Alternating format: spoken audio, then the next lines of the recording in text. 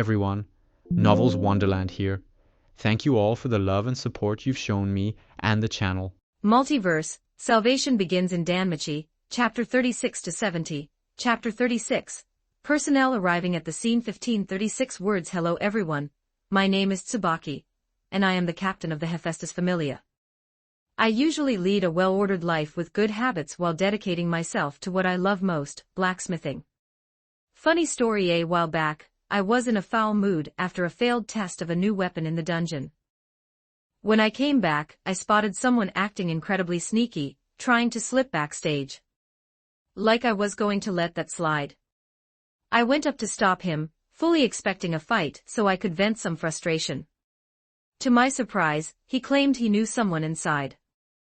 Give me a break. As if I wouldn't know my own goddess. I know every single one of her deity friends. A new deity. Right then and there, I was ready to slide tackle him. Talk about a terrible liar. But then, my own goddess actually walked out. Heh, talk about bizarre. I take a 1-week trip to the dungeon, and a new god actually shows up. And she happens to be my goddess's close friend. Talk about a crazy coincidence. Still, I didn't take a liking to that guy. Shrouded in secrecy, hiding his face, he definitely looked suspicious. Yet Lady Hephaestus insisted he was a good guy and even wanted to scout him. She even gave away a staff from her prized personal collection. Absolutely crazy. And it didn't even stop there. Later she actually came and said she wanted to fund a shop for him. Good grief. Lady Hephaestus, don't you know your own strengths? Our familia made it this far entirely on raw talent and strength, not business tactics. I had to expose that guy during the next day's discussion, and save my goddess from making a huge mistake. But well, reality has a funny way of subverting expectations. That kid actually had real talent. Plus, after getting to talk to him more, I have to admit, spending time with him was surprisingly pleasant. After a few more incidents, I finally got the chance to understand what Lady Hephaestus meant when she said, "The way that child cheers you on from the sidelines is truly mesmerizing." To be honest, it really gets your blood pumping. It pushes your blacksmithing to a whole new level, which makes it even more intoxicating. I tried testing it with plenty of other people, and I even dragged my goddess into it, but nobody else could replicate that exact effect. I'm genuinely curious now. As a blacksmith, I owe it to my craft to get to the bottom of this. For the past while, I've been keeping a very close eye on him, scrutinizing his every move. Note, that guild employee, Ina, clearly has ulterior motives too. She's been tailing him, peeking, and keeping watch as well. Time flies. In the blink of an eye, nearly 2 months have passed. I heard he's been venturing a bit deeper into the dungeon every day. For safety's sake, I think I'll tail him and see how he's doing. By the way, that supporter of his, the more I look at her, the more she rubs me the wrong way.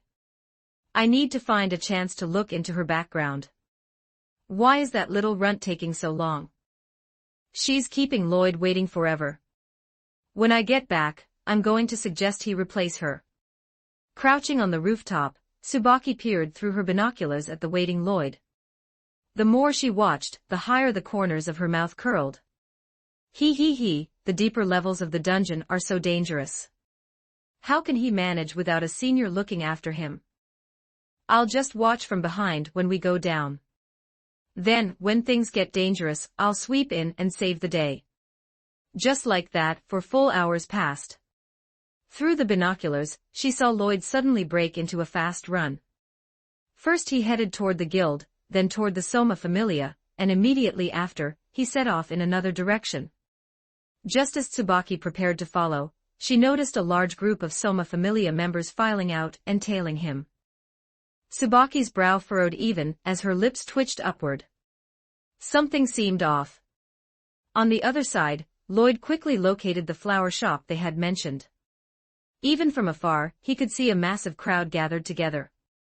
A dense wall of onlookers had formed. Instead of rushing in, Lloyd decided to get a handle on the situation first so he could tailor his approach later. Hey friend, what's going on in there? You just got here, didn't you, brother? A little girl from the Soma Familia stole some money, a whopping 300,000 valis. She was caught red-handed last night, but she was nimble enough to escape. Still, the Soma Familia isn't to be trifled with. And look, they tracked her down just this afternoon. It's a real shame about the flower shop owner, though. He probably got tricked. Why on earth is he trying to block them? He's even insisting she's definitely not a thief. TSK, I reckon his business is going to take a major hit after this. Thanks for filling me in, brother. No problem. It's always fun to watch some drama anyway. It seemed the situation matched what he had just heard. But how should he break this deadlock? Intervening directly was out of the question. According to the original plot, she definitely hadn't stolen anything, and those Familia members had even admitted it earlier. But who would believe him if he claimed that without any proof? Sometimes, he didn't mind taking matters into his own hands or playing the hero, but he couldn't let it negatively impact others. He was currently the captain of the Hestia Familia. Rashly taking over the situation without any reputation or solid evidence would pose a massive problem. It looked like his only option was to wait until this incident concluded, then approach her under the guise of helping clear her name. With the assistance of his illusion magic, things would be much easier to handle then. Musing over this, Lloyd squeezed his way toward the front to observe the finer details, figuring they would come in handy when he executed his plan later. Old man, I'm warning you. This is Soma Familia business. There's no need for you to get involved. This old man has lived for a long time, and I know for a fact this child is absolutely not a bad person. If you ask me, you lot are the real villains. Everyone knows how awful the Soma Familia's reputation is, so why should anyone believe you? Don't be afraid, child. Justice will be served. Was it at the shop entrance? No, a little bit outside. An elderly husband and wife were shielding a petite figure slumped on the ground. The old man stood defiantly in front of them, while his wife held and comforted the trembling figure. Let me tell you something, old man. This is internal Soma Familia business. It has absolutely nothing to do with you. And what, you expect the people around here to help you? Don't make me laugh. We are the Soma Familia. The Soma Familia that sells the divine wine.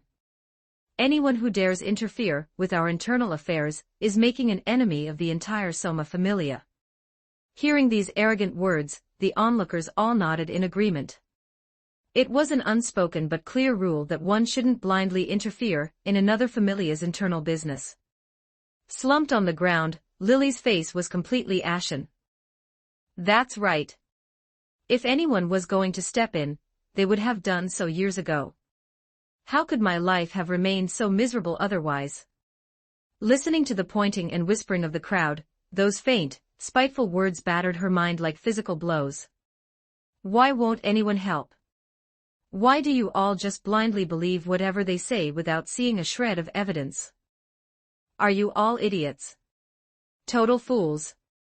This won't end easily. 300,000 valis. I can't drag Big Brother into this. But how can I possibly earn that much money? The young girl recalled her past experiences of being stolen from. That's right. For someone at the absolute bottom like me, what other choice do I even have? It's just a shame for the couple who helped me, and for Big Brother.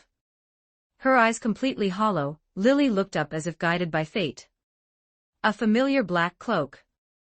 A physique etched into her memory. An unforgettable aura, and that distinctive staff. Along with that face she couldn't quite see clearly.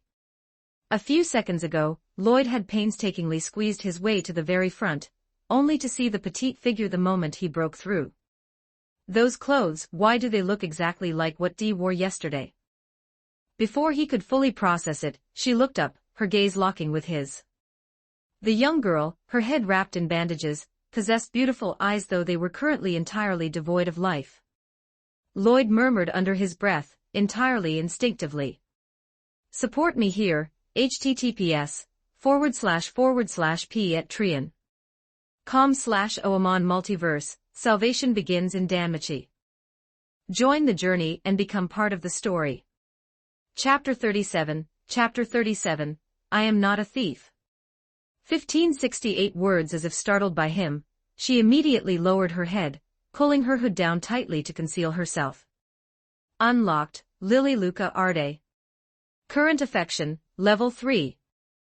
The system's prompt, along with the young girl's nervousness, fear, and desperate plea for help, flooded into Lloyd's mind all at once. Lloyd's thoughts were a tangled mess. The system, the emotions he felt, and those eyes all confirmed one undeniable truth: Lily was D. True, the thought had crossed his mind before.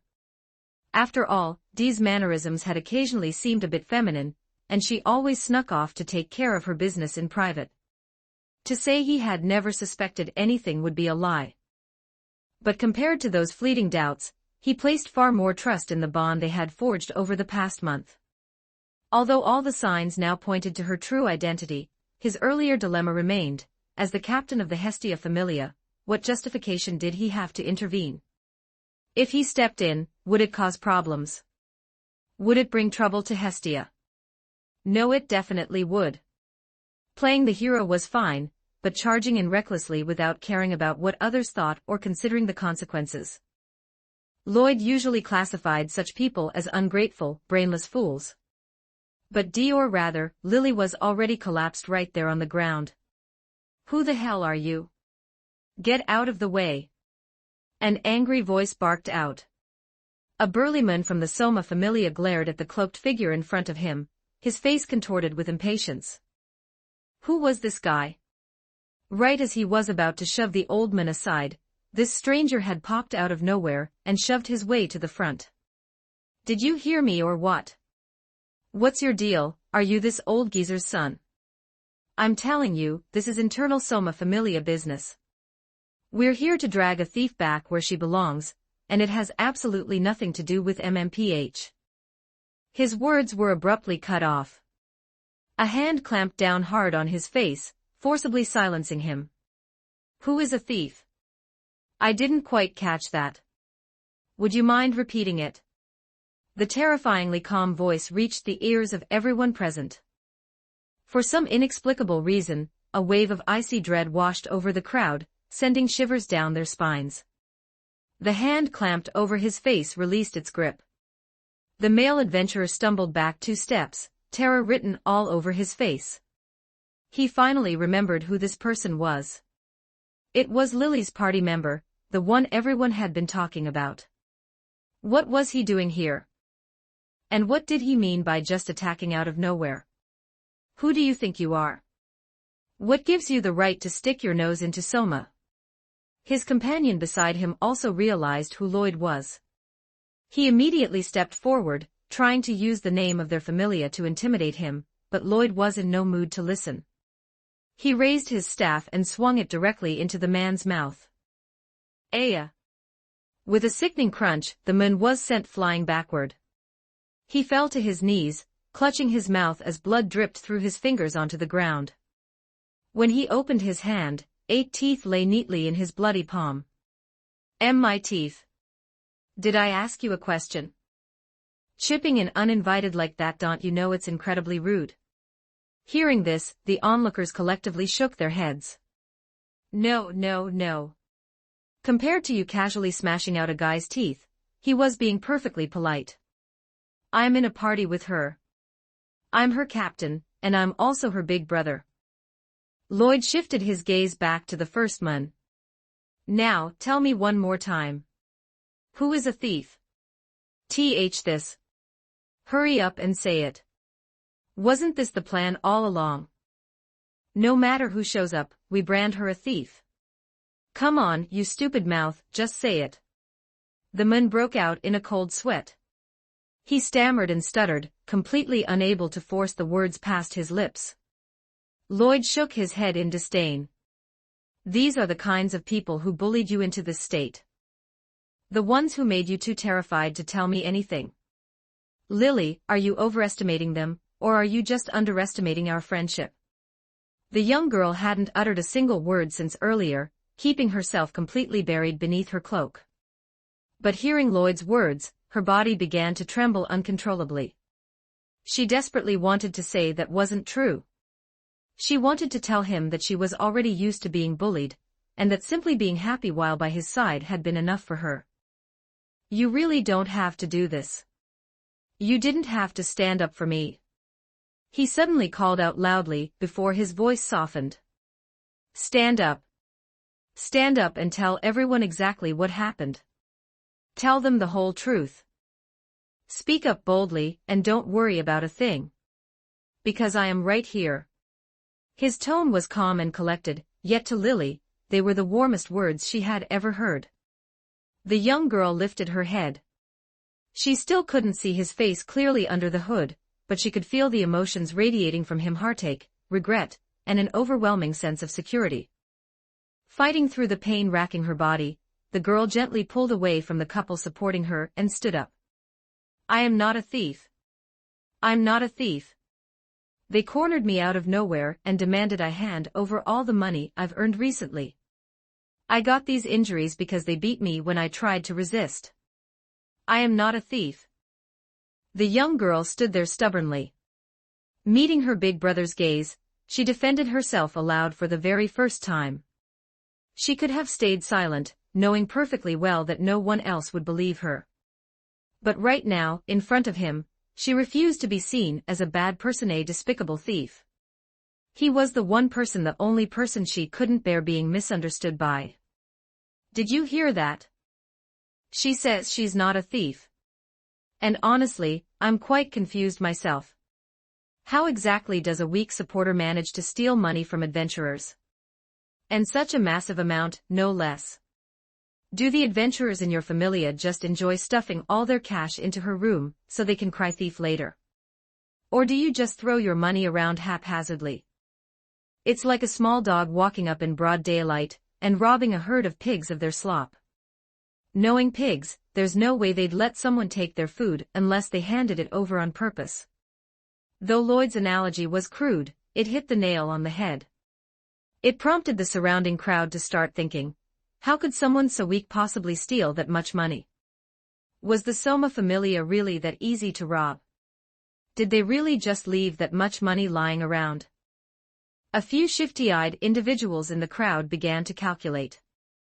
Maybe we should find a chance to test those waters. You've got a sharp tongue, I'll give you that. What familia are you from, sticking your nose into the Soma Familia's business? Just as the thugs were left speechless and the crowd was nodding in agreement, Xanis arrived with reinforcements. With a wave of his hand, the familia members trailing him immediately fanned out and encircled Lloyd. The onlookers hurriedly scrambled back to give them a wide berth. Once the encirclement was complete, Xanis stepped forward. Allow me to introduce myself. I am the captain of the Soma Familia, Xanis Lustra. This girl did indeed steal money. Every single member of our familia witnessed it. By interfering like this, are you trying to provoke a war between our familias? The Soma Familia might not boast the greatest combat strength, but I assure you, our network of allies will far exceed your expectations. Xanis took 2 steps forward, looking down at Lloyd condescendingly. I didn't quite catch what you said earlier. Care to repeat who the dog is, and who the pigs are? Lloyd remained silent. He knew full well the man couldn't just arbitrarily declare a war game. Even so, he couldn't afford to shoot his mouth off right now. He didn't have the right to unilaterally gamble with the Hestia Familia's future, regardless of how confident he was that he could win. Seeing Lloyd fall silent, Xanis's smile widened triumphantly. He knew the cloaked stranger had no retort. At the end of the day, this was entirely an internal affair of the Soma Familia. As long as Lily remained a member, there was nothing anyone could do to change the outcome. The only exception would be if she left the Familia. But Lord Soma was currently shut away in his room, and Xanis would never allow anyone inside to see him. The outcome had been set in stone from the very beginning. This meddler. That's quite a boast. Since when did you have the authority to declare a war game, Xanis? If memory serves, that right belongs exclusively to a deity. If you can declare one on a whim, does that mean you wield more authority than Lord Soma himself? Support me here, https://p@trian.com/oamon Multiverse, salvation begins in Danmachi. Join the journey and become part of the story. Chapter 38, A Fight. Then let's fight. 1491 words. Tsubaki walked out with a smile, forcefully shoving the men away from Lloyd. After ensuring there were no underhanded moves, she stood next to the cloaked youth. Looking at the dark-skinned woman wearing an eye patch, Xanas forced a stiff, awkward smile that barely concealed his wariness. If it isn't Captain Tsubaki of the Hephaestus Familia. What brings you here? Did you just happen to be passing by? This isn't what it looks like. Allow me to explain. Tsubaki raised a hand, signaling him to stop. I have no interest in your explanations. Just shut up and listen. I'm only here to say a few things. First, the deity of this familia is very close friends with my own goddess. And this guy here is both the captain and the sole member of that familia. Second, our two familias have recently been collaborating on business matters. He is the main person in charge of our current project. Third, this guy is my future favorite blacksmithing partner, and I consider myself his big sister. If you try to lay a hand on him, I'll beat the living daylights out of you. Tsubaki delivered this entire speech with a pleasant smile before immediately walking over to Lily. She carefully checked her over before scooping the young girl into her arms. Let's wrap this up quickly. This girl needs treatment, the sooner the better. Xanas's expression was now as rigid as it had been arrogant just moments before.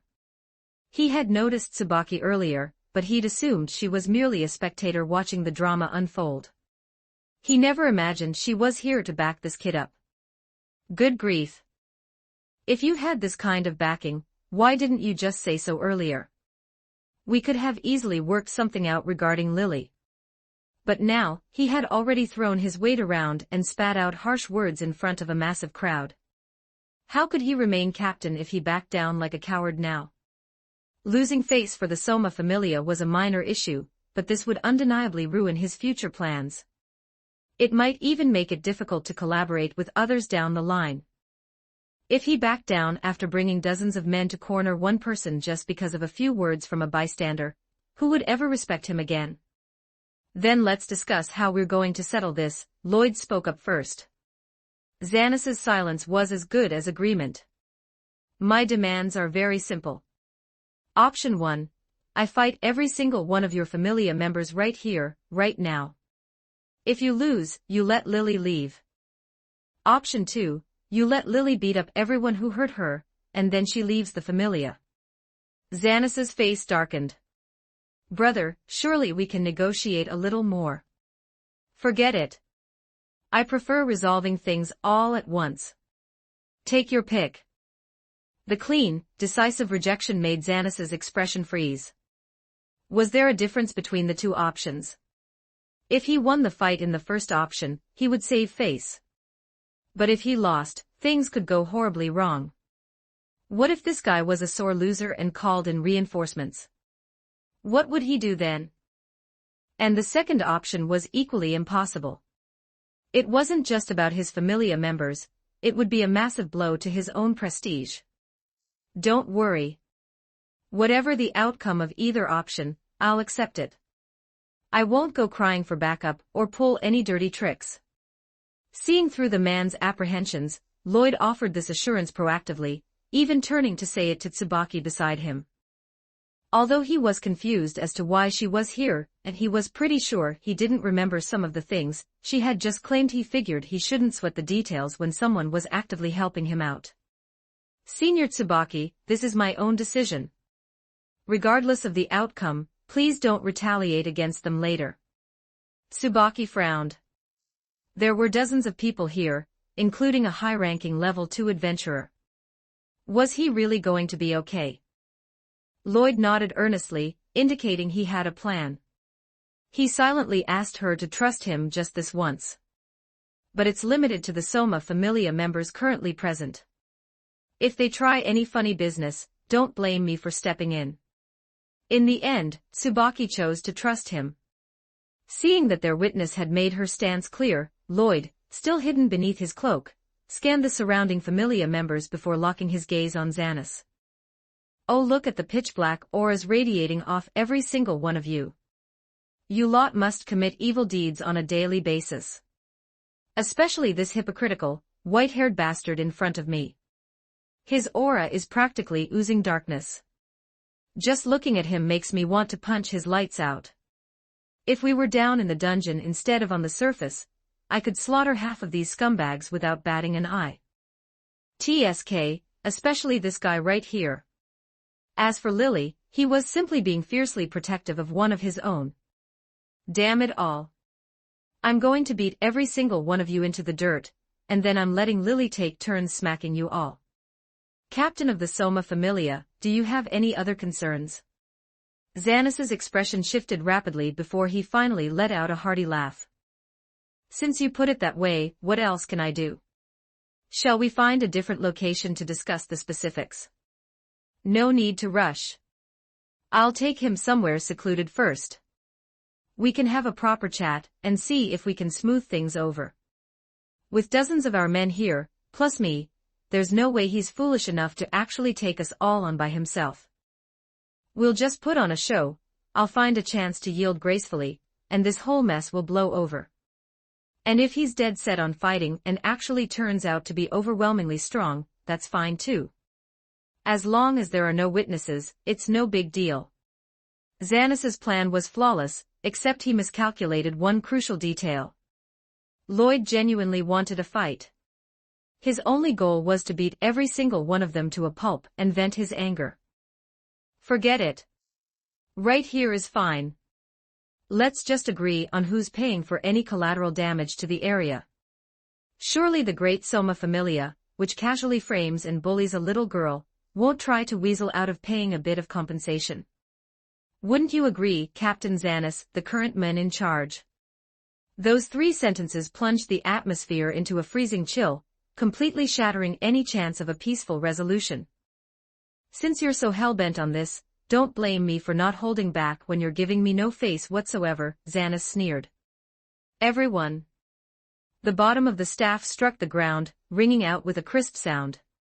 A green magic circle materialized beneath Lloyd's feet, and the surrounding earth began to heave. It's magic. Something's coming out of the ground. It's vines. Cut them down quickly. It's no use. Our weapons aren't sharp enough, we can't cut through them. In the blink of an eye, several men were tightly ensnared. Xanis dodged the incoming vines with a few agile leaps, but more and more of his subordinates were being captured. His eyes hardened. To capture the bandits, first capture the leader. A mage is his own biggest weak point. Drawing his weapon with a flourish, Xanis charged at his target. I'm a high-ranking close combat adventurer. Daring to cast magic while standing still, without even opening up some distance. I'll teach you a lesson today. Xanis unleashed the full power of a level 2 adventurer. His weapon was exceptionally sharp, effortlessly slicing through any vines blocking his path.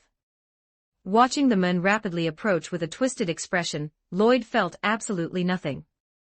Lily closed her eyes in worry, while Tsubaki narrowed hers, ready to intervene at a moment's notice. Xanis raised his weapon high, its sharp edge gleaming with cold light, reflecting Lloyd's silhouette.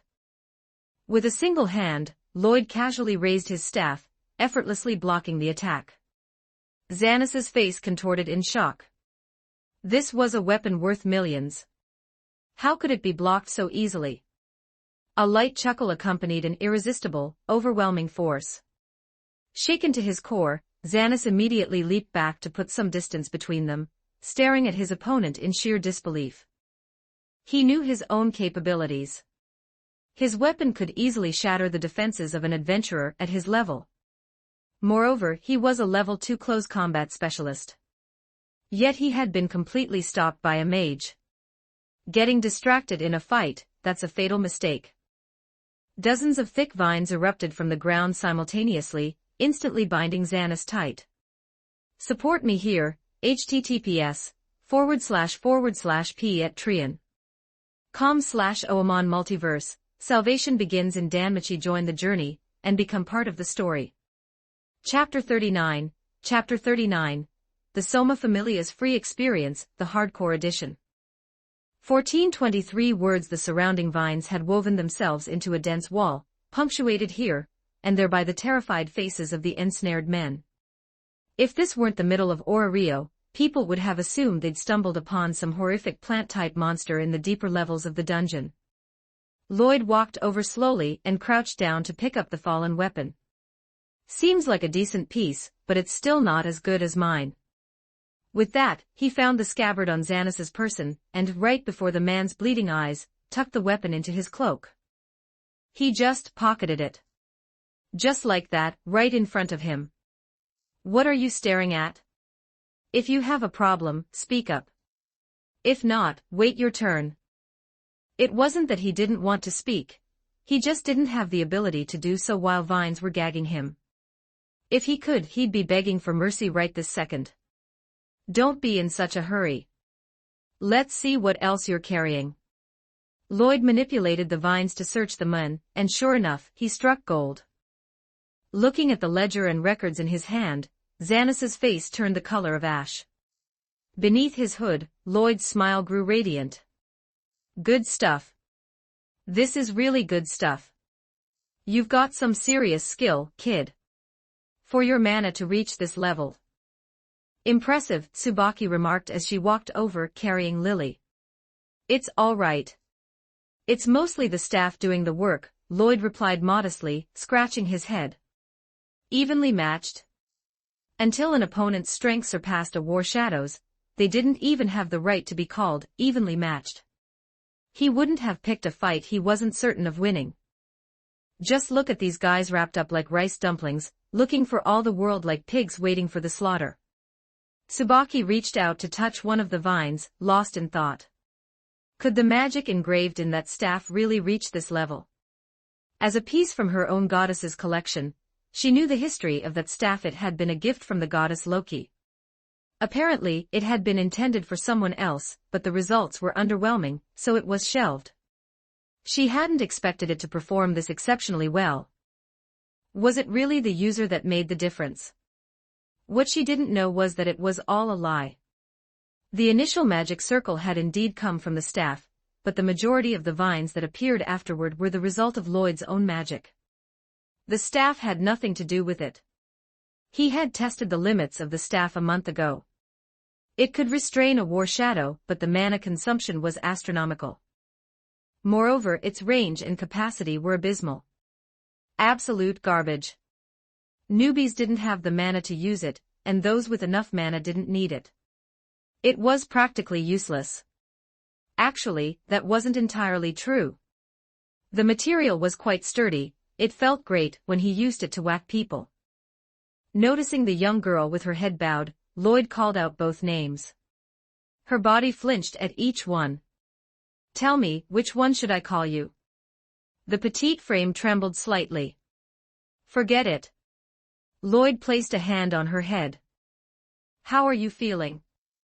Do you need medical attention right away? You're safe now. As warm as ever. As gentle as ever.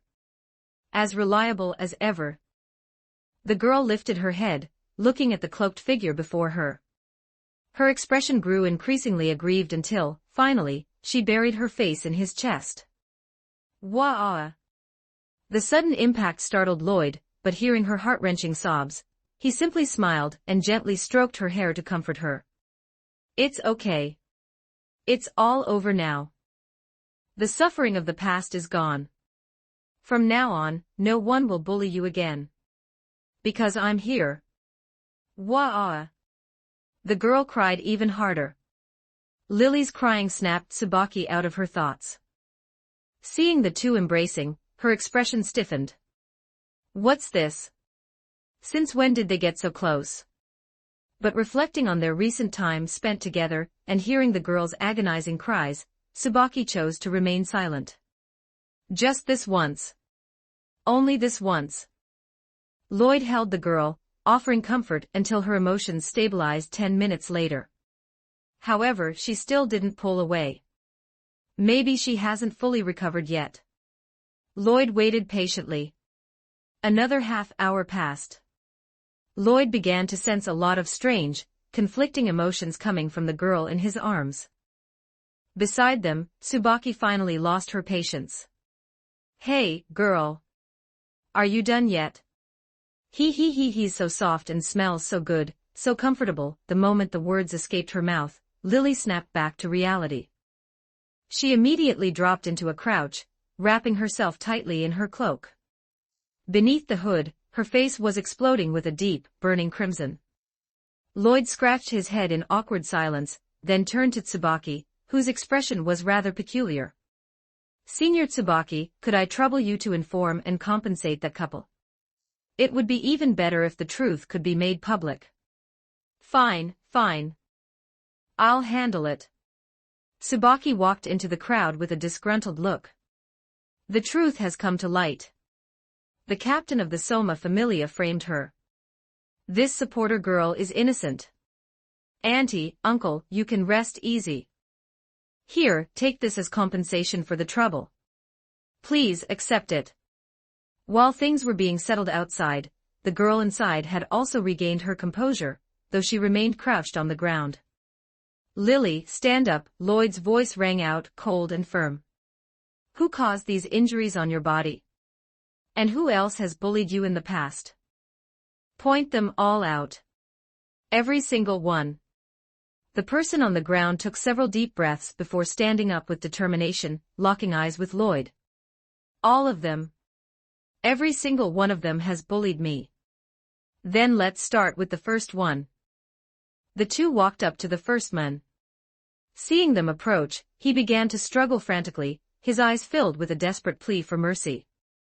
"It's actually a bit tricky since they're tied up. I'll give you 3 choices," Lloyd whispered into the girl's ear. 1. You hit them however you like. 2. I'll manipulate the vines to deliver a critical blow. 3. We use a secret weapon. Can I choose all of them?" Lloyd chuckled. "Of course you can."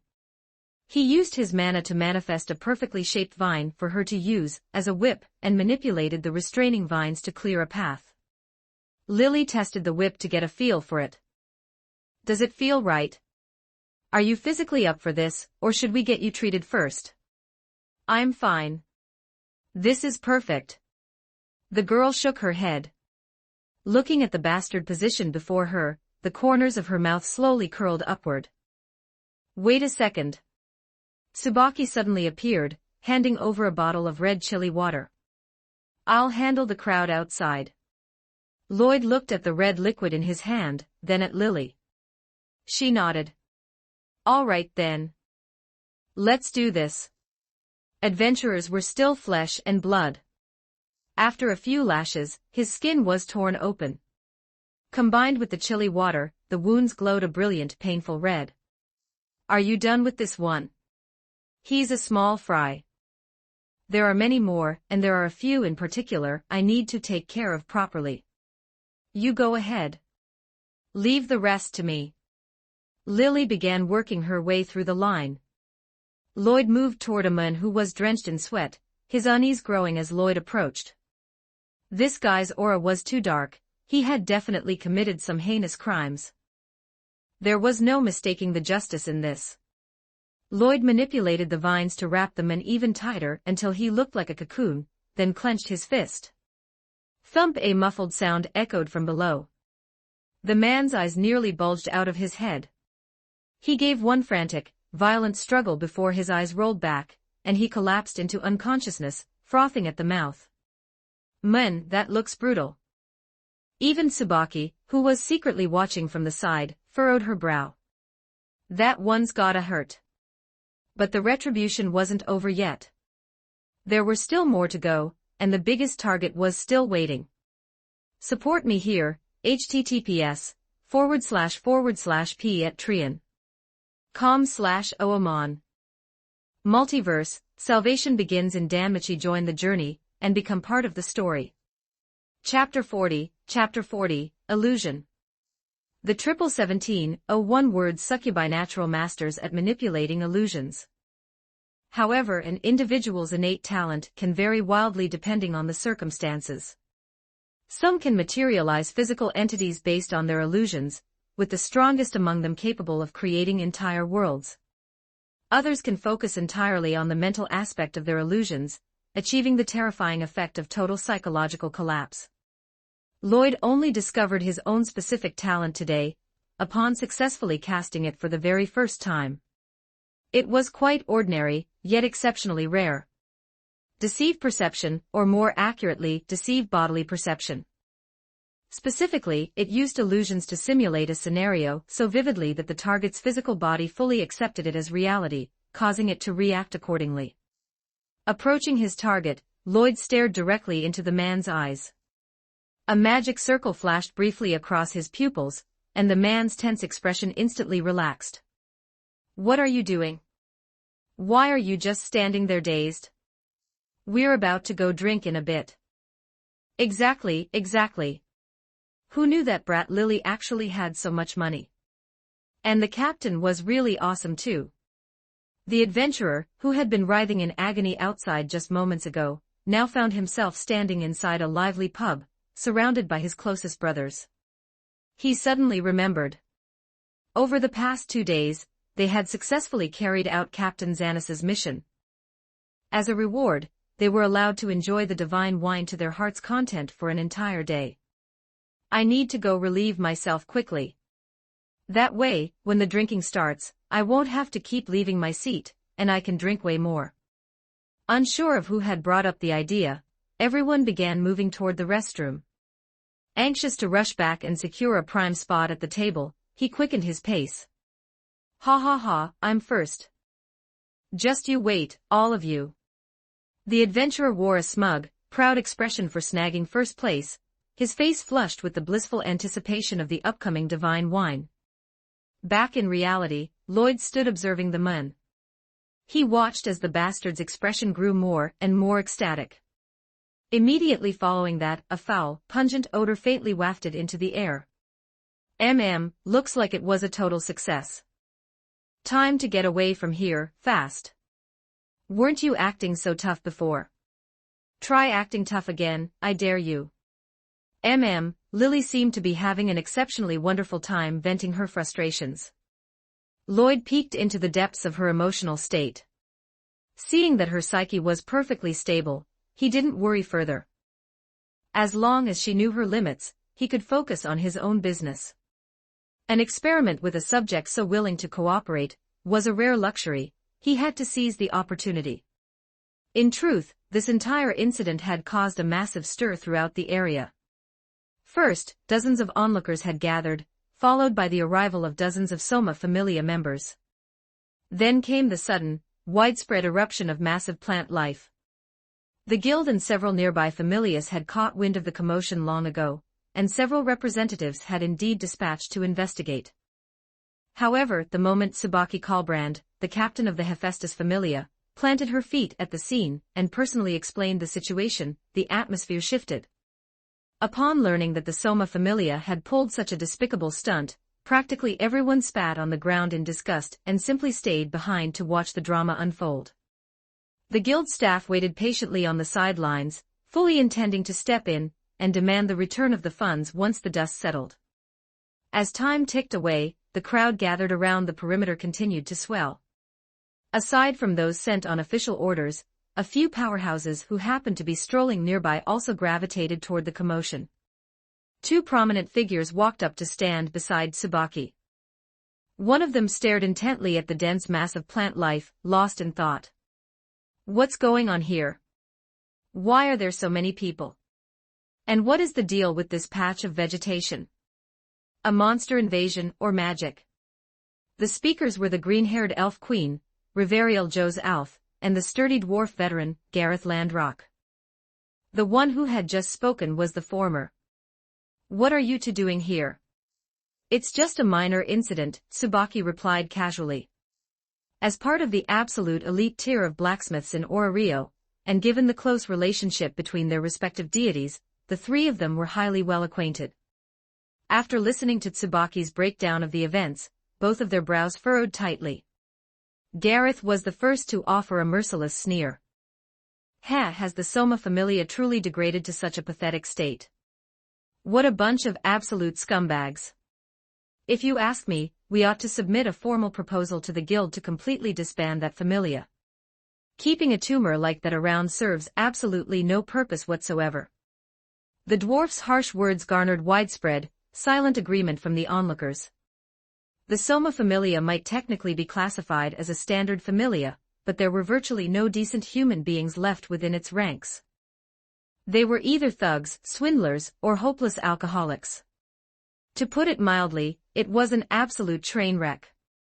Lord Soma himself hasn't violated any laws, so such a proposal would never pass.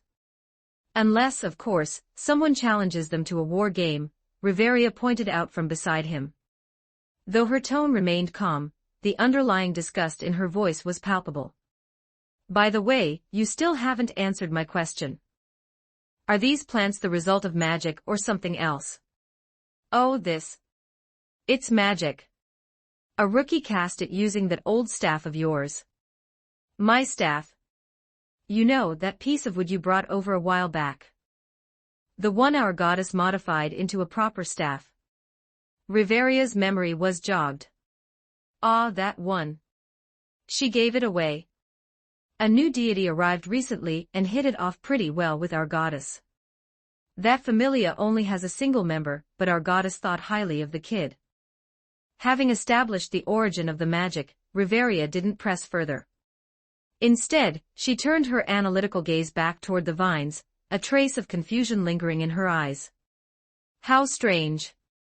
Why does this feel entirely different from when it was summoned previously?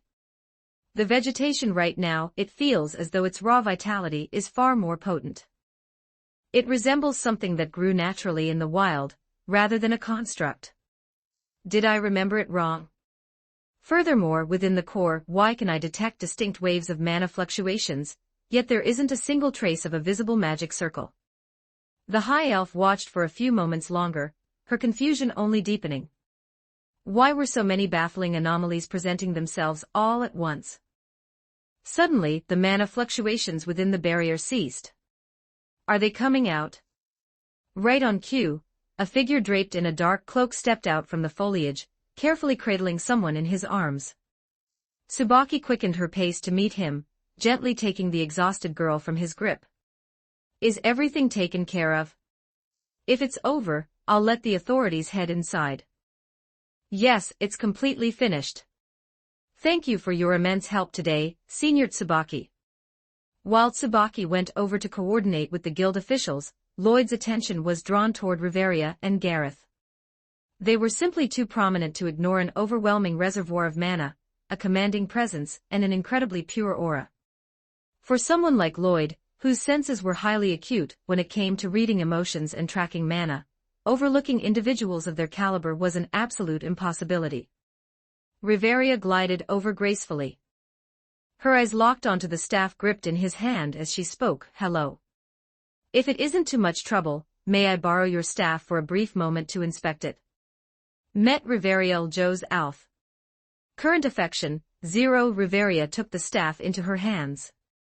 As she channeled a stream of her own mana into it, a vibrant magic circle materialized. Thick vines erupted from the earth once more. Lacking a designated target, she directed them toward the already immobilized thugs. Let's add a few more protective layers around them just to be safe. Thank you for allowing me to check it. My name is Riveria Joe's Alf, a member of the Loki Familia. Don't mention it. I'm Lloyd, a member of the Hestia Familia. Hestia, the petite goddess who always wears the distinctive blue and white outfit. Yes, that's her. I've heard she shares a rather unique bond with your Loki Familia. Riveria instinctively wanted to refute the claim, but recalling her own goddess's usual chaotic antics whenever Hestia was involved, she had to admit they did indeed possess a bizarre sort of closeness. Yo, what are you guys gossiping about? Don't leave me out. Having wrapped up her business with the officials, Tsubaki strolled back over, holding Lily. By the way, Riveria, do you happen to have any recovery potions on hand? Spare me one, will you? I happen to have a few on me. Thanks a bunch. In that case, we won't impose on your time any further. We still have matters to attend to, so we'll take our leave first. The two cornerstones of the Loki familia turned and departed. However, Lloyd couldn't help but feel a lingering sense of unease regarding the lingering look Riveria had cast in his direction. Did she manage to see through something? After all, I was maintaining that illusion magic the entire time I was inside. What's on your mind? You seem a bit spaced out, Gareth inquired curiously as they walked away. It's nothing. Let's hurry back, we still need to finalize the preparations for the upcoming expedition. The discrepancy wasn't caused by the staff. It was a characteristic of the caster himself. Why did those plants possess two entirely separate, distinct root sources of origin? How exactly did he summon them? Riveria resolved to find an opportunity to question him properly in the future. Perhaps she would uncover something fascinating. Support me here, https://p@trian.com/oamon Multiverse, Salvation Begins in Danmachi. Join the journey, and become part of the story. Chapter 41, Morning Perks 16, for words on the other side of town. After properly applying medicine to Lily, the group turned and left, heading straight for the Hestia Familia home. When they arrived, Hestia was nowhere to be found, likely out somewhere. However, an incident of this magnitude was too important to delay, so they needed to find her immediately. In the end, Tsubaki, who was both powerful and fast, volunteered to go track her down, leaving Lloyd behind to keep Lily company and mentally organize the sequence of events. The Familia residence fell quiet once more. Looking at the tiny figure fast asleep on the sofa, a faint smile gracing her face, she seemed to be having a pleasant dream. Truth be told, it was a bit embarrassing. He had always casually referred to Lily as a dwarf, but it wasn't until they were at the Soma Familia compound earlier that he finally remembered the distinction. Aurelia was home to quite a variety of humanoid races: Palams, dwarves, Amazons, and the like. So I've been calling her the wrong race this entire time. Come to think of it, what exactly is the difference between a dwarf and a Palam anyway? Lloyd fell into a silent contemplative loop. What was the difference? This question would vex him for a very long time, until one day, he personally experienced the answer for himself. An hour later, Hestia returned, accompanied by Hephaestus. After listening to the entire breakdown of the incident. Too much. This is completely, utterly too much. How on earth does that bastard Soma manage his familia? If he doesn't care to run it properly, he can just pack up and go back to heaven. What is he even idling around here for? What's the meaning of this? Is he bullying me because I'm a newcomer? Is he picking on our Hestia Familia just because he thinks we don't have anyone? Hestia slammed the table repeatedly, the resounding thuds echoing through the room. It was already a piece of antique furniture, and under her frantic pounding, it looked like it was on the verge of splintering into pieces. Lloyd hurriedly held her back. Calm down, Lady Hestia. To be fair, we really don't have anyone. Hestia choked on her words, shooting him a glaring side eye. Whose side are you on anyway? Do you think I don't know that? This was about keeping up appearances. Besides, they had won the fight today, which meant they absolutely couldn't back down now. So this is the dwarf supporter teammate you talked about. Didn't you say your teammate was a guy? Staring at the unmistakably petite chest and the delicate facial features of the sleeping girl, Hestia's gaze gradually turned suspicious. This was vastly different from what he had described previously. Wasn't the discrepancy a bit too extreme? Cough, cough. An accident. She was the one who claimed to be a dwarf. TSK, whatever. Let her stay for one night. We'll head over to the Soma Familia tomorrow to sort this out. Looking at her furious friend who was raring to go stir up trouble, Hephaestus had remained quiet the entire time. Her silence stemmed primarily from the fact that the actual situation seemed to differ slightly from what she had just heard. The overall narrative was perfectly fine, but Lloyd seemed to have glossed over his handling of the aftermath. For instance, the dozens of thugs left entirely black and blue, the severe trauma to their lower bodies, and the random bouts of sudden incontinence. It seemed he hadn't mentioned a single one of those details. Lloyd suddenly detected a wave of distinct amusement. Turning his head, he saw Hephaestus resting her chin in her hands, her face slightly flushed with excitement. "Wait, big sister, what is up with that look on your face?" "Heh, I'll tag along tomorrow too. Tsubaki can come with us," Hephaestus spoke up. The matter was quickly settled, and they would wait until tomorrow to go demand answers. Since Lloyd had no bed to sleep in, he laid out a pallet on the floor. Worried that he might try something untoward, Hestia set up her own pallet right next to him. Everything was perfectly normal. Yes, completely normal. The next morning, just as the sky was beginning to brighten, Lily cracked her eyes open on the sofa. An unfamiliar ceiling, that's the second time in just a few days. Turning her head to look to the side, she spotted a remarkably handsome young man. Hey, there was a familiar cloak resting right next to him. That cloak looked exactly like her big brother's. Was it the same brand? Her line of sight drifted a bit further out. Holy hell, what a massive pair of spheres. Is that size even humanly possible? A few minutes later, Lily's brain finally began to process her surroundings. Wait, who am I? Why am I here? What happened? Her dormant memories came rushing back like a tidal wave. She remembered. She remembered everything. Yesterday, her years of pent-up resentment had finally been unleashed in a glorious act of retribution, and she had ultimately blacked out right in her big brother's arms. Which meant... The young girl stared at the sleeping, exceptionally handsome youth, her pupils trembling in shock. This is Big Brother's true face. Lily's affection has increased. Current affection, level 5.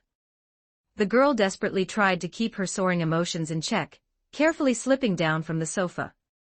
Using both her hands and feet, she quietly crawled over to the sleeping youth, silently fixating on his resting face. Lily's affection has increased. Current affection, level 6. This was practically the first time she was seeing what he actually looked like. He was clearly so handsome, so incredibly good-looking. Why did he always keep himself hidden? How did he maintain such flawless skin? His face was truly beautiful. His nose, his ears, his lips, everything was so perfectly formed.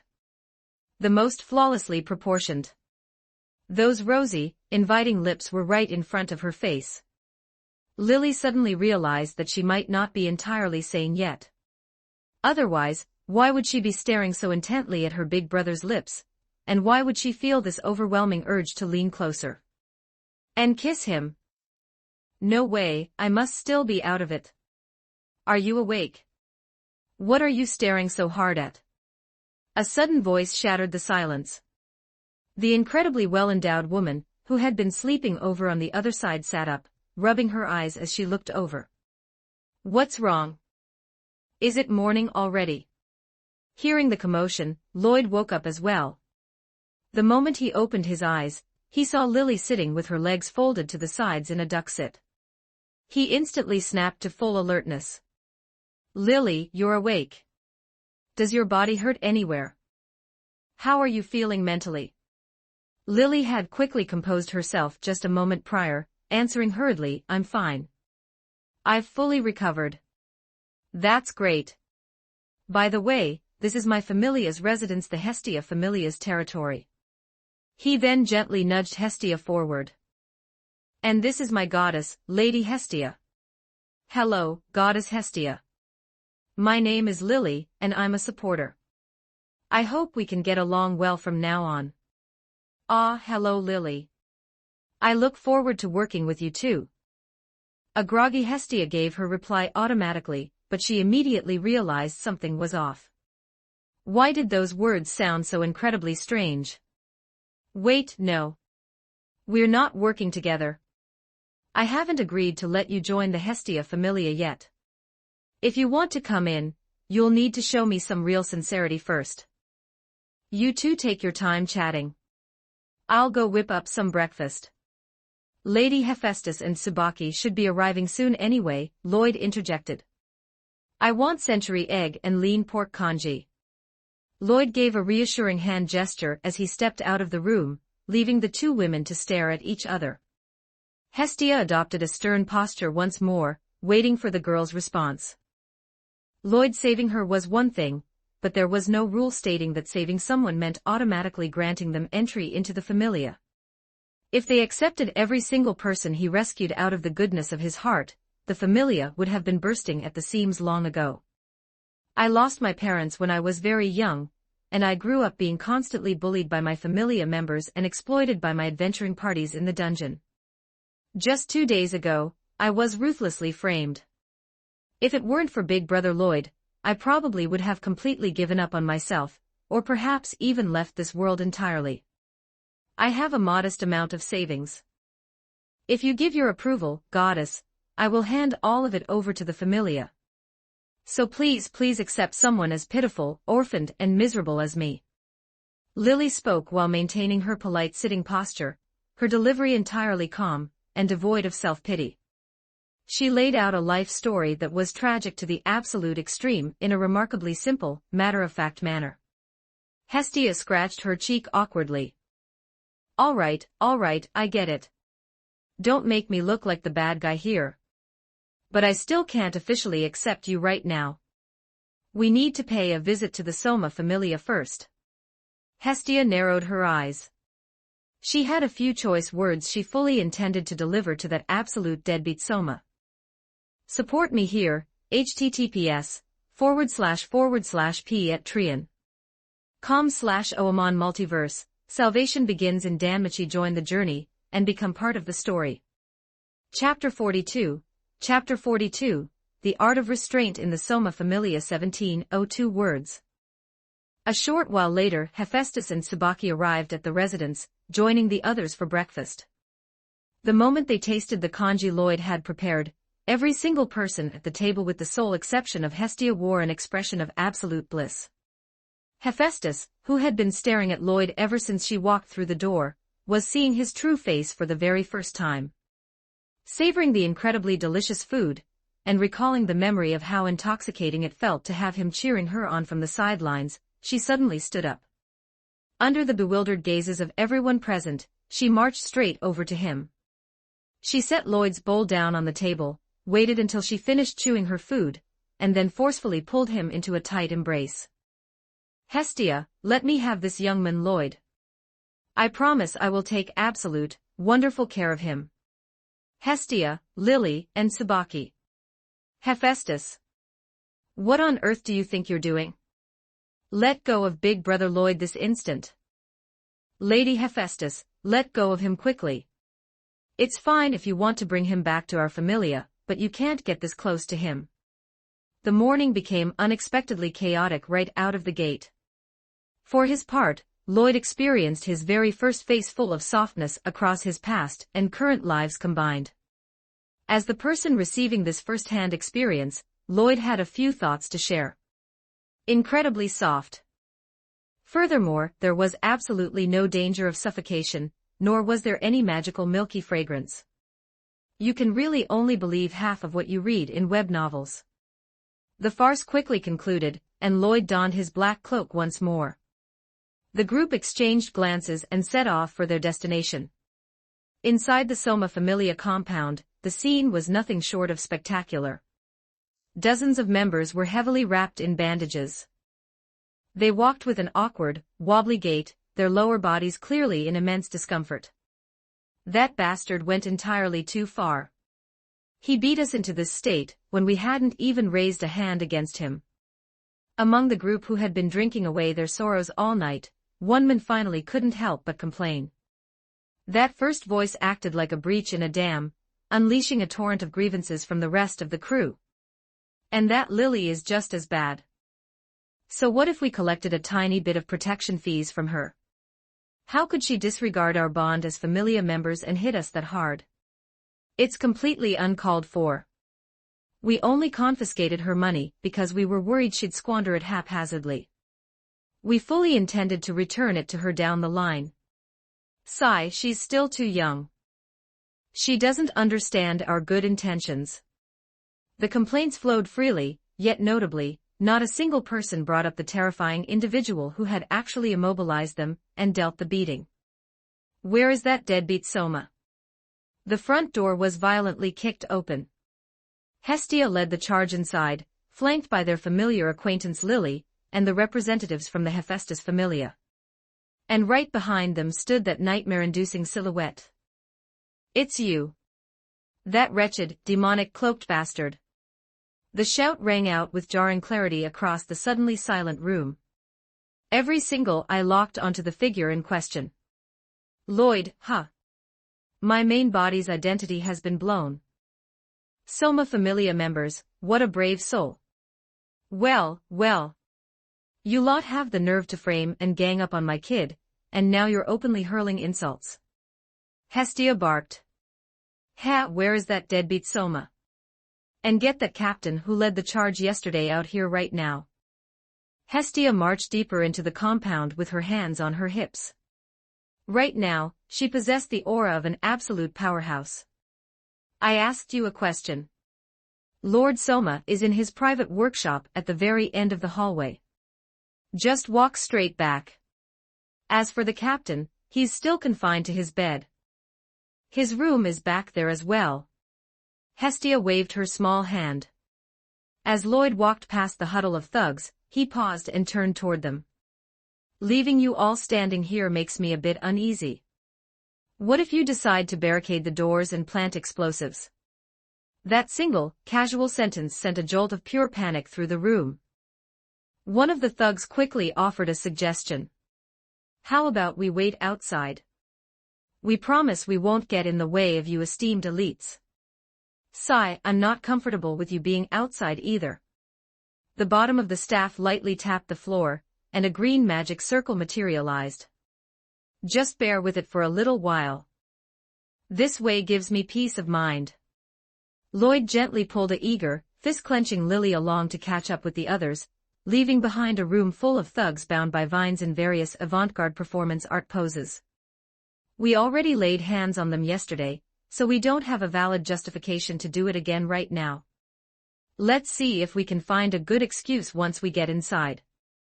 I'll listen to you, Big Brother. Hearing the two of them discuss their violent inclinations so flagrantly in broad daylight, the remaining thugs could only pray that their captain would speak politely and absolutely refrain from causing any more trouble.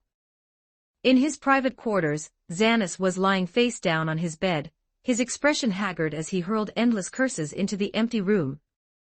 A mountain of documents lay scattered before him, detailing various transactions with different familias involving the divine wine. Among the messy handwriting, words like Xenos and Evolus were faintly yet glaringly visible. The Hestia familia, a tiny, newly arrived familia. So what if they have connections? How dare they ruin my grand plans? He, a level 1 mage possessing that much raw power, he truly is a freakish genius. If he were to suddenly vanish inside the dungeon, I imagine his goddess would be absolutely devastated. Xanas glared venomously at the documents before him. So what if they had dirt on him? They were nothing more than financial ledgers. Since that piece of garbage Soma didn't care about anything anyway, it didn't matter if they showed the ledgers to him.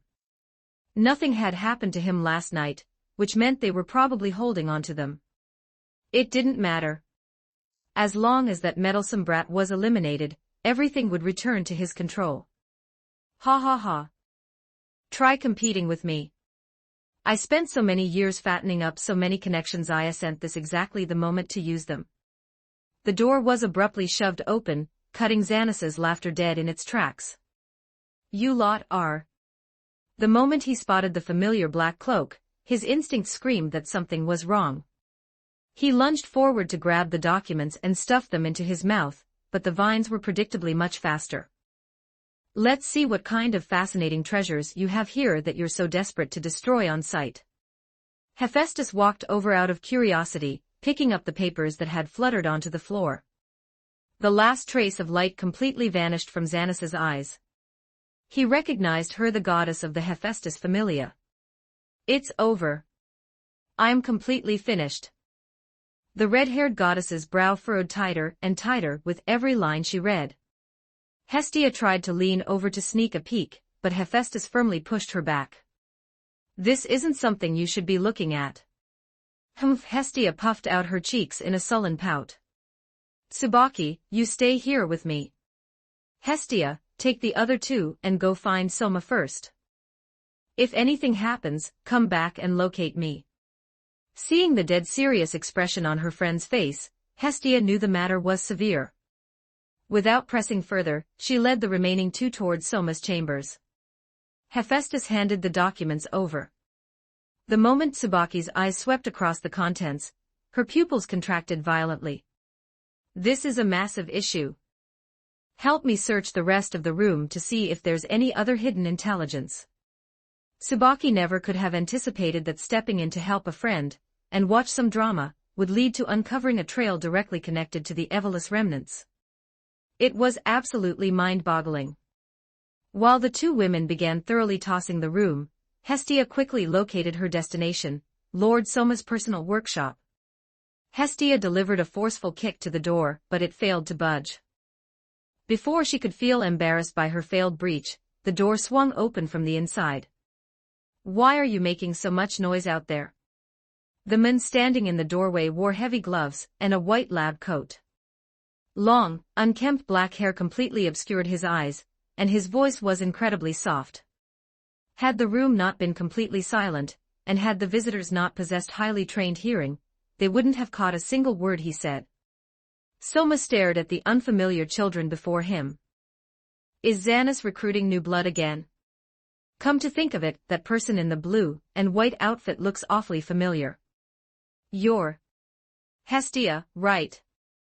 When did you descend to the lower world? Welcome, welcome. How can you be in the mood to give casual greetings?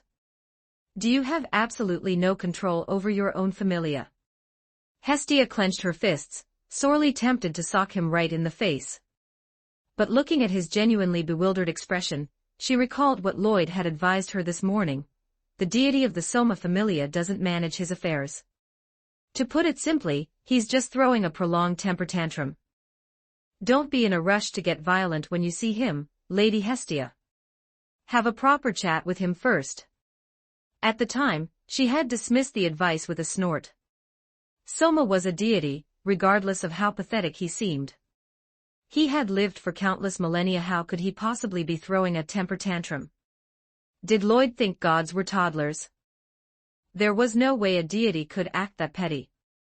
Support me here, https://p@trian.com/oamon Multiverse. Salvation begins in Danmachi. Join the journey, and become part of the story. Chapter 43, Lily is a good child. 16-17 words. However, after speaking with him, Hestia fell completely silent. Wait, just because other people lost their minds over your wine, you completely gave up on yourself, locked yourself in a tiny room, and did nothing but brew more. You completely neglected everything, letting a piece of trash run your familia while you continuously mass-produced that stuff. Seriously, dude. Soma, if things are really this bad, you should just pack up and return to heaven. You know you're not suited for the lower world. Hestia could no longer suppress her rising fury. The situation was blindingly obvious now. The root of the problem was Soma's complete negligence. Sure, his members were rotten, but the primary issue was his total lack of management and abysmal judgment of character. Hephaestus told me that your Soma familia is practically no different from the Evolus remnants right now. If you really can't handle this, just go back. Going back is boring. I don't want to go back. Then do your damn job and manage your familia. Your members don't even spare their own people, and they even brought a whole crowd to corner my kid. Let me tell you, he is my one and only member. If anything happens to him, I will absolutely lose it. I'm sorry, Soma apologized bluntly. As a deity, he knew Hestia could be terrifying when pushed. What's the point of apologizing to me? Say it to them. Hestia turned her head away, refusing to accept it. Soma shifted his gaze to Lloyd, who had remained silent in the back. I am sorry. If there is any compensation you desire, you may speak it. Then he looked at Lily. I am sorry. I have failed in my duties in this regard. Lloyd asked directly, Lord Soma, I want to know how you plan to handle things from here on out. The god lowered his head and fell silent for a brief moment. I will punish Xanis and the relevant members and dismiss those who should leave. After that, I will find someone else to manage the Familia. He looked at the Paolum girl. You are Lily, correct? You should take over the management. She had a good relationship with the Hestia Familia, so she could ask them for help whenever needed. There shouldn't be any issues with her managing things. Don't count on Lily. The other reason we came here today is to have Lily transfer over to my Familia. So let's make the arrangements. Soma shook his head. Impossible. I will not agree to that. Even if his Familia had severe issues, he could resolve them as a deity, but he still needed to lock himself in his workshop afterward. The Familia required a manager, and right now, there was no one left he could trust. It would be far better to put someone connected to the Hestia Familia in charge. Hestia was stunned. What on earth is going through your head? There's no way Lily would ever want to stay. Of course, she is free to leave, Soma said as he poured a glass of wine from a jar on a nearby shelf. Drink this and state your true desire. If you can speak it clearly after drinking, I will grant your release. But I must warn you beforehand, the divine wine's effects are absolute. If something goes wrong, I will not be held responsible. Soma set the glass down and stepped aside.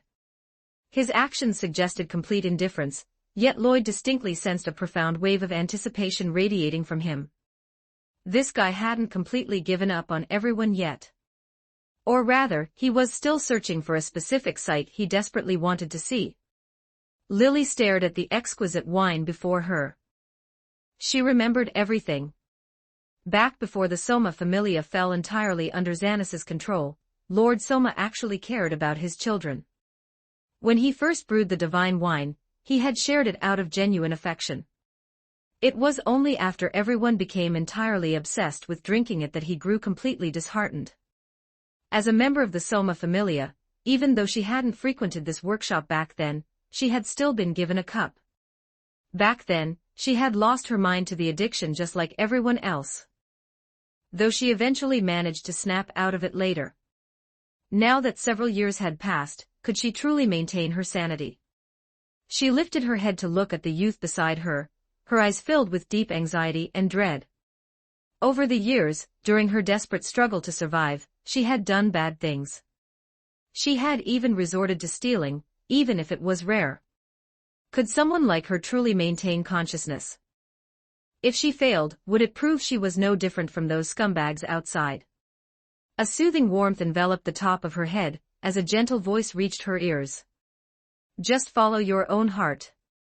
If you don't want to drink it, you don't have to. At worst, you can just become their captain, fire everyone, and then we'll move their compound right next to our Familia's residence. Lloyd knew from the original story that Lily would be perfectly fine after drinking it, and he could have simply told her to go ahead. But looking at the young girl's terrified expression, he couldn't bring himself to say it so callously. For Lily, this was the defining crossroads of a brand new life. The sheer pressure on her shoulders was unimaginable. You really haven't changed a bit, Big Brother Lloyd. The young girl flashed a brilliant, radiant smile. She picked up the glass and downed it in a single gulp. As expected, compared to a cold, heartless place like this, I really, desperately want to be in the same Familia as you. I want to be together with you every single second of every day. I want to be close to you, just like this morning. Every single experience from their time together flashed through her mind, culminating in the memory of his breathtaking sleeping face from that morning. Her memories resonated, and her willpower surged in response. I want to go to the Hestia Familia. Lord Soma, during this entire time, you have been absolutely pathetic. The moment the words left her mouth, a profound sense of clarity washed over her. Her world suddenly brightened, and her strength gave out, causing her body to slump limply into the youth's embrace. Big Brother Lloyd. Lily is a good child. A weak murmur echoed from his chest. Lloyd gently stroked her small head, whispering softly, "You did amazing, Lily. You've always been a good child, I know." Soma let out a roaring laugh, the loudest sound he had made since they entered the room. I knew it. People who can resist the temptation truly exist. And my craft hasn't reached its absolute limit yet. He still had a reason to keep striving. I will fulfill my end of our bargain. I will personally manage the Familia from now on, and Lily is free to leave.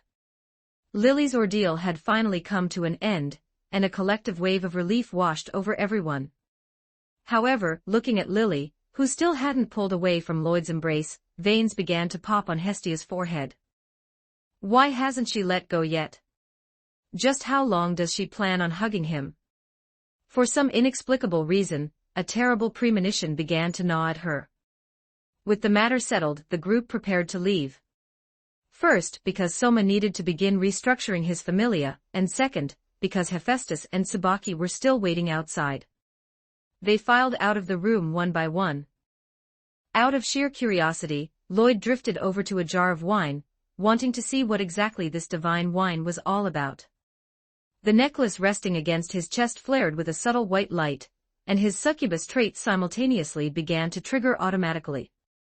Clouding one's sanity, possessing properties that induce intense temptation and addiction. This is a drug. It's a materialized form of illusion magic.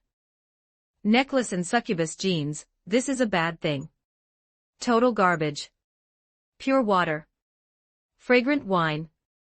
He felt absolutely zero temptation. Was it simply because he hadn't cared for alcohol in his past life either? Do you wish to try it, young man? But you must be mentally prepared, Soma spoke up from the doorway. I don't like drinking. The smell makes me uncomfortable, Lloyd replied as he straightened up and walked toward the exit. Soma froze in place. He never could have anticipated such a response. He had expected the youth to either endure the temptation with gritted teeth, or forcibly master his urges to reject it, but he never imagined that the boy wouldn't possess even an ounce of desire to taste it in the first place. Today was truly an extraordinary day. Not only had a member of his Familia successfully resisted the temptation, but an outsider had manifested complete and utter apathy toward his creation. It was marvelous. Today was truly a magnificent day. The group inside walked out to find Hephaestus and Tsubaki already tapping their feet on the floorboards. We've completely wrapped things up on our end. Aren't you two finished yet? Cough, cough. We haven't found any additional files yet. Well, if it isn't Soma. Looks like you've finally snapped out of it. That's for the best. It saves me the trouble of having to beat some sense into you, Hephaestus offered a cheerful greeting, though her words carried a distinctly less than friendly edge. Support me here, https://p@trian.com/oamon Multiverse. Salvation begins in Danmachi. Join the journey, and become part of the story. Chapter 44, Loki, Social Death. Watch me pull it off just this once. 1653 words. I'm sorry for causing you all so much trouble. I will personally manage the Familia from now on and ensure that nothing like this ever happens again. Soma's words caused the last trace of color to drain from Xanas's face. It was over, completely and utterly over.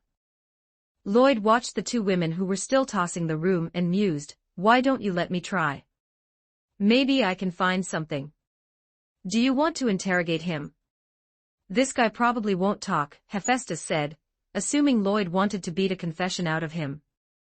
To her surprise, Lloyd shook his head. No, I just happened to learn a little trick a while back. He pulled out his staff and began walking slowly around the room, its tip tapping rhythmically against the floorboards. If someone has a precious treasure or something they are desperate to protect hidden nearby, their emotions will instinctively fluctuate whenever a person gets close to it. And those fluctuations cause the body to react. No matter how much of an expert someone is, microreactions are entirely unavoidable. Lloyd's staff came to a sudden halt against a section of the wall next to the door. Right here. Step aside, let me. Tsubaki, who had been harboring a mountain of resentment, marched up and unleashed a powerful punch. The wall exploded, revealing a large cavity. Hidden nearly a meter deep inside was a thick stack of documents. Hephaestus rushed over to inspect them. They were various receipts and written proof of cooperation involving multiple familiars, the definitive evidence of all Xanus's shady dealings. Great job, youngman Lloyd. Check if there's anything else left. While Tsubaki packed the documents up, Lloyd scanned the rest of the room and confirmed there was nothing left. After checking the perimeter outside, he reached a final conclusion. Everything should be right here. While the group was waiting to finish packing up the contraband, a loud, echoing figure strode boldly through the front entrance. Soma, where are you? Red hair, squinty eyes, and ultra-short shorts. It was none other than the goddess of the Loki familia, Loki. The moment she finished shouting, Loki laid eyes on the bizarre spectacle before her. Walking closer, she wore a deeply confused expression. Are you lot trying out some wacky new performance art? By the way, where's that deadbeat Soma? I heard the wine he brews tastes amazing, so I came over to have a taste. Is that you, Loki? I told you before, I'm never giving you any of my wine to drink. How come you're out of your room today? Loki was completely blindsided by the voice. That ultimate shut-in Soma had actually left his private workshop. Then, she realized it wasn't just Soma who had walked out. Filing out right behind him were Hephaestus, Tsubaki, Hestia, a cloaked figure, and a petite young girl. Hestia immediately opened her mouth to jeer at her, but Hephaestus clamped a hand down on her shoulder, giving her a gentle shake of her head. She's already suffered enough of an embarrassing social death. Let's spare her just this once. Hestia reluctantly relented. In the end, the two goddesses stood there smiling at a thoroughly frozen Loki, their eyes gleaming with uncontainable amusement. Unlocked character, Loki. Current affection, 0, you must be the goddess of the Loki familia, Lady Loki, right? Lloyd spoke up, breaking the agonizing silence. It's an honor to meet you, an absolute honor. Lily, hurry up and say hello. Hello, Goddess Loki. What a lifesaver. He might be a weirdo hiding in a cloak, but he's a genuinely good guy. Loki thought to herself, throwing a grateful look at the cloaked youth, who had just salvaged her remaining dignity. Cough, cough. You arrived at the perfect time, Loki. I have some documents here. Do you want to take a look? Hephaestus stepped forward, taking the papers from Tsubaki and handing them over. Loki took them with a look of confusion, but her expression turned deadly serious the moment her eyes swept across the contents. The situation was incredibly sudden, and it was a massive deal. Ultimately, she only pulled out a few specific pages. I can take direct action regarding the Evolus remnants, but the rest of these matters need to be officially reported to the guild. I'll bring these over to them personally. I'll take my leave first. Loki left just as hurriedly as she had arrived. Before stepping out, she cast a lingering glance at Lloyd. Thanks for saving me from that awkward spot back there, young man. Feel free to swing by my familia's place anytime. I guarantee I'll show you a good time. All right then. The rest is for Soma to deal with himself. Let's head out too, Hephaestus said, letting out a sigh. She felt a bit of regret. She hadn't really done anything on this trip, and even when it came to tracking down hidden clues, she'd been thoroughly outclassed by a rookie. It really was a shame. Quite a shame. Then I shall not see you out. Thank you all for coming, Soma said quietly. And to you, young man, I will seek you out when the opportunity arises, and I'll bring along the wine you like to drink. As for you, Lily, I am deeply sorry for everything over all these years. I wish you immense happiness in your new life. Receiving Soma's words, Lily obtained the very first apology and blessing she had ever been granted in all her years in this place. She didn't quite know how to express the feelings swelling in her chest. Once she stepped past this threshold, a brand new life awaited her. Poke, poke. She looked to her side and saw Lloyd subtly gesturing toward the tied-up thugs. Want to give your old life one final repayment before you start your new one? Your body was a bit too weak to enjoy it earlier, after all. Though he didn't say a single word aloud, Lily somehow perfectly understood exactly what he meant. The young girl flashed a brilliant smile and nodded vigorously. A short while later, after Soma had finished organizing his immediate affairs, Lloyd ushered everyone else out of the room. He watched from a distance as the young girl gripped her small leather whip, a radiant, heartfelt smile plastered across her face. That evening, back at the Hestia Familia residence. On Lily's very first night, a major conflict erupted.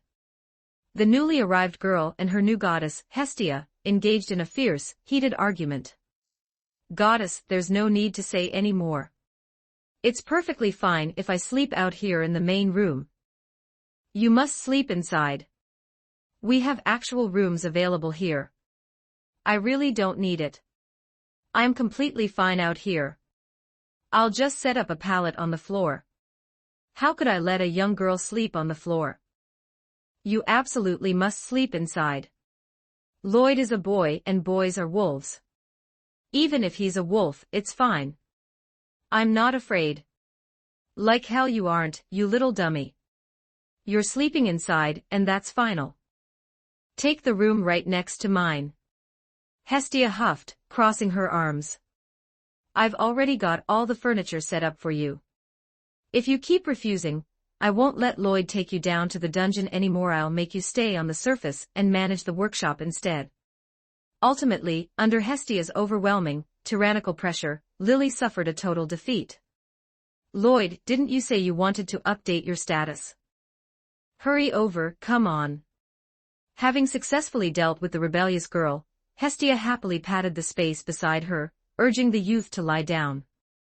Level 1 rank up available, Strength, A899 S900 Endurance, A899 S900 Dexterity, A899 S900 Agility, A899 S900 Magic, A899 S954 Skills, Mana Compensation. Mana can be channeled to enhance physical capabilities. They broke through to S rank. Big Brother Lloyd is amazing. Every single stat is an S. Both Hestia and Lily let out gasps of pure awe. Neither of them had ever witnessed a status sheet like this before. An all-S stat line was just straight up spectacular. Lily finally understood the secret behind his terrifying strength. With stats like these, how could he possibly be weak? By the way, why aren't you leveling up? You clearly meet the requirements to rank up right now. Lloyd stared at his data. Originally, I planned to take one last trip to the dungeon and rank up upon my return, but looking at it now, skipping that trip yielded some pretty fantastic returns as well. But now that the stat cap has broken, I feel like I can push them even a little higher. Let's see how things play out over the next few days before making a decision. Staring at his shattered stat ceiling, Lloyd pondered for a moment before arriving at a theory. It must be because he challenged an entire familia by himself today, including a level 2 adventurer, causing his excelia to explode past the traditional limit. Correlating it with the current situation, that guess seemed right on the money. Moreover, that distinct sensation of an invisible shackle holding him back had completely vanished, indicating he could continue to grow. All right, the status update is complete. Let's go grab some dinner. Oh, by the way, tomorrow is our grand opening. Lily, I'll need you to assist me then. Lady Hestia, I'll have to trouble you to help out this time too. Leave it to me. I'll follow the plan perfectly. Hestia cheered. I'll do my absolute best too.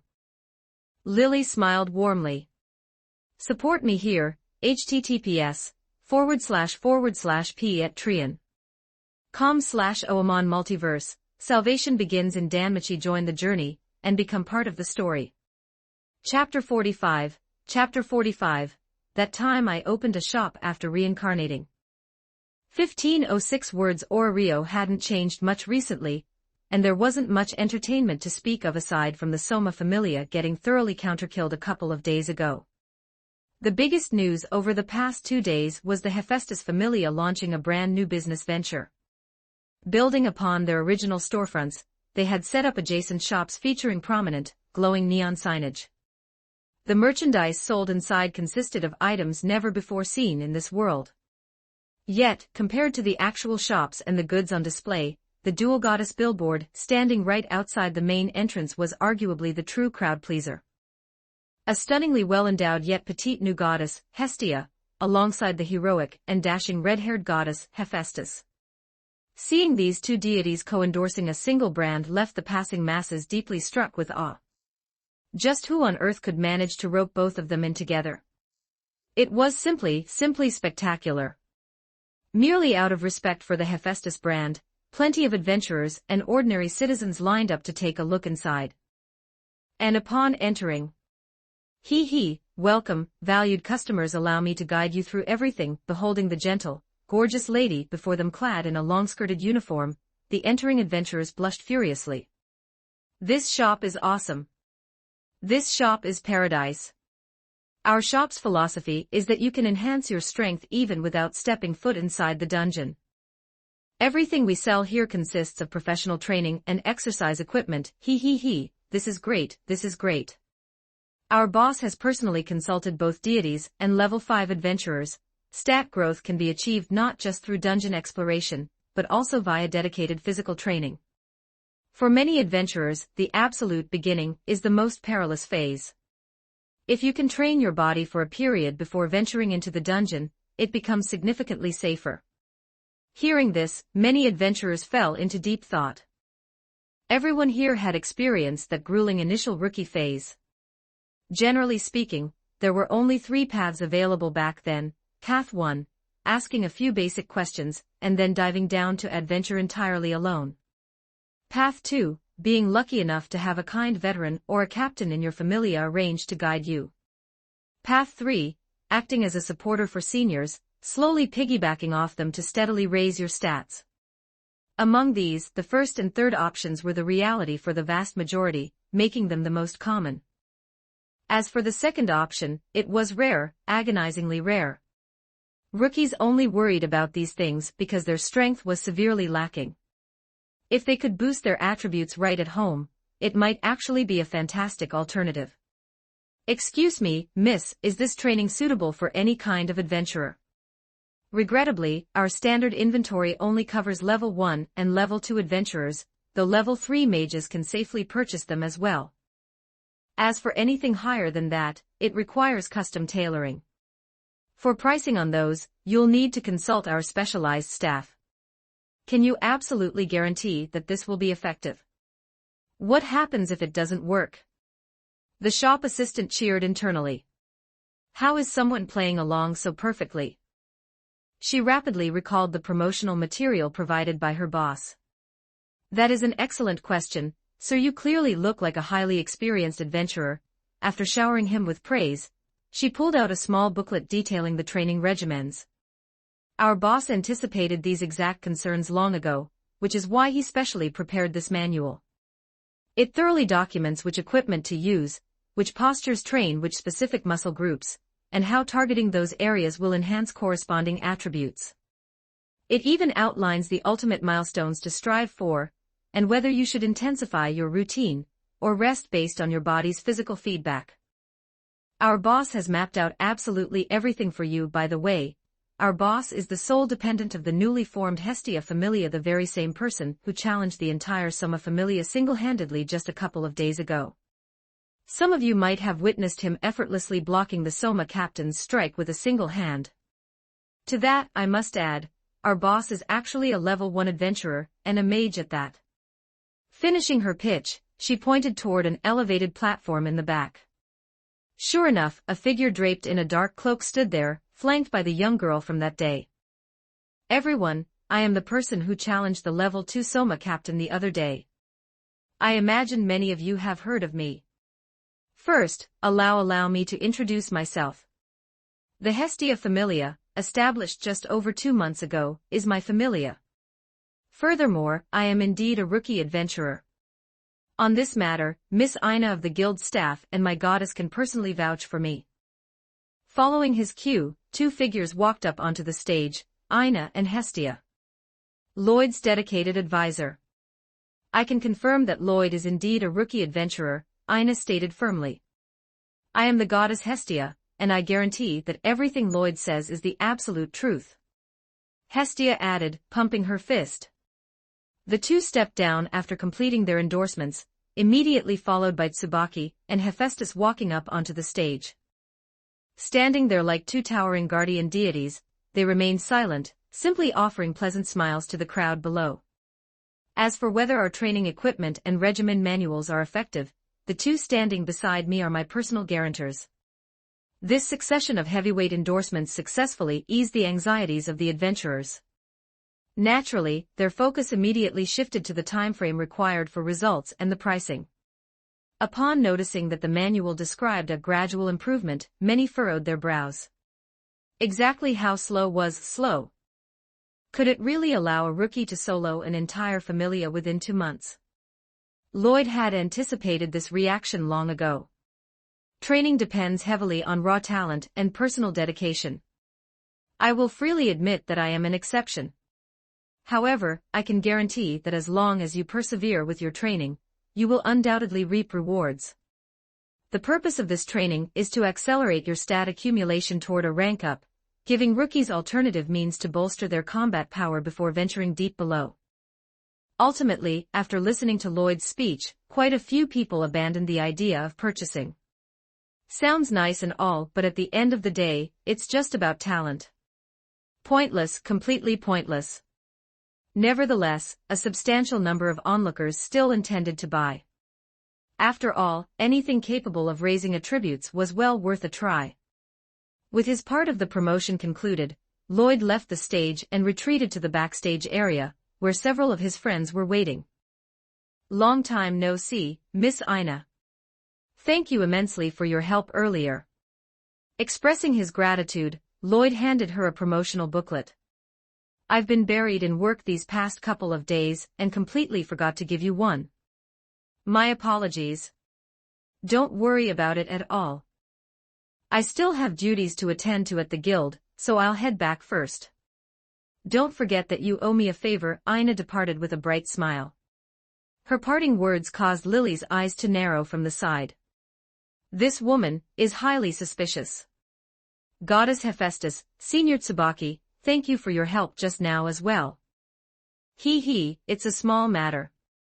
Just don't forget what you promised me, Hephaestus said, suddenly wrapping an arm around him, her tone thick with anticipation. Tsubaki nodded in agreement. Same goes for me. Hey. I'm standing right here. Get away from my kid, both of you. Hestia finally lost her patience, bursting forward to shove her way between them. Lunging directly into Lloyd's embrace, she glared warily at the 2 women. Damn it, they've been getting way too close lately. It was all because she was too useless. If she had a massive fortune, she could have funded everything herself instead of relying on them. Curse it all.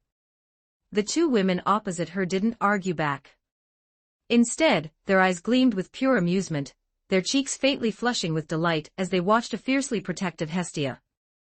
Witnessing her desperate attempts to shield him, yet being utterly powerless as her precious child steps out on his own, it truly is exquisite. Is our cloaked young man here? At the entrance, the squinty-eyed, red-haired goddess strode boldly into the room, raising a hand as she hollered. 2 figures trailed closely behind her. One was Riveria, whom Lloyd had met previously, and the other was a short youth peering around with intense curiosity. Scanning the surroundings, Loki muttered, well, if he isn't outside, he's gotta be back here. Charge. Ah, you really are here. Congrats on the shop opening, kiddo. Here's a grand opening gift for you. Completely ignoring her two companions, Loki dashed straight up behind Lloyd, thrusting her open palm forward.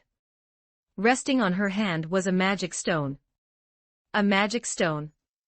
Support me here, https://p@trian.com/oamon Multiverse, salvation begins in Danmachi.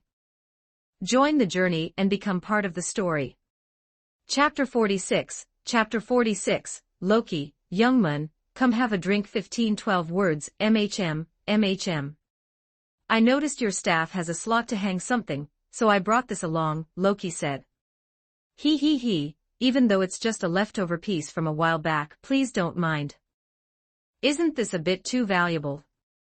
Lloyd tried to decline, but Loki shoved it firmly into his hand before sauntering over to her two divine friends. That's a magic stone worth millions of Valis. Hey Hestia, what do you think of my gift? Awesome, right, it's passable. Out of respect for your good manners, I won't make you sit over there. Following the direction Hestia pointed, Loki's eye twitched at the sight of a row of low stools labeled Kid Zone. It really paid off to approach the kid first, otherwise Hestia might have actually forced her into that humiliating corner. Hello, I am Finn Dame, captain of the Loki Familia. A small, petite boy stood before him. Despite his youthful appearance, he was well up there in years and stood as one of the absolute pinnacle adventurers in all of Rio. He was the legendary figure known by the title Braver. Unlocked Finn Dame. Current affection, level 0, I'm Lloyd, captain of the Hestia Familia. I'm quite interested in these training devices. Would you mind introducing them to me? Finn asked. Of course. However, if your elites intend to use them, they'll need to be custom-tailored, or they won't offer much of a workout. Lloyd explained. Furthermore, I highly recommend using them only when you aren't planning to venture into the dungeon. Going down there while physically exhausted from training would just turn into a dark comedy. Thank you for the warning. I'm actually planning to prepare these for a newly joined member, Finn disclosed honestly. She's a level 3 mage. While her magic is exceptionally powerful, her mindset hasn't quite adjusted to live combat yet. I noticed your manual mentions that physical training helps stabilize one's mental state, so I'd like to import a set to test it out. Lloyd understood immediately. He was likely referring to the elven girl, Lethia, who suffered from extreme stage fright and anxiety during combat. Is she about to start training? That means the first major expedition is right around the corner. If it's for a mage, that's easy. The highest intensity equipment we currently have on display should suffice. I'll provide you with an additional manual later. You must ensure she follows the guidelines precisely. Then I'll trouble you for that. Someone will come by to transport the equipment back later, and Tsubaki will be in touch with you regarding the logistics. What's that? Did someone call my name? Tsubaki suddenly materialized from the side, familiarly wrapping her arms around Lloyd from behind, casually resting her massive chest against his back as if finding a convenient shelf. We're here to procure some equipment and arrange for some maintenance this time around. I'll trouble you to organize your people to deliver it all together when the time comes, Miss Tsubaki, Finn requested. Oh, that matter. Easy peasy, great, let's discuss the details over here then. The quantity is quite substantial this time. Finn and Tsubaki drifted to the side to talk business, leaving only Riveria, Lloyd, and Lily in the immediate vicinity. Hestia chimed in, Lily, come over here, and give this absolute nuisance Loki a proper run-through of everything. With everyone else occupied, Riveria and Lloyd were left alone, and the high elf fixed her gaze intently on the youth. Senior Riveria, is there anything here that catches your eye? I can give you a tour, Lloyd offered, trying to break the ice. The high elf shook her head. Thank you, but these items aren't quite suited for me. Despite her polite rejection, she kept staring at him, a faint trace of bewilderment lingering in her eyes. Senior Riveria, if there's something on your mind, you can speak freely. Why does this legendary figure keep staring at me? If you're confused, just say it out loud. I am simply curious. How exactly do you manipulate plant growth without the use of a magic circle? To ease the sudden tension, Riveria proceeded to explain her line of reasoning. Ever since she noticed something amiss during their last encounter, the anomaly had eaten away at her thoughts. She had gone back to inspect the site afterward. After examining the earth beneath the plants, she confirmed that the phenomenon completely defied conventional magical knowledge. Comparing it to how she utilized the staff during the day only solidified her conclusion. Mages in Rio required an incantation or chant to trigger their magical abilities, which invariably manifested a distinct magic circle. Yet, on that day, she had clearly felt waves of mana fluctuations without hearing a single spoken word or seeing a magic circle manifest. Initially, she assumed he had precast it, or that it was a unique attribute of the weapon, but a closer inspection disproved that theory entirely. I am fascinated by it. Why did the plants you manipulated sprout actual, living root systems? They were genuinely alive. Riveria pressed on. Yet when I utilized the exact same staff, the vegetation summoned merely appeared out of thin air, manifesting only the upper portions without any roots. Later, I arrived at a certain hypothesis: you aren't utilizing conventional magic at all. Instead, you are bypassing the magic circle entirely to directly reinforce and control the vegetation using your raw mana. Riveria locked her piercing gaze onto the cloaked youth, awaiting an answer. Truth be told, when she first reached this conclusion, she had rejected it outright. It was a phenomenon she had never encountered in her entire life. She was an absolute authority on the extension and manipulation of magic. Her own spells functioned on similar principles of versatility. But manipulating nature directly without the foundational anchor of a magic circle was utterly mind-boggling. Perhaps there has been some sort of misunderstanding, Lloyd replied, turning his head slightly to evade her intense scrutiny. What else could he say? He couldn't exactly blurt out that it was an innate trait of his unique racial genes, or that he had modified his casting because he found the staff's default programming to be hot garbage. I thought I was being incredibly stealthy, yet she still picked up on it. I need to be much more careful moving forward. My apologies. It was intrusive of me to press you on such a matter. Please forgive my rudeness. Recognizing that she had let her academic curiosity get the better of her, Riveria bowed her head slightly in apology. In truth, her intense curiosity stemmed from another incident. Just the other day, she had approached Loki to share her profound doubts. To her immense surprise, the usually boisterous Loki had turned dead serious upon hearing the details. Her demeanor had shifted so drastically that Riveria barely recognized her own goddess. Riveria had no idea why Loki took it so seriously, and the goddess offered no explanation, leaving her with only a single, haunting remark. In this day and age, what you are describing is impossible in principle. Loki hadn't explicitly stated it was impossible, nor had she confirmed it was possible. That ambiguous middle ground was precisely what made it so agonizingly distracting. What is our resident Mama-sen gossiping about over here? And hello, youngman Lloyd, I have arrived. The loud, distinctive voice heralded her approach before she even came into view. Having concluded her business on the other side, Loki sauntered over, accompanied by Hephaestus. Hand over the magic stone. I'll modify your staff for you. Come find me once you're wrapped up here, Hephaestus said, taking the stone from Lloyd before waving farewell and walking away. Loki slowly closed the distance between herself and Lloyd, a mischievous glint in her eyes. He, look at you two, getting along like a house on fire. She didn't even mention a price before offering a custom modification. Loki chattered away while slyly trying to peer underneath his deep hood, but no matter how she angled her vision, she was met with nothing but an impenetrable void of pitch-black shadow. By the way, cloaked young man, our familia is hosting a celebration at the tavern in a few days. Do you want to tag along? She casually threw an arm around his shoulders to deliver the invitation, using the proximity to sneak another look inside his hood.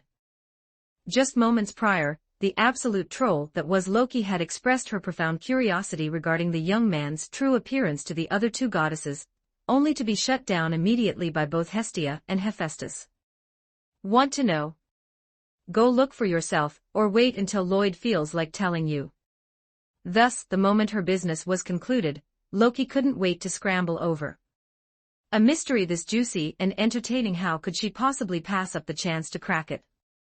Support me here, https://p@trian.com/oamon multiverse, salvation begins in Danmachi. Join the journey, and become part of the story. Chapter 47, Loki, there's a flashbang. 1608 words. May I ask which tavern it is? The hostess of fertility. It's my treat, so come on, let's go. Hearing that name, Lloyd froze. Memories from a few months ago flooded back, and the silhouette of a certain terrifying goddess flashed across his mind. Better play it safe and stay under the radar. Thank you for the invitation, Goddess Loki, but I'm not really fond of taverns. Besides, it wouldn't be right for me to intrude on your familia's private gathering. Ah, come on. How can an adventurer refuse a night of drinking and partying? Come on, just come. The more Loki coaxed, the closer she leaned, her face twisting in sheer frustration. Why was it that even when staring directly at him from inches away, she still couldn't make out a single facial feature? What was up with this cloak? Why was his face a complete, bottomless void of pitch-black darkness? I refuse to believe I can't see it. Loki finally lost all restraint and lunged face first into his hood, dead set on catching a glimpse of the mystery beneath. And then a blinding, cataclysmic beam of pure white light blasted right into her pupils. The necklace, guardian, a surprise attack. Enjoy a flashbang, you troll. Aya. My eyes. It's flash magic. Loki clutched her face, rolling frantically all over the floorboards.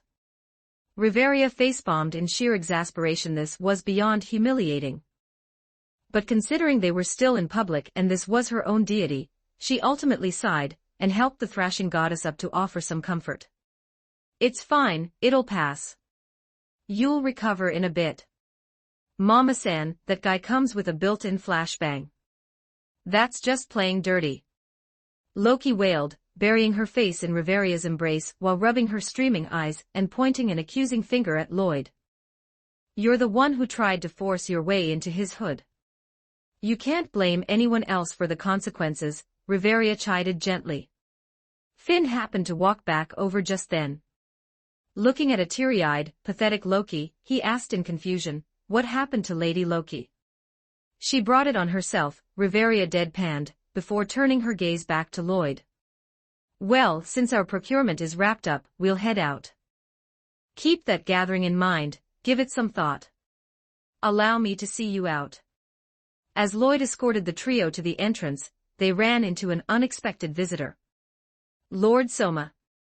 What brings you out here today? Though Lloyd wasn't particularly fond of this deity, today was his grand opening. Harmony brings wealth, after all. It was better to keep things civil. The repercussions of this incident were severe. The guild issued a formal, heavy warning to our familia, and I have officially expelled every single corrupt member, Soma stated flatly, laying out the current situation. He was fully prepared to rebuild his familia from scratch. But our reputation is currently dragged through the mud, so I've got plenty of free time on my hands. He lightly jingled a small flask in his hand. I heard you were opening a shop, so I came to offer my congratulations. And to deliver a gift. Hearing him speak so candidly, Lloyd's prejudice softened a fraction. As expected, once he actually bothers to manage things, he's a perfectly reasonable person.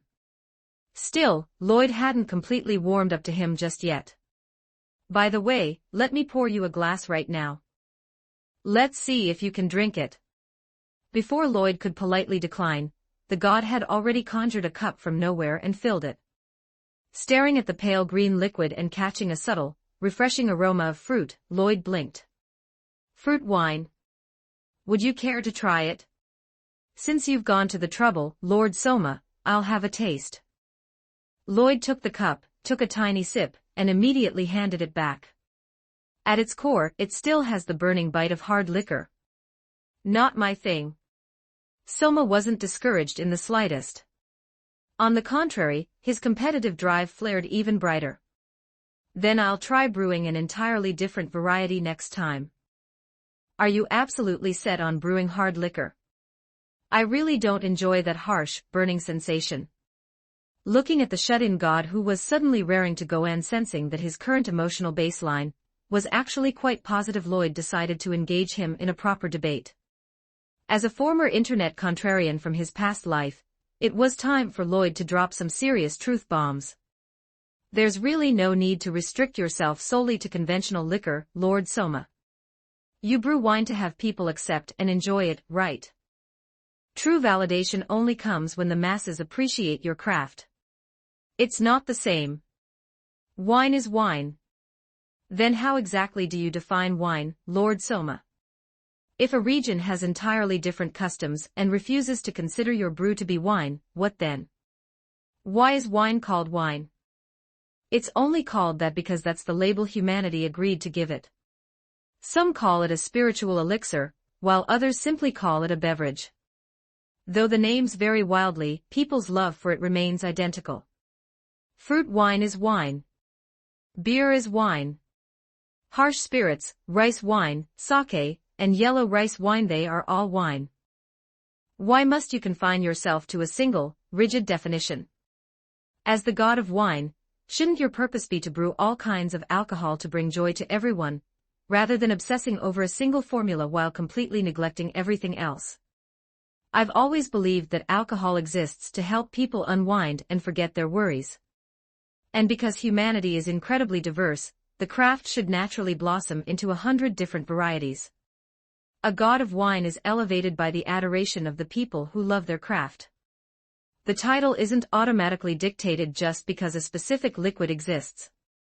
Lloyd finished his speech with a theatrical sigh, appearing as though he were speaking entirely on behalf of the common masses. Lord Soma, by stubbornly fixating on a single path all this time, you've completely lost the plot. This philosophical perspective from the ancient East delivered a profound psychological shock to a shut-in deity who hadn't encountered a single new concept in hundreds of millions of years. Let the people decide, rather than it being inherent by nature. After a long silence, Soma lifted his head, his expression dead serious. It's fine to say these words to benevolent deities, but whatever you do, never utter them carelessly in public. If the dark gods or the Evolus remnants catch wind of this mindset, you'll be in severe trouble. What you are describing is a philosophy that allows humanity to break free from the absolute authority of the gods. They will never tolerate that. Hearing the warning, Lloyd suddenly remembered. Right, this isn't my old world. The core ideologies here are completely different. Damn, my running mouth almost landed me in hot water. Understood. Thank you for the warning, Lord Soma. It's a minor matter. After all, mortals have short lifespans, so ordinary gods won't pay it any mind. This is purely to guard against those unhinged, fanatical deities. Soma offered a reassuring smile before leaning closer, his voice dropping to a conspiratorial whisper. But you truly have provided me with a brand new horizon. Letting the people choose does indeed sound fascinating. Since you happen to be running a business, would you be interested in a partnership? Lloyd blinked in surprise. While he had disliked the god's previous moping and negligent behavior, there was no denying that Soma was an absolute master craftsman when it came to brewing. If Soma wanted to find partners, merchants and even the guild would line up around the block to collaborate with him. Soma smiled faintly. Because I find you fascinating. Besides, word travels fast. I know you're running this entire operation completely on your own right now. I've also caught wind of your ultimate ambition. Relying solely on this small-scale setup will make your progress agonizingly slow.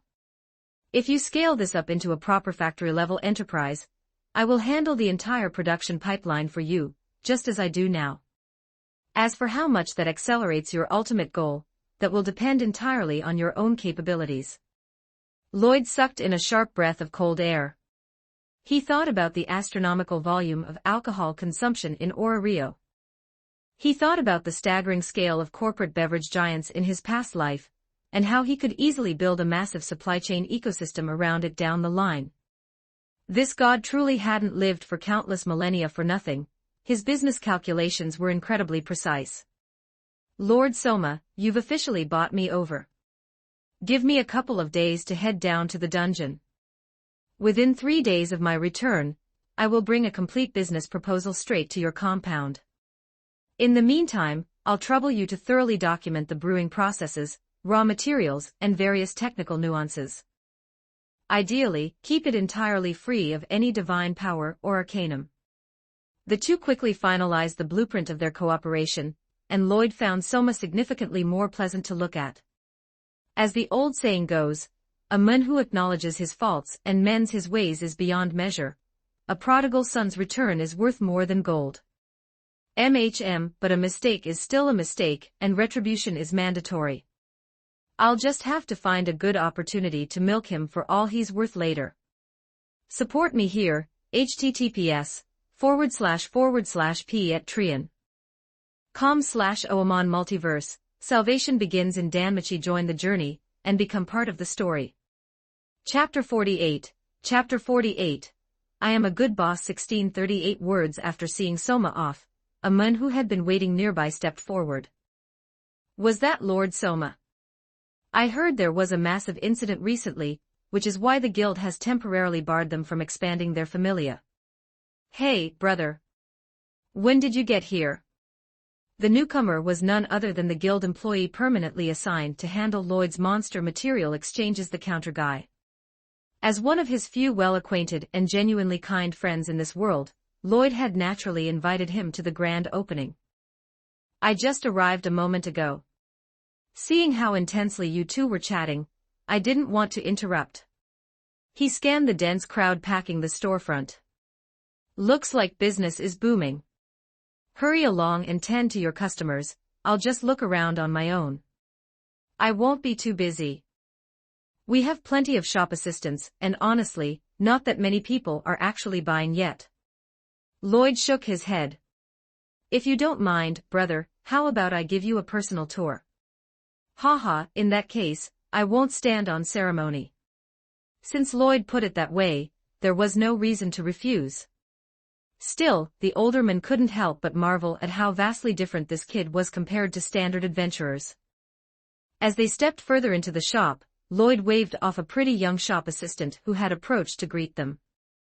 Amidst a flash of comical regret on the older man's face for turning down the pretty girl, Lloyd launched into his explanations. He spoke tirelessly, covering everything from running techniques to various specific training methods. The counter guy chimed in from time to time, offering his own perspectives and discussing the benefits of muscle building. The tour didn't last terribly long, however, as the man had to leave early for his shift at the guild. Before he departed, Lloyd promised that he could come back anytime to pick out a full set of equipment completely free of charge. Big Brother Lloyd, was that the incredibly kind brother from the guild you mentioned? Having finally wrapped up her immediate duties, Lily trotted over and threw herself directly against Lloyd to recharge her battery. That's the one I told you about. Hestia materialized out of nowhere behind them, forcefully peeling Lily away. Boys and girls shouldn't be clinging to each other like that. Keep your distance. I literally saw you enjoying a lap pillow yesterday, goddess. Lily huffed. You're the unpure one here, Lady Hestia. What kind of scandalous accusations are you hurling at a virgin goddess? I merely had Lloyd clean my ears for me.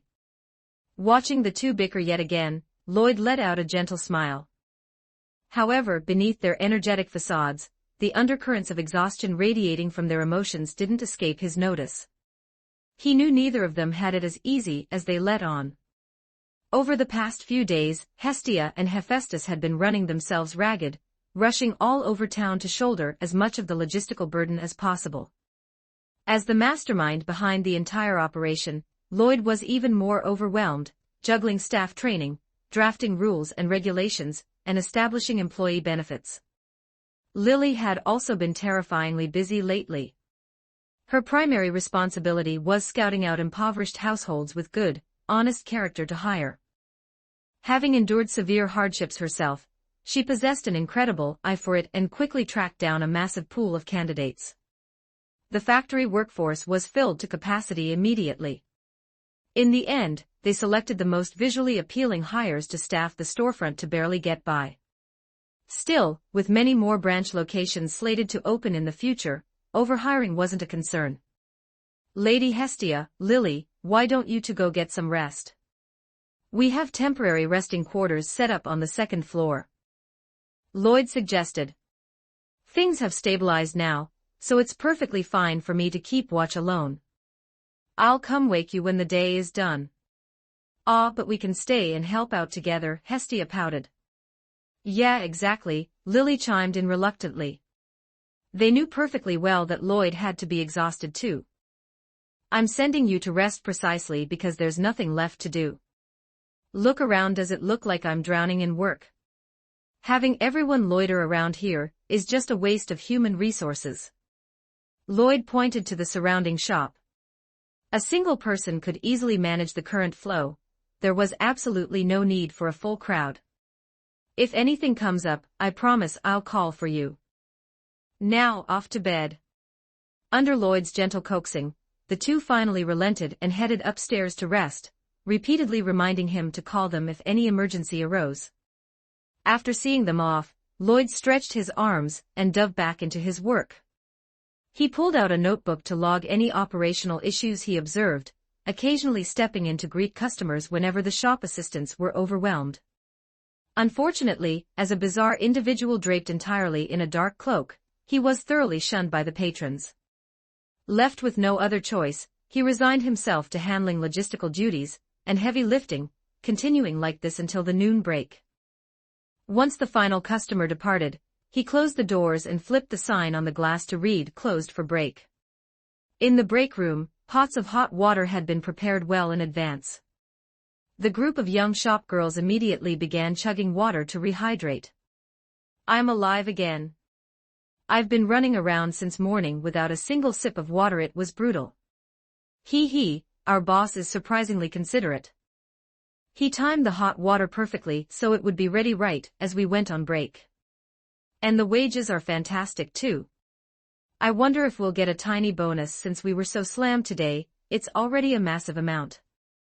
The base pay is at least 300 valis a day, plus commissions and incentives. It's worlds better than any job I've found before. Yeah, exactly. And even though the boss is a bit eccentric, he's a genuinely good person, completely different from those creeps we used to work for. The girls nodded in unison. This distinction was of paramount importance to them. Their past employers had either withheld their wages or harbored malicious, underhanded intentions, which had been thoroughly repulsive. But this boss actually allowed them to request salary advances, prepared hot water ahead of time, and actively pitched in with whatever tasks he could handle during peak hours. Compared to their past experiences, it was a night and day difference. Everyone, Tsubaki said she already ordered lunch for us. Going by the time, it should arrive any minute now. Lloyd pulled up a stool and sat down among them, asking after announcing the food arrangements, if you've noticed any issues, feel free to speak up directly, like operational shortcomings or details we could refine. Not at all, boss. You've mapped out everything perfectly. If I absolutely had to point something out, it's that even though we look incredibly busy, our actual sales volume isn't that high. Exactly. Everyone is just browsing a lot and buying very little. That's right, boss. You have to be careful not to end up losing money down the line. Lloyd dismissed their anxieties with a wave of his hand. Don't worry. The storefront is directly intertwined with our factory operations. Besides, a low initial conversion rate is perfectly normal. The vast majority of the people who came in this morning simply aren't our target demographic. Our actual target audience should start appearing in greater numbers this afternoon, so keep your wits about you. One girl raised her hand. Why is that, boss? Could you explain it to us? The girl next to her immediately nudged her to stop. How could she carelessly pry into core proprietary business secrets like that? Haha, don't mind her, boss. There's no need to disclose the secrets to your livelihood. Hee, this girl is just a complete greenhorn. Please don't take it to heart. A few others offered apologetic smiles. After a quick whisper explaining the breach of etiquette, the girl who had raised her hand finally realized her blunder and cast a deeply worried glance over at Lloyd. Lloyd fell silent for a brief moment, then exhaled a smile and waved it off. It's fine. If you don't mind listening to a tedious lecture, I'm more than happy to explain it to you. No one spoke, but every single eye in the room sparkled with intense curiosity. It seems everyone is eager to learn, so I'll give you a basic breakdown. First of all, when it comes to running a business, you must analyze the target demographic, market positioning. During the interval before lunch arrived, Lloyd fully unleashed the wealth of corporate business experience from his past life. Watching the expressions of sheer astonishment wash over the young girls' faces and listening to their collective gasps of awe, he couldn't help but think, yup, this feels amazing. In truth, sharing this knowledge served an underlying purpose. He couldn't possibly anchor himself to this storefront forever, nor did his ambitions end with just 1 or 2 shops. The alcohol enterprise he had negotiated with Soma was practically a guaranteed success, and that venture operated on a completely different level. Its consumer base was rock solid and mathematically explosive. The cash flow generated by those future storefronts would be nothing short of astronomical. Since he had no intention of partnering with external merchants, his only option was to begin grooming his own core managerial talent right now. Hello, is this the catering delivery ordered by Tsubaki? Mid-conversation, the food arrived, delivered by a worker cradling over a dozen large packed boxes. Support me here, https://p@trian.com/oamon. Multiverse, salvation begins in Danmachi. Join the journey, and become part of the story. Chapter 49, Special delivery from a certain elf. 1820 words, right here. Lloyd hurried to take the stack of packed boxes and set them down on the table. All right, thank you very much. Unlocked, Rio Lion. Current affection, level 0. With her pale green hair, exquisite facial features, and distinctly pointed ears, it was none other than the delivery elf herself, Rio Lion. Tsubaki has already paid the bill in full. Please verify the quantity of the items. The count is perfect. Very well. I wish you all a pleasant meal. The elf turned and departed. Behind his hood, Lloyd let out a silent, massive sigh of relief. Thank goodness it wasn't Seer who came to deliver the food, otherwise I would have been completely doomed. Who knows what a terrifyingly perceptive entity like her might have seen through. Thank goodness, thank goodness. All right everyone, hurry up and eat while it's hot.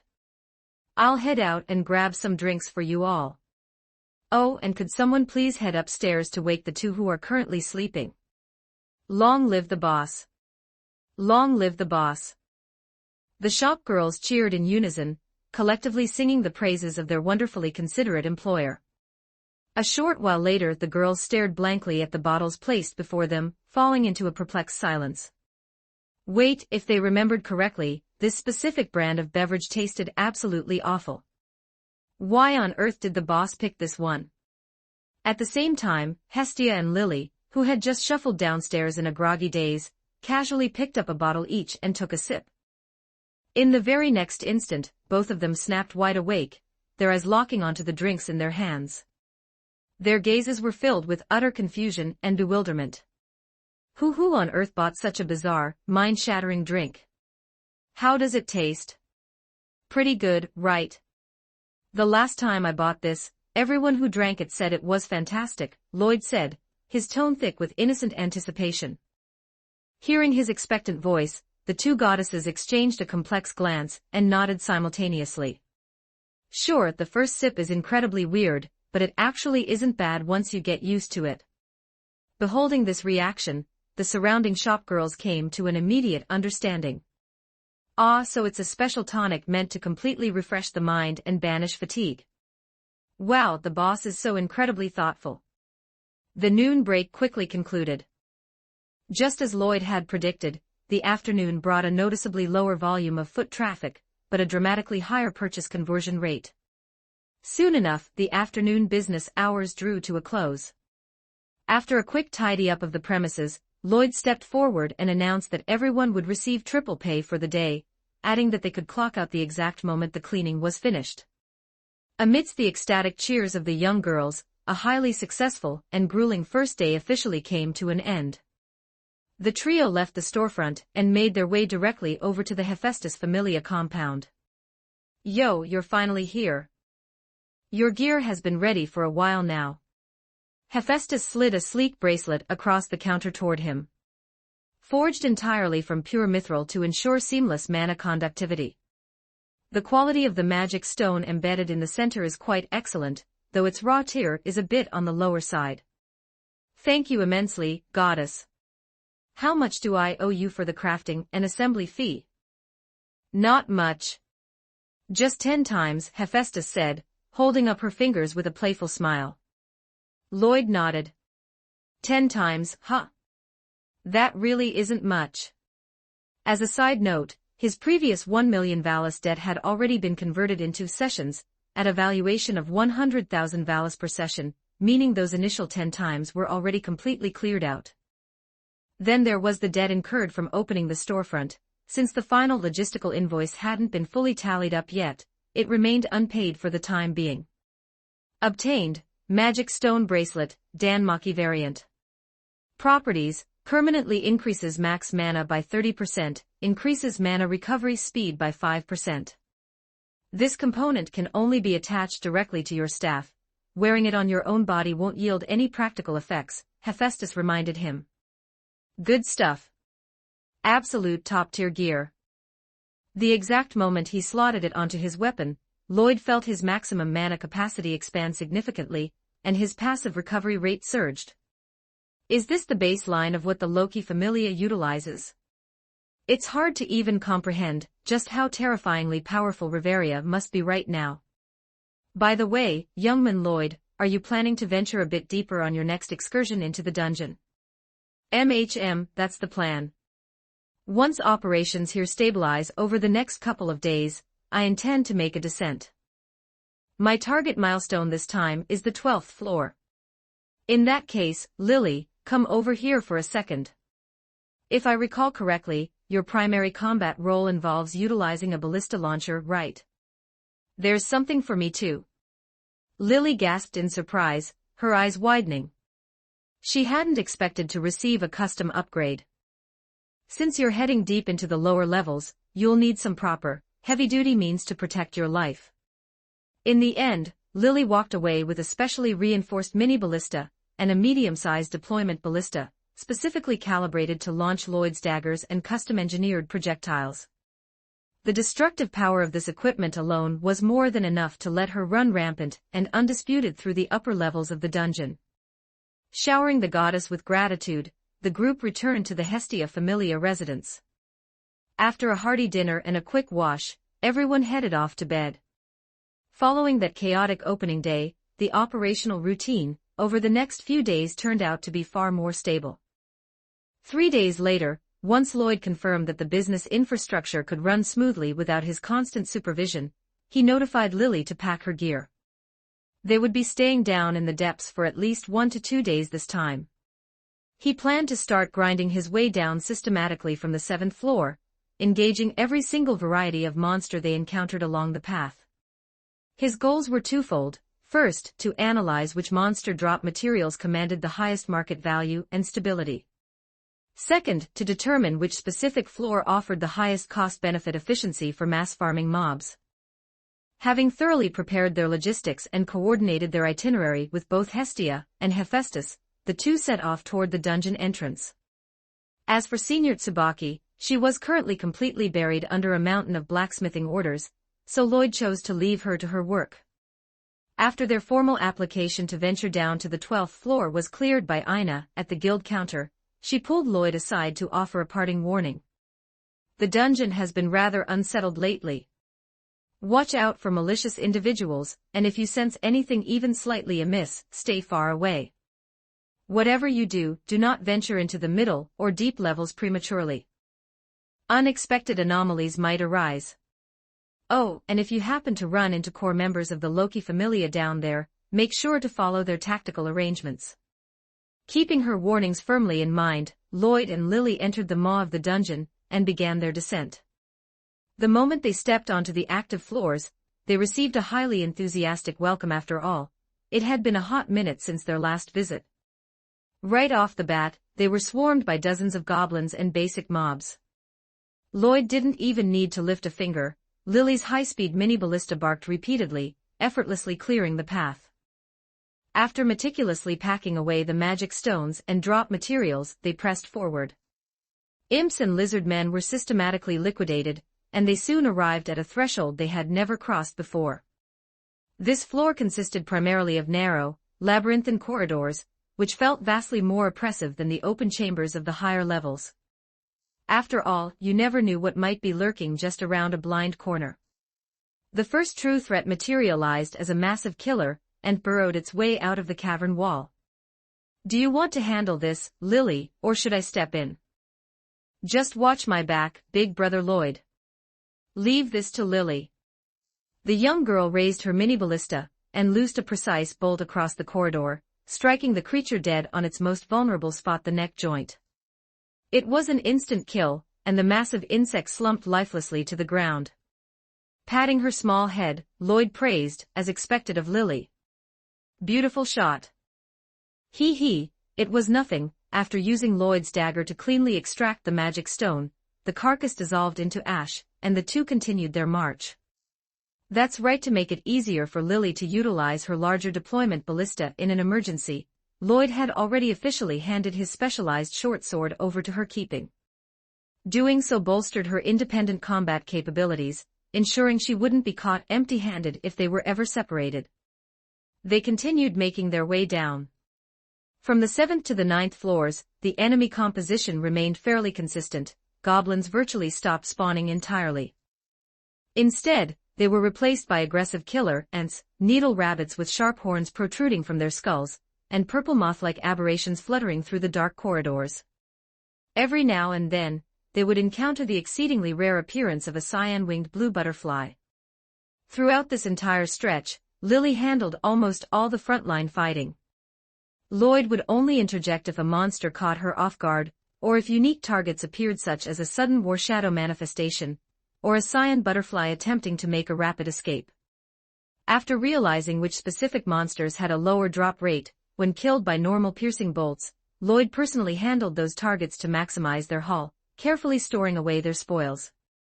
Finally, the two set foot on the 10th floor.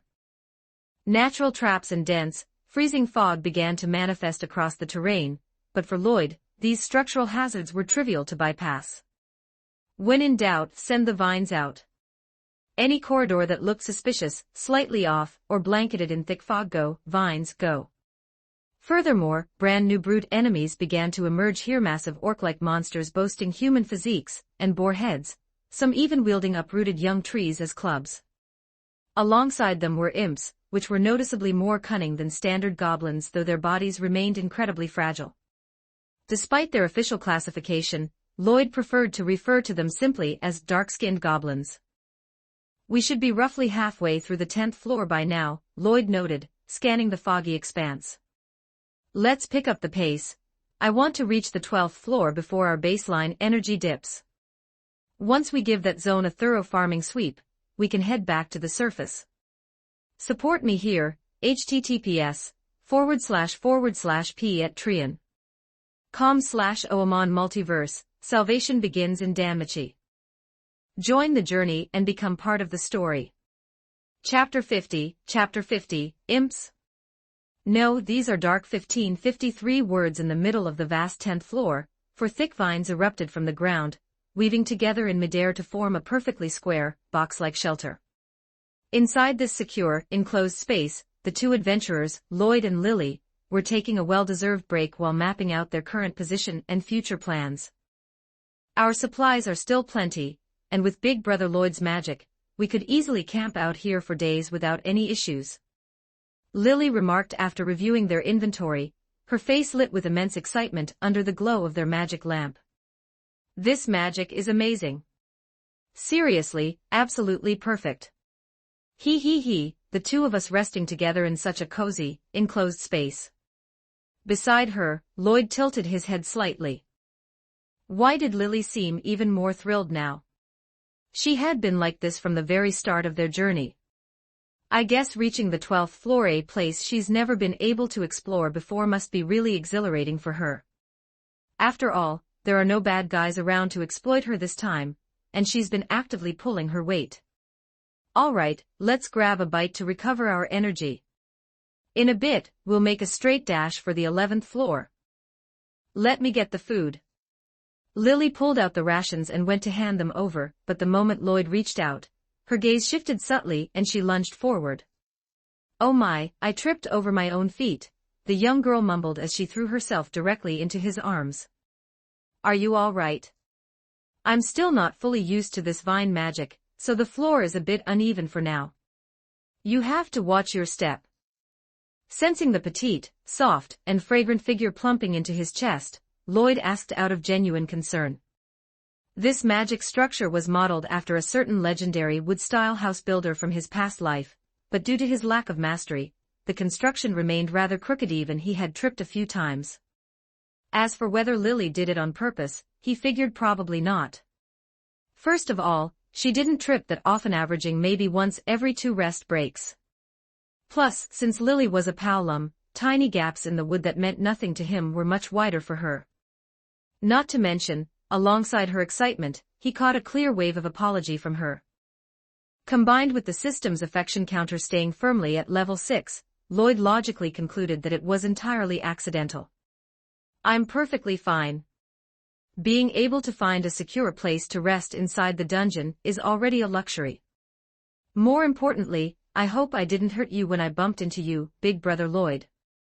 The young girl pushed herself up. To prevent the light from attracting passing monsters, the interior of the space was kept quite dim. Had they been outside under proper illumination, Lloyd would have noticed the brilliant blush spreading across her delicate face, along with a profoundly satisfied smile. Ah, Big Brother energy recharge complete. However, his absolute trust and complete lack of suspicion left Lily feeling a sharp pang of guilt. Big Brother Lloyd is simply too pure, too kind-hearted. I must be the one to protect him. Patter, patter. Just as the two were eating, a sudden sound echoed from outside.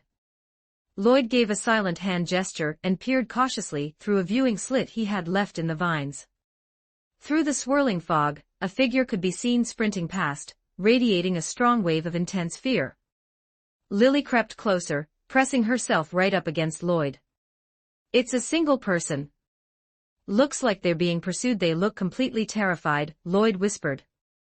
"Should we head down to check it out?" Lily whispered back. "There's something off about that guy. His emotional wavelength is on the exact same dark level as Xanis." Lily understood instantly. A bad guy. Never mind then. Right as she was about to pull back, she noticed Lloyd hadn't moved. He was still intently watching the exterior, so out of curiosity, Lily stayed put as well. "Is there someone else coming?" "He's still staring over there." Sure enough, a brief moment later, another silhouette bolted out of the fog, brandishing a scimitar as they rapidly tracked the runner's path. "Is this one a bad guy too?" "This one is a righteous person fighting evil. They're likely executing a specific bounty or mission." The person being pursued had spilled a lot of blood, but the tracker's wavelength was exceptionally upright, indicating that everyone they cut down thoroughly deserved it. Just as Lily assumed the show was over, a third figure materialized, this time wielding a longsword. Upon approaching the vicinity of the square wooden structure, they abruptly skidded to a halt, looking around in utter bewilderment as if trying to reorient themselves. Ultimately, they chose the wrong direction, but right as they prepared to set off, their gaze suddenly snapped toward Lloyd's hiding spot, their emotional wavelength fluctuating with even greater confusion. "Why does it feel like someone is watching me from over there?" And why on earth is there a massive pile of timber suspended in midair? Then, she watched as a small gap parted in the wood, and a single hand slowly slid out. Ha! On the 10th floor of the dungeon, in the middle of a thick fog, an ugly pile of floating wood suddenly opens up and sprouts a hand. Is it a new type of monster? Should I eliminate it? However, that mysterious hand simply pointed distinctly toward a certain direction. The figure tilted her head in confusion. The hand pointed again, then extended a clear thumbs up. Ah, it's giving directions. The silhouette gave a nod of gratitude before swiftly dashing off. Do you know her, Big Brother Lloyd? Not at all. I just knew she was a good person, and honestly, if I hadn't signaled something to her, I had a distinct feeling she was about to slice our wooden hut to pieces. Lloyd explained. Although he couldn't see the person clearly through the fog, his emotional perception never lied. All right, let's finish our food. It'll be time to move out soon. Returning to the solid ground, Lloyd dissolved the structure and concealed the vines beneath the earth. The two resumed their forward march, setting off in the same direction the runners had taken. Given how much time had passed, it should be perfectly safe. A boar-headed orc appeared. Without needing a single word from Lloyd, Lily hoisted her mini ballista and opened fire, locking onto its most vulnerable target, the face. Thwip, thwip, thwip. A flawless, high-speed 3-shot burst struck the creature directly inside its open maw. Before the orc could even voice a proper cry, it crashed down, dissolving into ash and leaving behind nothing but a small magic stone. Your handling has gotten incredibly precise, Lily. Keep it up. Lloyd praised, gently rubbing her head. Lily marveled inwardly. No wonder everyone desperately wanted to join the top-tier familias. Having an elite senior to guide you made a world of difference. While this excursion was technically supposed to be Big Brother Lloyd's tactical scouting expedition, it had effectively transformed into her personal training ground and mob farming session. The sheer number of monsters she had slain since making this descent far exceeded everything she had hunted over the past several years combined. She didn't have to harbor an ounce of anxiety because someone was constantly watching her back, protecting her, and providing instant tactical guidance. Previously, she had despaired, believing she possessed absolutely zero combat aptitude. Looking at it now, it wasn't a lack of talent at all, she simply hadn't found the right path. Once we return to the surface, I'll update my status and see how much I've grown. Before they could travel more than a few steps, several imps emerged, shrieking piercingly as they charged directly toward them. The dark-skinned goblins are here. Maintain your composure, map out your targets exactly like we planned before. Big Brother, the official name of that monster is an imp, Lily corrected gently as she smoothly loosed a bolt to put down the lead creature. They're dark-skinned goblins, Lloyd insisted dead seriously. There was absolutely no way he was going to grant those ugly runts the dignified title of a demon or an imp. Sighed, but... Didn't you mention earlier that you wanted to train alongside me? Believe me, Lily, those are undeniably dark-skinned goblins. From this day forward, no matter who says otherwise, those are absolutely dark-skinned goblins. Rapidly liquidating the remaining targets, Lily turned back to flash a radiant smile. Ah well, if Big Brother wants to call them that, then that's what they are. Who can argue with Big Brother? Lloyd reached over to ruffle her hair. Good girl, good girl. Having successfully corrected Lily's taxonomic error, the two pressed onward. Right as they approached the threshold leading down to the next floor, they encountered the final variety of monster native to this zone, the sonic bat, bad bat. Vroom. Several of them swooped out simultaneously, unleashing high-frequency echolocation waves that directly disrupted Lily's concentration, causing her accuracy to drop precipitously. Support me here, https://p@trian.com/oamon. Multiverse, salvation begins in Danmachi. Join the journey, and become part of the story. Chapter 51, An Unexpected Beginning. 1676 words. Thud, thud, thud. Several thick vines erupted from the ground and instantly crushed most of the sonic bats to pieces, leaving only a single one behind for Lily to practice on. Don't rush. I once heard a senior say that human senses are incredibly easy to disrupt. When your vision is obscured or you're being interfered with, your intuition becomes the thing you can trust the most. Understood. Phew. Lily steadied her breathing and raised her mini ballista to aim. Her vision felt slightly blurred under the constant bombardment of the echolocation waves, but she knew it was simply because her concentration was slipping. But Big Brother already said. Intuition, huh? Following a faint inkling in her heart, Lily adjusted her aim slightly upward. Trusting the sensation, she pulled the trigger. The iron bolt tore straight through the monster's body. A success. Beautifully done. Lloyd was honestly a bit surprised himself. He hadn't expected his casual advice to actually work so perfectly, but he made sure to immediately follow up with praise. Lily stared at the weapon in her hands, then at the magic stone resting a short distance away, and nodded vigorously. I actually did it. Passing through the stairwell, they set foot onto the 11th floor for the very first time. The moment they stepped off the landing, they received a highly enthusiastic welcome as a war shadow materialized right before their eyes. Lloyd's eyes lit up. Excellent, the most lucrative drop material has arrived. A war shadow was still far too dangerous for Lily to handle alone.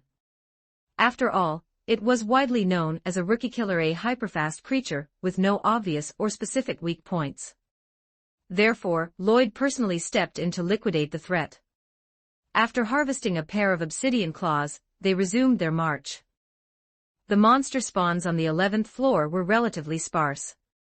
Every now and then, a lone orc would wander out, alongside a brand new, armadillo-like creature. Draped in heavily armored plating, these new mobs would execute reckless, high-speed charges. Lily's standard mini-ballista bolts were virtually ineffective against them. But for Lloyd, dealing with this type of enemy was a breeze.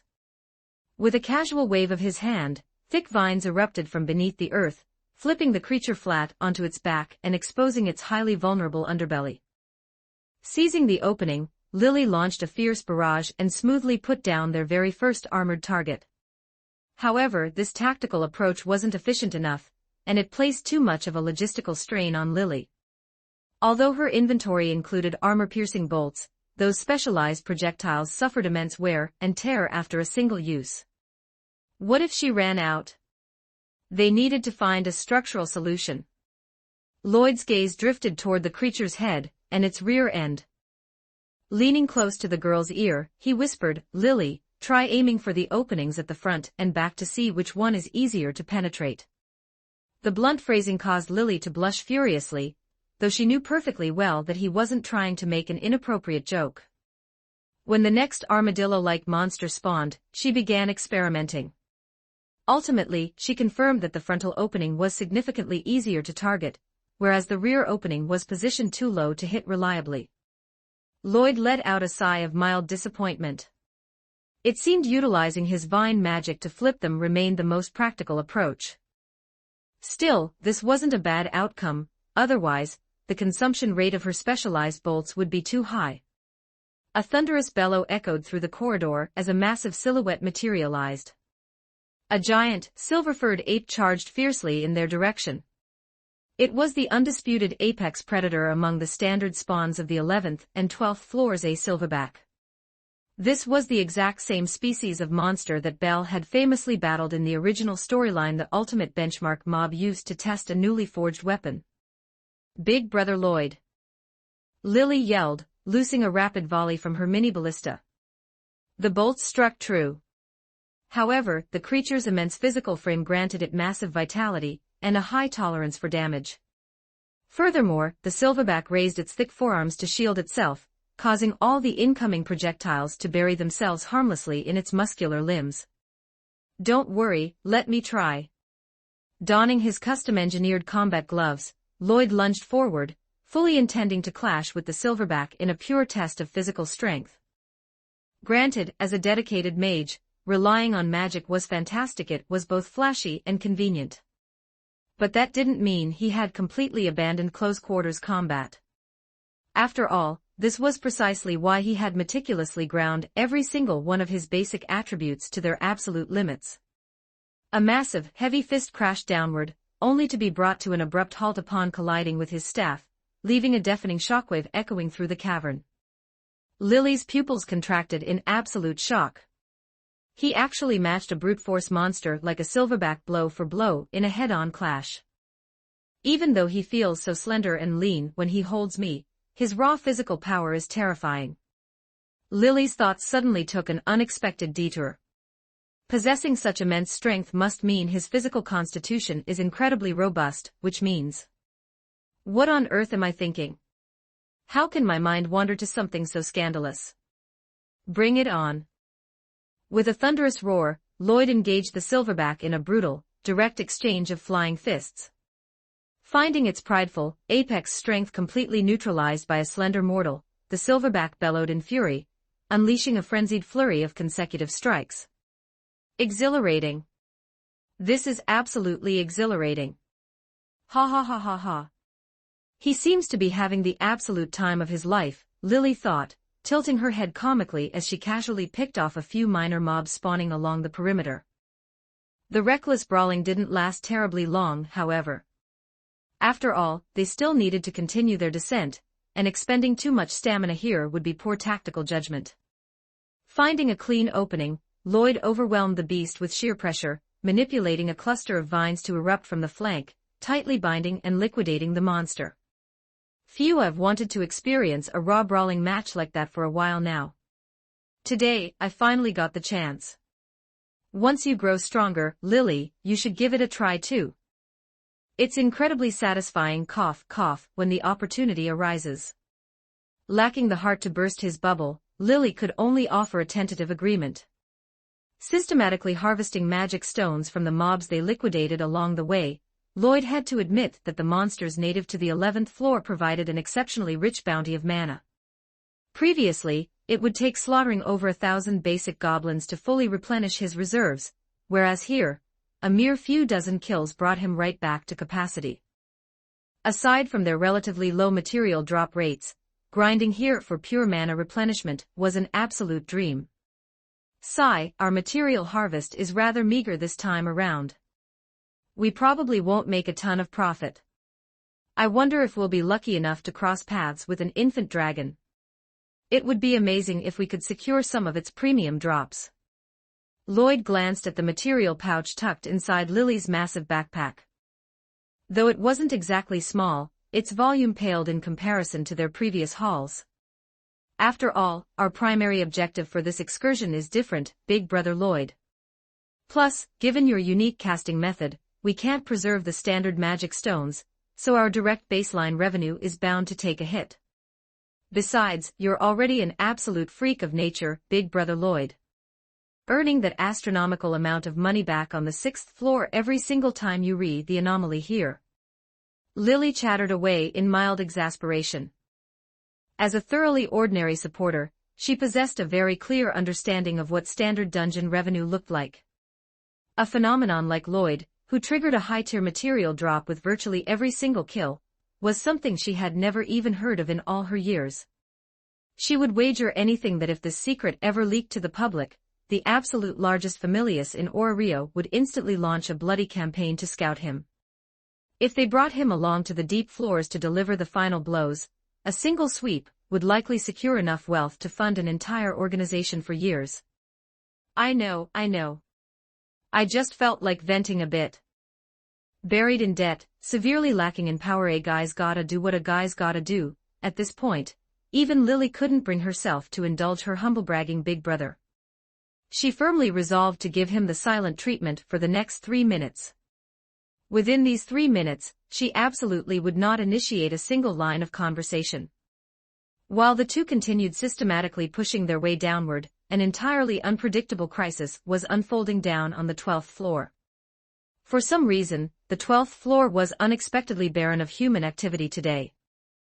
Normally, one would cross paths with multiple parties just by walking a short distance, yet right now, the corridors were entirely deserted. Panting breath and frantic, echoing footsteps rang out with jarring, piercing clarity across the vacant cavern. Sprinting at the absolute limit of his physical capacity, a male Chum adventurer fled in sheer terror, screaming profanities in the privacy of his own mind. Damn it, damn it, damn it all. That absolute bastard Xanis. Why on earth did he leak the operational intelligence? And that wretched elf. Why hasn't the guild hunted her down yet? And those hypocritical bastards from the Loki Familia. Why aren't they arresting her instead? Curse them. Curse every single one of them to hell. Patter, patter, patter. Hyperfast footsteps echoed from directly behind him. In a panic, the Chum adventurer reached toward his pouch, desperately attempting to retrieve a stamina potion to replenish his fading energy. Support me here, https://p@trian.com/oamon Multiverse, salvation begins in Danmachi. Join the journey and become part of the story. Chapter 52, The Final Retaliation, Chain Explosion. 1647 words. Staring at the solitary potion left in his hand, the Chum's eyes flared with a manic madness after a brief daze. He could no longer escape. The two figures behind him had been tracking him relentlessly. Survival was a mechanical impossibility. Furthermore, he had realized along the way that there wasn't a single ordinary adventurer in sight, indicating that the guild had evacuated the civilian sector long ago. Staring down a definitive dead end, he resolved to stop running. His hand drifted toward the explosives tucked inside his vest. The 12th floor, huh? You too might not die, but this will be more than enough to give you hell. He, chasing me, trying to completely wipe us out. Letting out a low, chilling laugh, he veered into a narrow side path, systematically concealing bombs along the cavern walls as he ran. Not far behind him, Ryu, her face completely obscured by her adventuring gear, was sprinting at full speed. Her face was entirely expressionless, but her eyes blazed with pure killing intent. Jura the Chum. To think he was actually still alive, and that he happened to venture up to the surface to buy supplies. Who knew there were still remnants and stragglers of the dark factions left? Die, every single one of you. In truth, the guild had already thoroughly mapped out the eradication of the remaining Evilous factions. Originally, they were only tracking down a single target uncovered from Xanis's ledger, but they hadn't expected to discover more hiding within the dungeon. The Loki Familia had taken the lead in clearing the lower levels, while this encounter with Jura was a complete anomaly. As a remnant who had kept himself remarkably well hidden, he usually confined his activities entirely to the deeper floors of the dungeon. But today, he had ventured up to procure certain supplies, right as the guild's sweeping manhunt was initiated. While attempting to slip away, he crossed paths with a certain elf, resulting in this relentless chase all the way down to this spot. During this time, personnel had indeed been deployed to evacuate civilians and prevent any collateral damage, and the person appointed by the Loki Familia for this specific sector was Ace Wallenstein. Under normal circumstances, with Ace on guard, nothing should have gone wrong. But Ace, by nature, was an absolute airhead. Coupled with Ria's sudden appearance and the fleeing remnant, Ace's focus had been completely divided. Furthermore, because of Lloyd's bizarre choice of a resting structure earlier, the two of them who should have evacuated long ago had safely arrived on the 12th floor. Fortunately, nothing seemed amiss just yet. The chase was currently playing out near the entrance to the 13th floor, while Lloyd and Lily had only recently descended, leaving a substantial distance between the two parties. Why won't you leave me alone? Why can't you just let the past go after all these years? You demonic elf. Jura bellowed, clutching his bleeding arm as he stared at the Tachi embedded in the earth directly before his feet. Ryu didn't even bother to offer a response, merely pinning him with a cold gaze reserved strictly for a corpse. A silhouette dropped down from above. Her long golden hair fluttered over an expressionless face, as she held her longsword, silently observing the two. Sword Princess Ace. This person is a fugitive wanted by the guild. Hurry up and attack her. I'm staying right here, I won't move an inch. I promise. Jura shrieked, seizing what he thought was a lifeline. Ace tilted her head slightly, her expression the epitome of sheer speechlessness. She was an airhead, not an idiot. Before setting out, Riveria had explicitly briefed her to ignore the elf's presence. Moreover, strictly speaking, she recognized Rio from a misunderstanding that had occurred during their childhood, which had long since been resolved. What are you just standing there dazed for? Strike her down immediately. This person is a wanted criminal. Jura was driven to the brink of absolute insanity. This was his final card. His potions were completely depleted. Unless these two powerhouses engaged each other in a frantic battle, he had zero chance of survival. I will eliminate you first, Ace stated flatly, lifting her longsword without a shred of emotion. Jura's expression froze for a fraction of a second before his eyes turned entirely feral. Ha ha ha ha ha. You all want me dead. Every single one of you wants me dead. Then don't even think about surviving. He hoisted a magic stone high into the air. Rio recognized it instantly. It was a specialized fire-heating magic stone. And for remnants of the dark factions, it served only a single purpose, detonating explosives. With a flick of her wrist, she loosed her secondary tachi, sending it flying straight through the chum's chest. Just as Rio exhaled a sigh of relief, Jura burst into a twisted smile. He rammed the heating stone directly into his vest where a final bomb lay waiting. A cataclysmic chain explosion erupted. Beginning from Jura's coordinates, over a dozen massive fireballs bloomed in rapid succession. Under ordinary circumstances, an explosion of this magnitude would have inflicted severe casualties, but two elite powerhouses were on the scene, and the traps had been spotted early. The exact instant the ground buckled, Ace unleashed her skill. Enveloped in localized wind elements, she cleared the blast radius in a few agile bounds, grabbing Rio along the way as she rapidly broke away from the shockwave. Leaping into a secure alcove, the blast failed to inflict even a shred of damage upon the pair. My thanks. It was nothing. Ace replied, her brow furrowing as she observed the blast site. As the thick smoke slowly billowed away, the corridor was revealed to be completely obliterated, blowing a direct structural opening down into the 13th floor. Having concluded the threat, Rio didn't depart, choosing instead to stand guard beside Ace as they monitored the perimeter warily. Inside the dungeon, a massive explosion was always the least dangerous to a person directly. The true nightmare was that such a cataclysmic disturbance would thoroughly infuriate the dungeon itself. Rio possessed more than enough traumatic experience regarding this specific phenomenon. Fortunately, they were currently on the upper floors, so that specific monster shouldn't manifest here. Meanwhile, the thunderous roar of the detonation and the distant flash of fireballs were clearly visible to Lloyd and Lily, who had only been traveling along the 12th floor for a brief period. Lily put down the orc she had just shot, and turned toward the youth beside her. Big brother Lloyd. Lloyd stared intently toward the source of the blast, his expression dead serious. A powerful, terrifying premonition was screaming frantically inside his mind, and Ina's parting warnings echoed vividly in his thoughts. Lily, we're heading back right now. We're stopping the farm sweep. Grab the magic stone, we need to leave immediately. Lily didn't know what had triggered his sudden, extreme tension, but she obeyed without hesitation.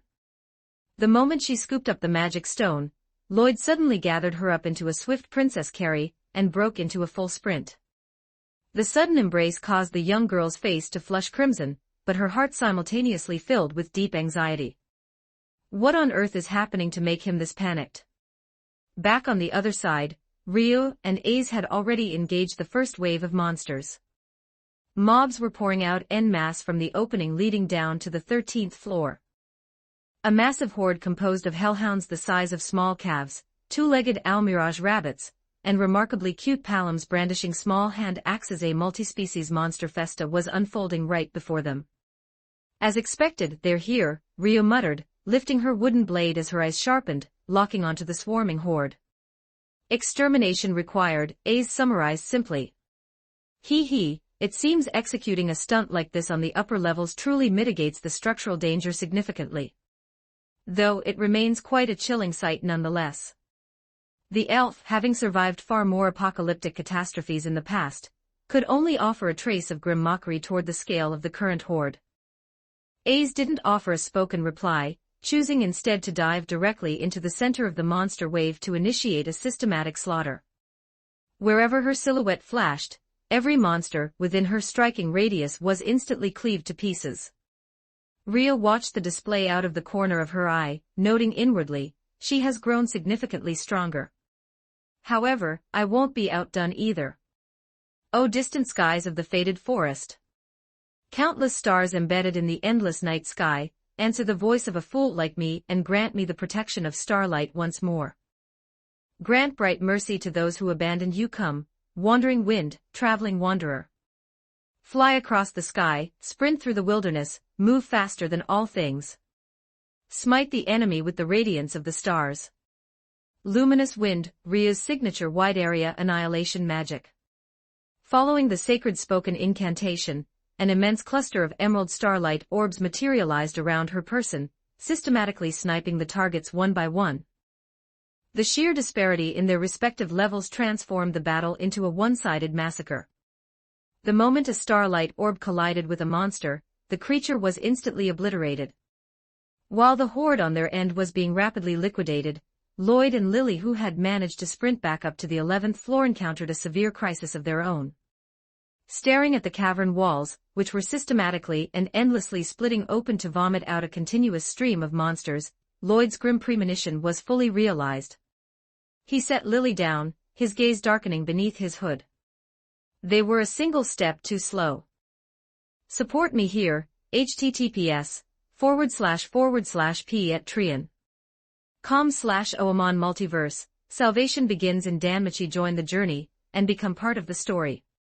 Chapter 53, The Monster Festa. 1848 words. Many have wondered about the exact differences between each floor in Ora Rio, but in reality, the structural distinctions aren't overly meticulous. The upper floors, spanning down to the 12th floor, are broadly divided into 3 distinct difficulty brackets: floors 1 through 5, 6 through 9, and 10 through 12. Starting from the 6th floor, terrifying war shadows begin to spawn, structural hazards and traps manifest on the 10th floor, and devastating infant dragons begin appearing on the 11th and 12th floors. Yet, the absolute most perilous scenario an adventurer can face remains a monster festa. It is a cataclysmic phenomenon that only triggers from the 10th floor onward, a nightmare that no sane party ever wishes to encounter. To those who have never experienced it firsthand, they might simply assume it just means facing a higher volume of enemies.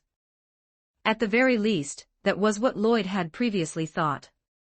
But now, staring at the massive 6-meter-long infant dragon before him, flanked by an overwhelming, swarming army of diverse monsters, reality hit hard. Orcs, hard-male armadillos, imps, goblins, needle rabbits, killer ants, virtually every single species native to the upper floors had materialized simultaneously. Interspersed among the rank-and-file horde were agile war shadows, and a multitude of erratic, elite, variants that behaved vastly differently from their standard counterparts. Watching the enemy count rapidly skyrocket into the dozens and continuously multiply, Lloyd's eye twitched beneath his hood. Lily, give me all of your magic stones right now. Do not wander off, stay right by my side and focus entirely on liquidating any monsters that breach our immediate perimeter, Lloyd instructed rapidly. Don't worry about wasting bolts.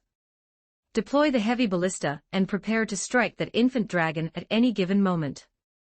He placed a reassuring hand on the young girl's head. Don't be afraid. I am right here. Hearing the youth's steady, unwavering voice, a panicked Lily dazed for a fraction of a second before flashing a radiant smile and nodding vigorously. Big Brother Lloyd is still here. Even though this looks absolutely terrifying, everything will definitely be fine. Still, she needed to steel herself. If we fail... Lloyd gripped the harvested magic stones tightly in his left palm, ready to absorb their energy at a microsecond's notice as his analytical gaze swept over the advancing horde. It seemed he would have to unleash his absolute full power for this clash. However, illusion magic was utterly useless against a mindless, raging swarm. His only viable options were raw close-quarters combat and his vine manipulation. He couldn't be certain if his remaining mana reservoir would suffice. If we fail at the very least, I must ensure Lily survives. Lloyd thought grimly. At the very least, I must ensure Big Brother Lloyd escapes. Lily resolved silently.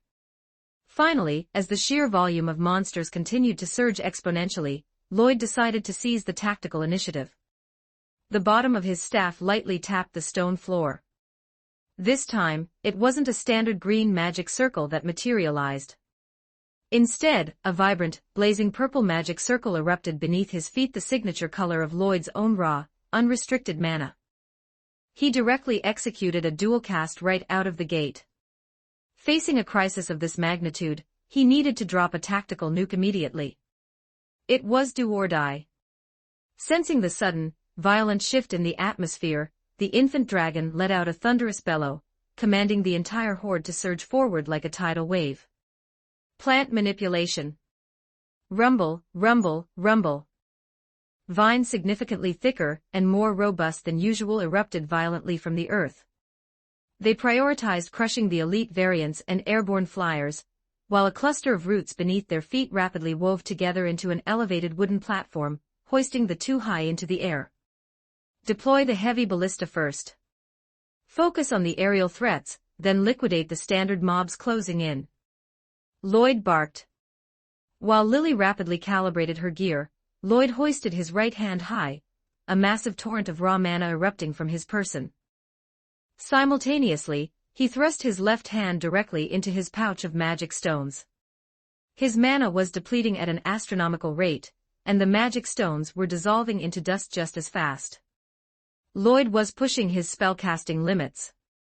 Dozens of thick vines thrashed through the cavern like colossal serpents, instantly obliterating any basic monsters they swiped. Standard goblins and fragile mobs were reduced to ash upon mere contact. While standard hardmails and silverbacks fell relatively easily, the elite variants could only be temporarily restrained. The vines lacked the raw crushing force to instantly snap their reinforced bones or constrict them to death. Recognizing the bottleneck, Lloyd immediately pivoted his strategy. Ignore the infant dragon for now. Liquidate the restrained targets first. Lily sprang into action immediately, swiveling the heavy ballista to lock onto the immobilized monsters before unleashing her specialized heavy bolts. The weapon, custom-engineered by Hephaestus herself, transformed the battlefield into an absolute slaughterhouse. Even the elite variants couldn't withstand its devastating kinetic force. The massive projectiles tore cleanly through necks and skulls, occasionally piercing straight through to impale the monsters standing directly behind them. Meanwhile, Lloyd was channeling immense focus into containing the infant dragon. Several thick vines whipped and bashed against its scales frantically, but the tactical output was severely lacking. At best, it merely impeded the creature's forward momentum, inflicting virtually zero meaningful damage. Even when he successfully bound its jaws, the beast would violently rip itself free within seconds. Recognizing the issue, Lloyd shifted his primary focus toward the rest of the horde, intending to wipe out the surrounding chaff entirely before dealing with the dragon. Monsters shrieked and roared. Vines cracked and thudded against flesh. Heavy bolts whistled piercingly through the air. As the dungeon's spawning cycle temporarily hit a lull, the horde began rapidly dwindling until the infant dragon was left as the sole remaining elite target. Lloyd continued utilizing his vines to delay the beast, while systematically cleaning up the remaining minor mobs, the hyperfast needle rabbits, and the fluttering moths and butterflies. Those insects had been continuously scattering toxic spores since the start of the clash, but given the critical nature of the battle, Lloyd could only clear them out in batches. He manipulated a shield of protective vines to shelter Lily's head while completely ignoring his own exposure. So what if it's a status ailment? A succubus possesses an exceptionally high passive resistance to anomalies. It didn't hinder his mana conductivity, or his fine control over the vines in the slightest. A brief moment later, the standard monsters were entirely annihilated, allowing Lloyd to finally focus his undivided attention on liquidating the infant dragon. He reached into his pouch to replenish his mana reserves, only for his fingers to brush against empty fabric. He suddenly remembered that his supply of magic stones had already been entirely depleted. The intense burst of consecutive spellcasting earlier had consumed everything. Thank goodness only a single monster remained, otherwise things would have taken a catastrophic turn. Curiously, although the cavern floor was littered with a vast quantity of magic stones, it was choked with an even greater density of monster carcasses. For some bizarre reason, the corpses weren't dissolving immediately. He had no idea what was causing this structural anomaly, but it was profoundly eerie. It reinforced how fortunate it was that he hadn't allowed Lily to venture down onto this floor completely alone. Then let's settle this with raw power. So what if my external mana quota from the magic stones is dry? I still have my own baseline reserves. Lily, take a test shot at the dragon. Understood. Having systematically liquidated dozens of targets, Lily had completely regained her battlefield composure. She selected one of her remaining heavy bolts, loaded the ballista, and took careful aim at the infant dragon before pulling the trigger. The heavy bolt pierced through its thick scales, but it only penetrated a fraction of an inch into its flesh. Nevertheless, the stabbing pain caused the infant dragon to roar in fury. It violently shattered its vine restraints and charged recklessly toward their elevated platform, executing a brutal, full-speed dragon charge. Bring out the blades. Lloyd further intensified his mana output. Thick vines surged from the earth and tightly snared the dragon's ankles, causing the charging beast to crash violently to the ground. Seizing the opening, Lily immediately loosed a secondary projectile, targeting its skull. Sensing the mortal peril, the infant dragon jerked its head upward at the absolute final microsecond. The blade tore straight through its neck before burying itself deep into the stone floor. A torrent of blood erupted from the wound. Driven completely feral by the injury, the dragon let out a maddened roar and charged once more. This elite variant is way too powerful. Its vitality is completely off the charts. Retreating was out of the question. The rampaging dragon was now shattering his vines upon mere contact, and a distinct wave of erratic mana was visibly pulsing across its hide. There is definitely something wrong with this monster. Lloyd directly tossed his staff to Lily. Take this. I'll create an opening aim straight for its skull. He slammed his hands together. The purple magic circle beneath his feet flared with blinding radiance as he channeled every remaining drop of his mana into a final, definitive output. He had only a single shot at this. Simultaneously, a complex magical pattern flared across Lloyd's eyes as he successfully triggered a visual mental attack upon locking gazes with the dragon. His vision instantly shifted, plunging him into a world of absolute, profound darkness. But before he could even analyze his surroundings, a brilliant, blinding beam of white light erupted from his chest. The guardian necklace. What the hell are you looking at? Get the screw out of here. The absolute darkness vanished instantly. Though he couldn't tell if it was merely his imagination, he felt as though he caught a faint, cowering wave of submission from whatever entity had been lurking in the dark. How bizarre. His consciousness snapped back to reality in a fraction of a second. Sure enough, the infant dragon's eyes were temporarily vacant and dazed from the mental shock.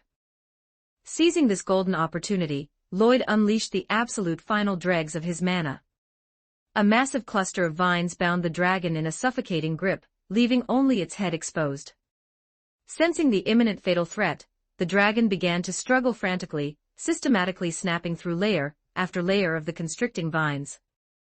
At this exact moment, Lloyd's mana reserves were completely bottomed out. Whether tracking his dungeon status sheet or his own internal energy, not a single drop remained. Big Brother Lloyd! Lily yelled, her aim slipping as the target thrashed violently. Get ready. We only have this one chance. So what if my mana is dry? To my own physical body, squeeze out one final drop of overdrawn energy for me. Support me here, https://p@trian.com/oamon.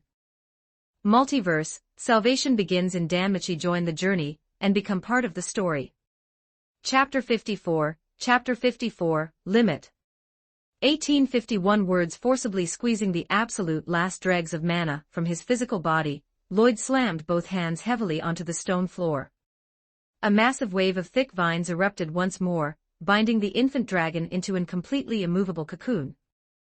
Within those few agonizing seconds, Lily smoothly recalibrated the heavy ballista. The loaded staff flew outward at breakneck speed, tearing through the air and skewering the infant dragon straight through its eye socket.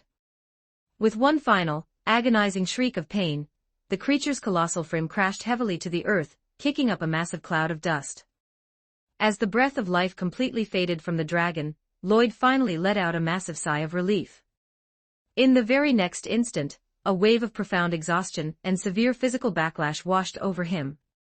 Slumping onto the floor, he panted violently as intense nausea and a cascade of negative side effects hit him all at once.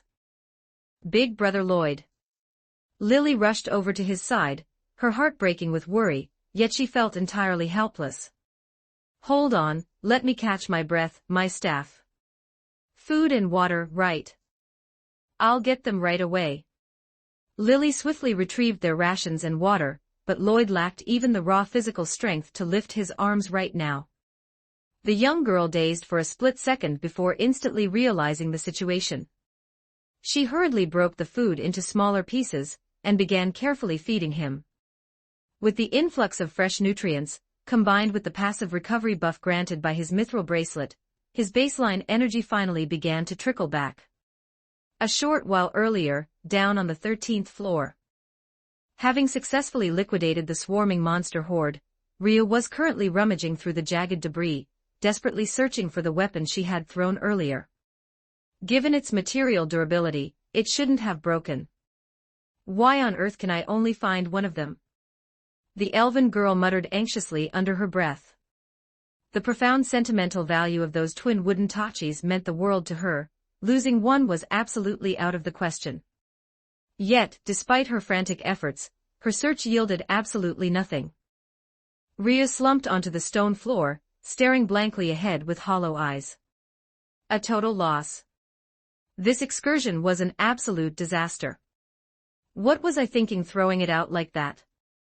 I could have easily caught up to him without resorting to a thrown weapon. Why did I have to throw it? I'm just a giant idiot. Standing right beside her, an expressionless Aze looked down at the tachi gripped in her own hand, then at the kneeling Ryu. A trace of contemplation flickered across her golden eyes. Should I give it back to her? She is officially a wanted fugitive blacklisted by the guild, but she was actively fighting to eradicate evil today. Besides, Riveria explicitly told me not to pay her any mind. I should give it back. Are you looking for this? Yes, yes, yes. Thank you so much. Reunited with her precious weapon, Rhea's anxiety vanished, and she hurriedly bowed her head in gratitude. It was nothing, Aze replied, shaking her head. Once she ensured the immediate sector was clear of residual threats, she turned and began making her way back up the stairs. Although the crisis had been averted, her defensive patrol duties were far from finished. Furthermore, she needed to ascend to notify the waiting adventurers that it was safe to return to the lower floors. Rhea prepared to depart as well. She had slipped out of the tavern completely unannounced. If she didn't rush back to her shift immediately, things would get highly problematic. Since there was only a single pathway leading upward, coupled with her desire to repay the favor, Rhea chose not to sprint past her. Instead, she trailed quietly behind the Sword Princess, racking her brain for a way to settle the debt.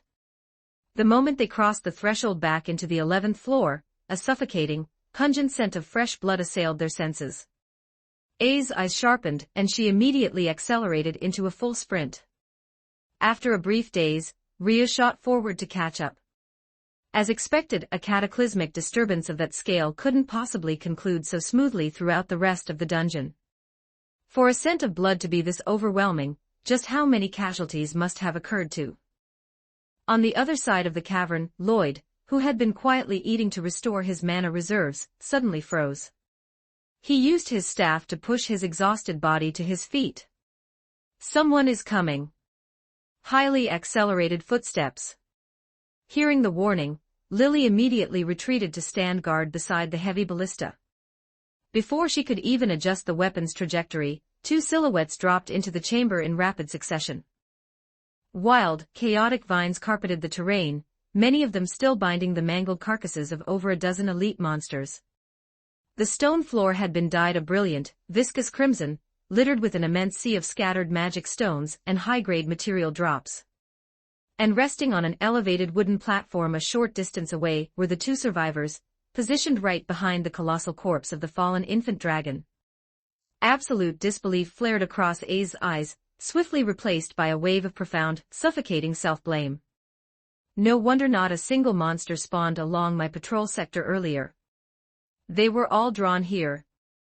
Beholding a scene that resembled the literal depths of hell, Ria's pupils contracted violently. The absolute most agonizing memories of her past came rushing back like a physical blow, causing the elven girl to instinctively clasp her hands over her face. Aze walked slowly through the carnage, stepping past the mangled carcasses. Halting a short distance beneath the wooden platform, she lifted her head to lock her gaze with the two individuals above. Unlocked, Aze Wallenstein. Current affection, level 0. Magnificent golden hair framing a flawless countenance, a perfectly proportioned physique, and an aura that was impossible to forget once seen, yet the most striking detail was the intense, crippling guilt swirling within her eyes. The Sword Princess. Aze Wallenstein of the Loki Familia. Lloyd's initial confusion dissolved into immediate realization. So this is the prominent Loki Familia elite Ina warned me I might cross paths with. Aze gave a faint, stiff nod. Then, she bent forward, executing a flawless 90-degree bow. I am deeply sorry. Lloyd was completely thrown for a loop. What on earth is going on here? Why is a legendary powerhouse bowing and apologizing to me the literal microsecond we meet? You're the one from the Hestia Familia, the person who collaborated with Hephaestus to open that training storefront. The trailing Rhea suddenly let out a sharp gasp of recognition. There was absolutely no way she could ever forget this distinctive dark cloak, and the petite girl standing beside him. Aze let out an incredibly cute, startled squeak. Lloyd snapped back to reality, manipulating the wooden platform to lower them back to the solid ground. Greetings, elites. I am Lloyd, captain of the Hestia Familia. We were suddenly swarmed by a localized monster festa right, after hearing a cataclysmic explosion echo from the 12th floor. We strongly suspect our ordeal is directly intertwined with that disturbance. Having delivered his introduction, Lloyd seamlessly filed a subtle, underhanded report. Damn it, those bastards who triggered the blast must be lurking nearby. With any luck, the Sword Princess will charge out and slaughter the culprits on my behalf. However, the exact moment the words left his lips, he distinctly detected waves of pure, unadulterated awkwardness radiating from the two women standing before him. Staring at the two powerhouses who were currently desperately avoiding his gaze, Lloyd's lips twitched beneath his hood. Well. Talk about a crazy coincidence. The literal masterminds behind my near-death experience are standing right in front of my face. Miss A's and Miss Delivery Elf, do either of you happen to possess any insights regarding what transpired down there?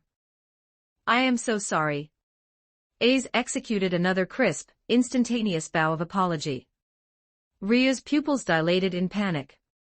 With blinding speed that left Lily completely unable to react, the elven girl lunged forward, grabbed Lloyd by the shoulder, and dragged him into a secluded corner.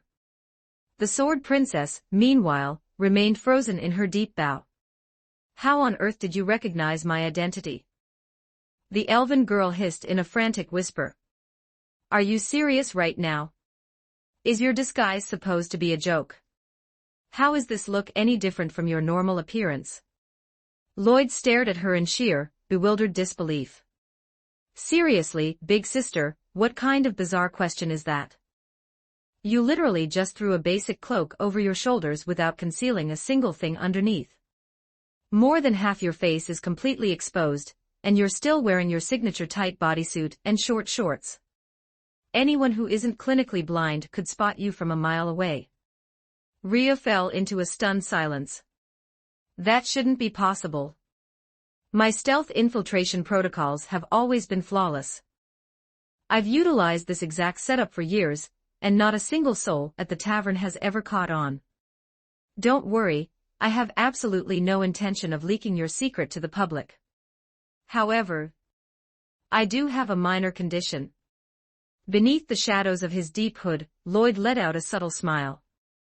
Because she couldn't discern his facial expressions, Rhea's face drained of color as a wave of panic hit her. This cloaked individual must undoubtedly be coveting my physical beauty. Relax, it's nothing unseemly. I simply require the assistance of your bodies. As expected. Rhea's instincts screamed in horror. I'll have to trouble the two of you, Lloyd continued smoothly, oblivious to her internal panic. My mana is completely bottomed out from the clash, and frankly, we have absolutely zero experience when it comes to processing this volume of monster carcasses. I need you two to provide physical labor and safely escort us back to the surface. Once we cross the threshold, our accounts are completely settled, and I guarantee my lips are sealed.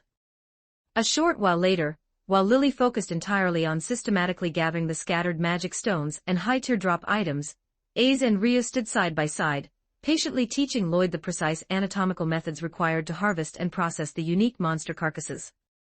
Lloyd had noticed earlier that the corpses from this specific clash behaved anomalies even after several minutes. They showed zero signs of dissolving into ash, which defied standard dungeon mechanics. After reviewing the operational data, the group deduced that the cataclysmic chain detonation had triggered a severe structural distortion in the immediate sector. The extreme density of ambient mana had oversaturated the monster's physical vessels, preventing them from dissolving immediately upon death. In other words, processing these highly unique carcasses carried a mathematically astronomical probability of yielding ultra-rare items of the absolute highest tier. Support me here, https://p@trian.com/oamon Multiverse, salvation begins in Danmachi. Join the journey and become part of the story. Chapter 55, Two Unlucky Elven Girls. 1776 words. At this point, it is necessary to mention the nature of monster drops in the dungeon. Under normal circumstances, monster drops manifest where the density of magic power is highest items, such as a goblin's fangs, or a war shadow's claws. In theory, any monster is capable of dropping materials, but such occurrences are exceedingly rare. Ordinary monsters typically yield no items at all. According to guild records, a monster must be at least of the elite rank to have a statistical probability of dropping materials. Furthermore, the guild had explicitly noted that the dungeon remained far from fully explored, a truth that applied even to its uppermost floors. The most prominent example of this mystery was the Monster Fiesta. To this day, the underlying laws governing its triggers remained unknown, though it was certain that large-scale environmental destruction would invariably provoke an incident. As for why the two elven girls were merely standing by and offering guidance on how to process the materials, the reason was simple. They had just consecutively harvested 2 monsters, only to find nothing but basic magic stones. Seeing this, Lloyd stepped in to take over. The two of them had put on a grand display, looking luckier than anyone else, but it turned out to be entirely superficial. After Lloyd successfully harvested 3 monsters in a row and obtained materials from every single one, he directed a deeply mocking laugh straight from his soul toward the completely dumbfounded duo. "Hello, everyone. I am the dungeon, or rather, the consciousness of the dungeon. Usually, I don't have much to do, aside from watching monsters and humans fight each other. I must admit, watching this kind of cricket fighting entertainment is quite amusing. Then, about 2 months ago, a newcomer arrived in the dungeon. As for why I remember him. First of all, that fellow was completely different from the usual crowd. Even though he was terrifyingly weak according to the dungeon's status parameters, he slaughtered monsters with incredible speed. Most importantly, within just a few visits, he managed to slaughter hundreds of goblins and similar creatures. What's the deal with that? Are goblins not raised by parents? Do they absolutely deserve to be butchered by you like that? Just you wait, I'm going to find a big brother to teach you a lesson right now. With a flip of my hand, I dispatched an enhanced goblin. Based on my calculations, that little target of his should have vanished in the blink of an eye. And then, there was no and then. That kid cheated. He used magic. Although that attempt failed, it was merely a minor interlude to me. After all, I have experienced plenty of situations like that. Consequently, I chose to ignore him well, except for occasionally throwing a few jet black stick figures, war shadows, within his vicinity. Yes, I really didn't do anything else. Furthermore, that kid was exceptionally clever. He stubbornly refused to venture any deeper, even though his actual combat capabilities could utterly crush those levels. What's more, his item drop rate was absurdly high. When compared to others, it was highly entertaining to watch. Finally, today, he actually came down here. I am already itching to present him with something fun. When the time comes, I'll send a few more toys, monsters, to fight him, and see what he's truly made of. Yet, for some reason, the more I look at him, the more displeased I feel. How strange. Reason for displeasure: the aura from the necklace he wore 2 days ago has not entirely dissipated. Strange as it may sound, the reason I paid attention to that kid was incredibly simple: he never shows his face. How curious. Curious. So curious. As luck would have it, today this kid happened to reach the 12th floor, right when something over their head made me quite unhappy. On one side, there are 2 individuals running rampant and domineering on this floor. On the other side, there is this curious fellow who has slaughtered thousands of monsters during this period. Oh, I am so very interested. Let me catch a glimpse of your true appearance. If you look handsome, I might just bring you over to add to my collection. He faced with a horde of monsters that cannot possibly be blocked on this floor. What are you going to do? Your magic is quite impressive, but what will you do once your magic power runs dry? Wait, how strange. Where did you get so much magic power? How can you execute such high output while simultaneously recovering? Fine, even after running completely dry, you can still overdraft your reserves, can't you? Let me see just how much you can overdraft. Holy mackerel, you've already overdrafted twice your stored capacity, and you're still going. You might not care about your own life, but if your body gets blasted into broken bones, what am I supposed to do with a collection of bones? I'd have to feed them to the dogs when the time comes. Wow, you actually have another ultimate trump card. This is bad. This giant lizard, infant dragon, can't hold on. No, victory is right before my eyes. Watch me boost it with a surge of my own magic power. Just charge ahead and finish it. Unbelievable, so you really did have a final killing move. But since you dared to enter the consciousness space, I bet you didn't expect this. I am right here. And then, looking at the battle angel holding a holy sword, I completely froze. No wonder this kid is different. Even I am forbidden from seeing his face. It turns out he has powerful backing. Ha ha ha, damn it. If you have someone backing you, why didn't you just say so? You should have mentioned the existence of someone who can obliterate me in a single strike. Would I have dared to utter a single word? To think Lloyd traveled to a place like this to play in another world. I will have to give him a proper talking to when he returns. The angel did not open her eyes, nor did she even glance in this direction, but the dungeon knew with absolute certainty that she had thoroughly understood everything about it in an instant. Are you curious? I shall let it slide this time. But if there is a next time... The holy sword was raised and allowed to fall gently. A divine ripple resonated throughout the entire world. Every single deity raised their head simultaneously to gaze up at the heavens. Yet, they could see absolutely nothing, nor could they trace the source of the phenomenon, as if the ripple that had just occurred was nothing more than an illusion. I have memorized these coordinates. Should the strong bully the weak again, I shall personally descend. These strange words echoed clearly beside the ears of every god. At the same time, an illusory feather drifted past, accompanied by an absolute, irresistible pressure. Good heavens! Good heavens! All the gods erupted into chaos. What on earth had just happened? Who was the one transmitting that voice? Which angel possessed such terrifying, unfathomable strength? Who exactly was it? Who could it possibly be? Meanwhile, within the dungeon, inside the space that had reverted to pitch-black darkness, its consciousness had grown entirely submissive. It shrank quietly into a corner, choosing to play dead. What a terrifying entity. If a mere manifestation of her presence was this explosive, a visit from her true self would undoubtedly cause the dungeon to perish instantly. It was much better to sit back quietly and watch the cricket fights. Just watching was perfectly fine. Then again, it had infused far too much magic power into the monster during the confrontation earlier. Oh well, let it be. In any case, I am not going back there. Lloyd was completely unaware of these developments. At this moment, he and his companions were carrying an immense quantity of materials as they made their way back up toward the surface. Just as they neared the exit, the elven girl departed. Before leaving, she made sure to give a strict warning, emphasizing that he must absolutely never speak a word of this to anyone, or else she would come back to beat him up. As for Ace, though it had been explicitly stated that she was free to leave even if no materials remained to be carried, she flatly refused to go.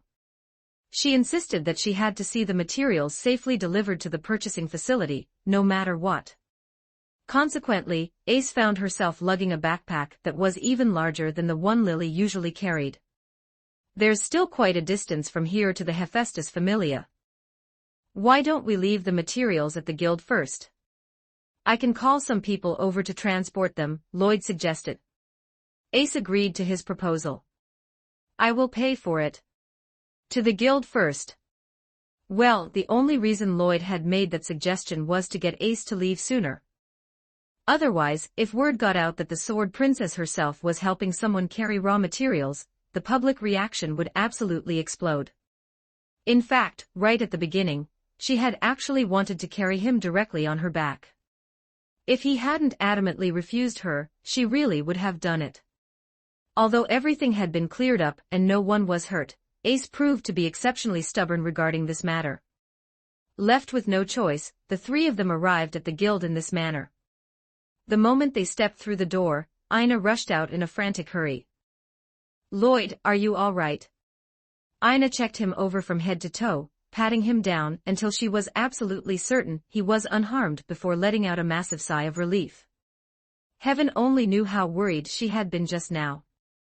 The Loki Familia had suddenly reported urgent news stating that an explosion had occurred on the 12th floor, accompanied by an abnormal monster outbreak.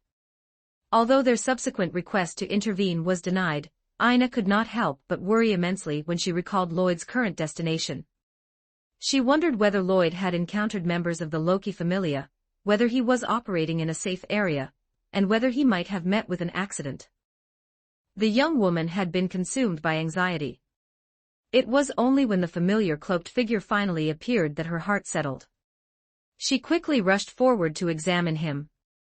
What do you have here? Support me here, https://p@trian.com/oamon. Multiverse, salvation begins in Danmachi. Join the journey, and become part of the story. Chapter 56, Chapter 56. I'm telling the absolute truth. 1680 words inside the guild, Ina's frantic gasp echoed through the lobby. Lady Ace. How could you be so careless? Whoa, I completely understand your concern, Miss Ina, but look, everyone is perfectly fine. Lloyd quickly stepped in to smooth things over. Besides, Miss Ace has already been an incredible help. This whole thing was an accident from the start, so we can't just pin all the blame on one person.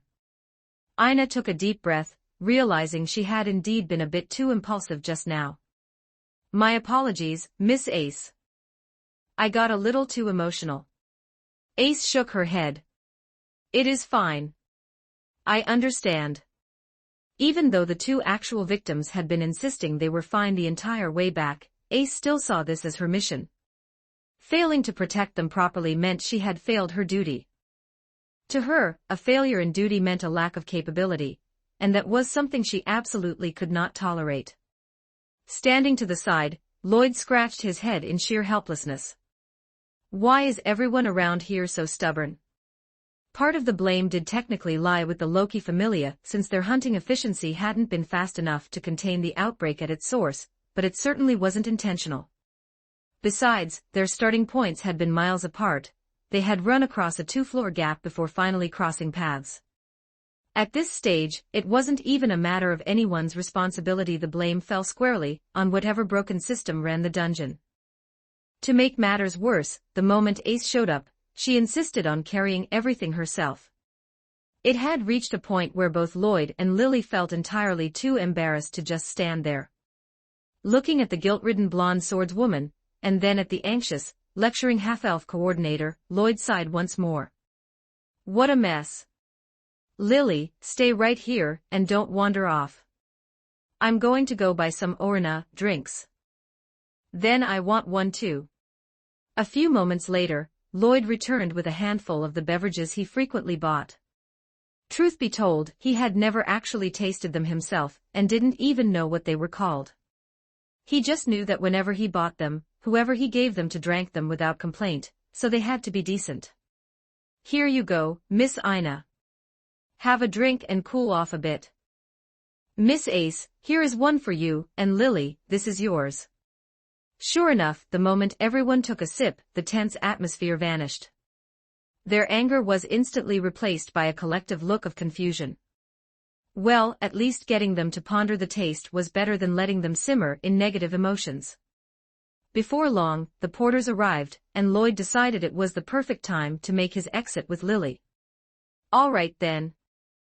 We'll be heading over to the Hephaestus Familia now. We'll take our leave first. Lloyd offered a playful grin before turning around. Don't stay mad, Miss Ina. I've heard that girls get wrinkles when they're angry. On the way to the Hephaestus Familia, Lloyd couldn't help but feel a wave of emotion. He had originally planned to camp out and spend a few days down in the dungeon. Who would have thought he'd head out in the morning and be back by the afternoon?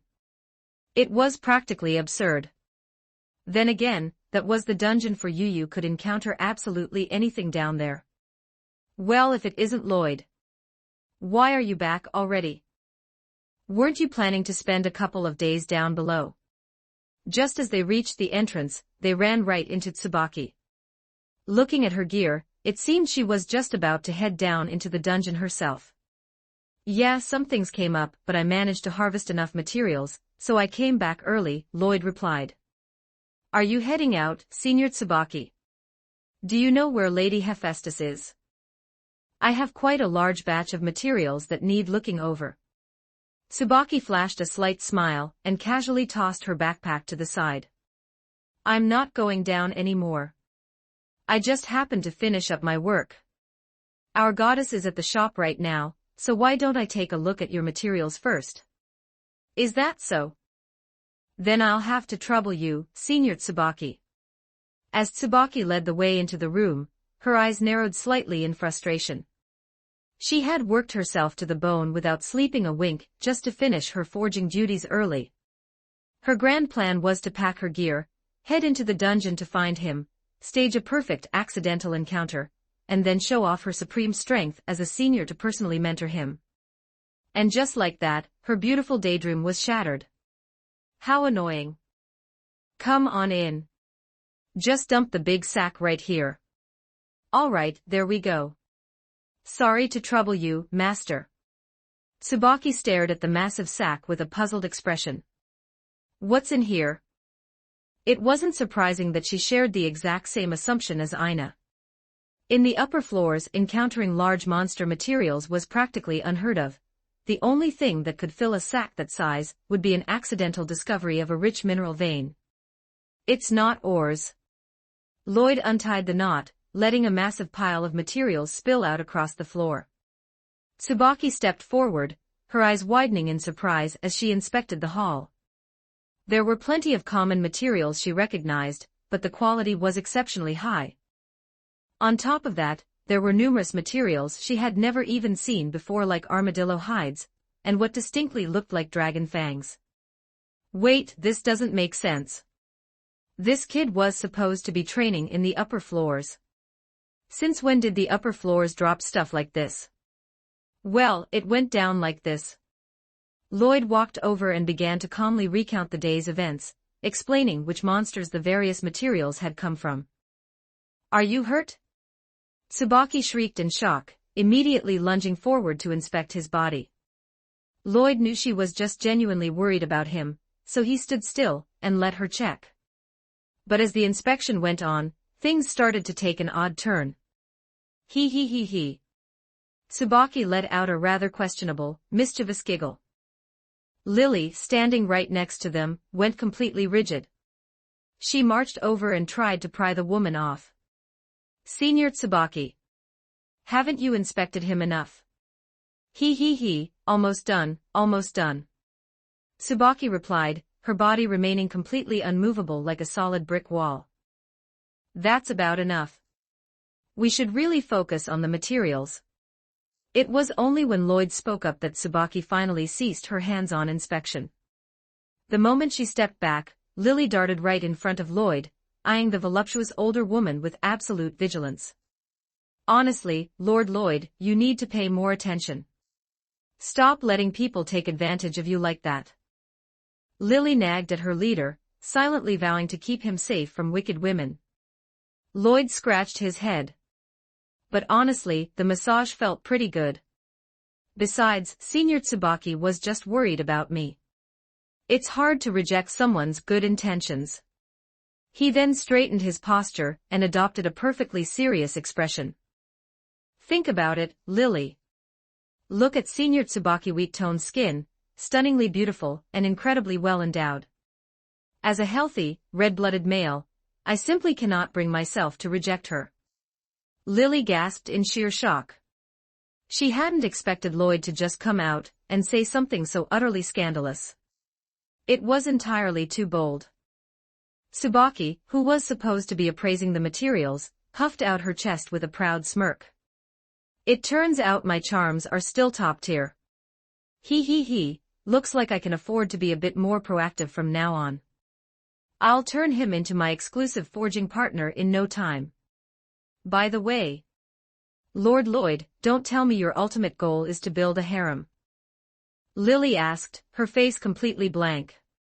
Such a desire was common knowledge in Orario, honestly, in this entire world. They were adventurers, after all.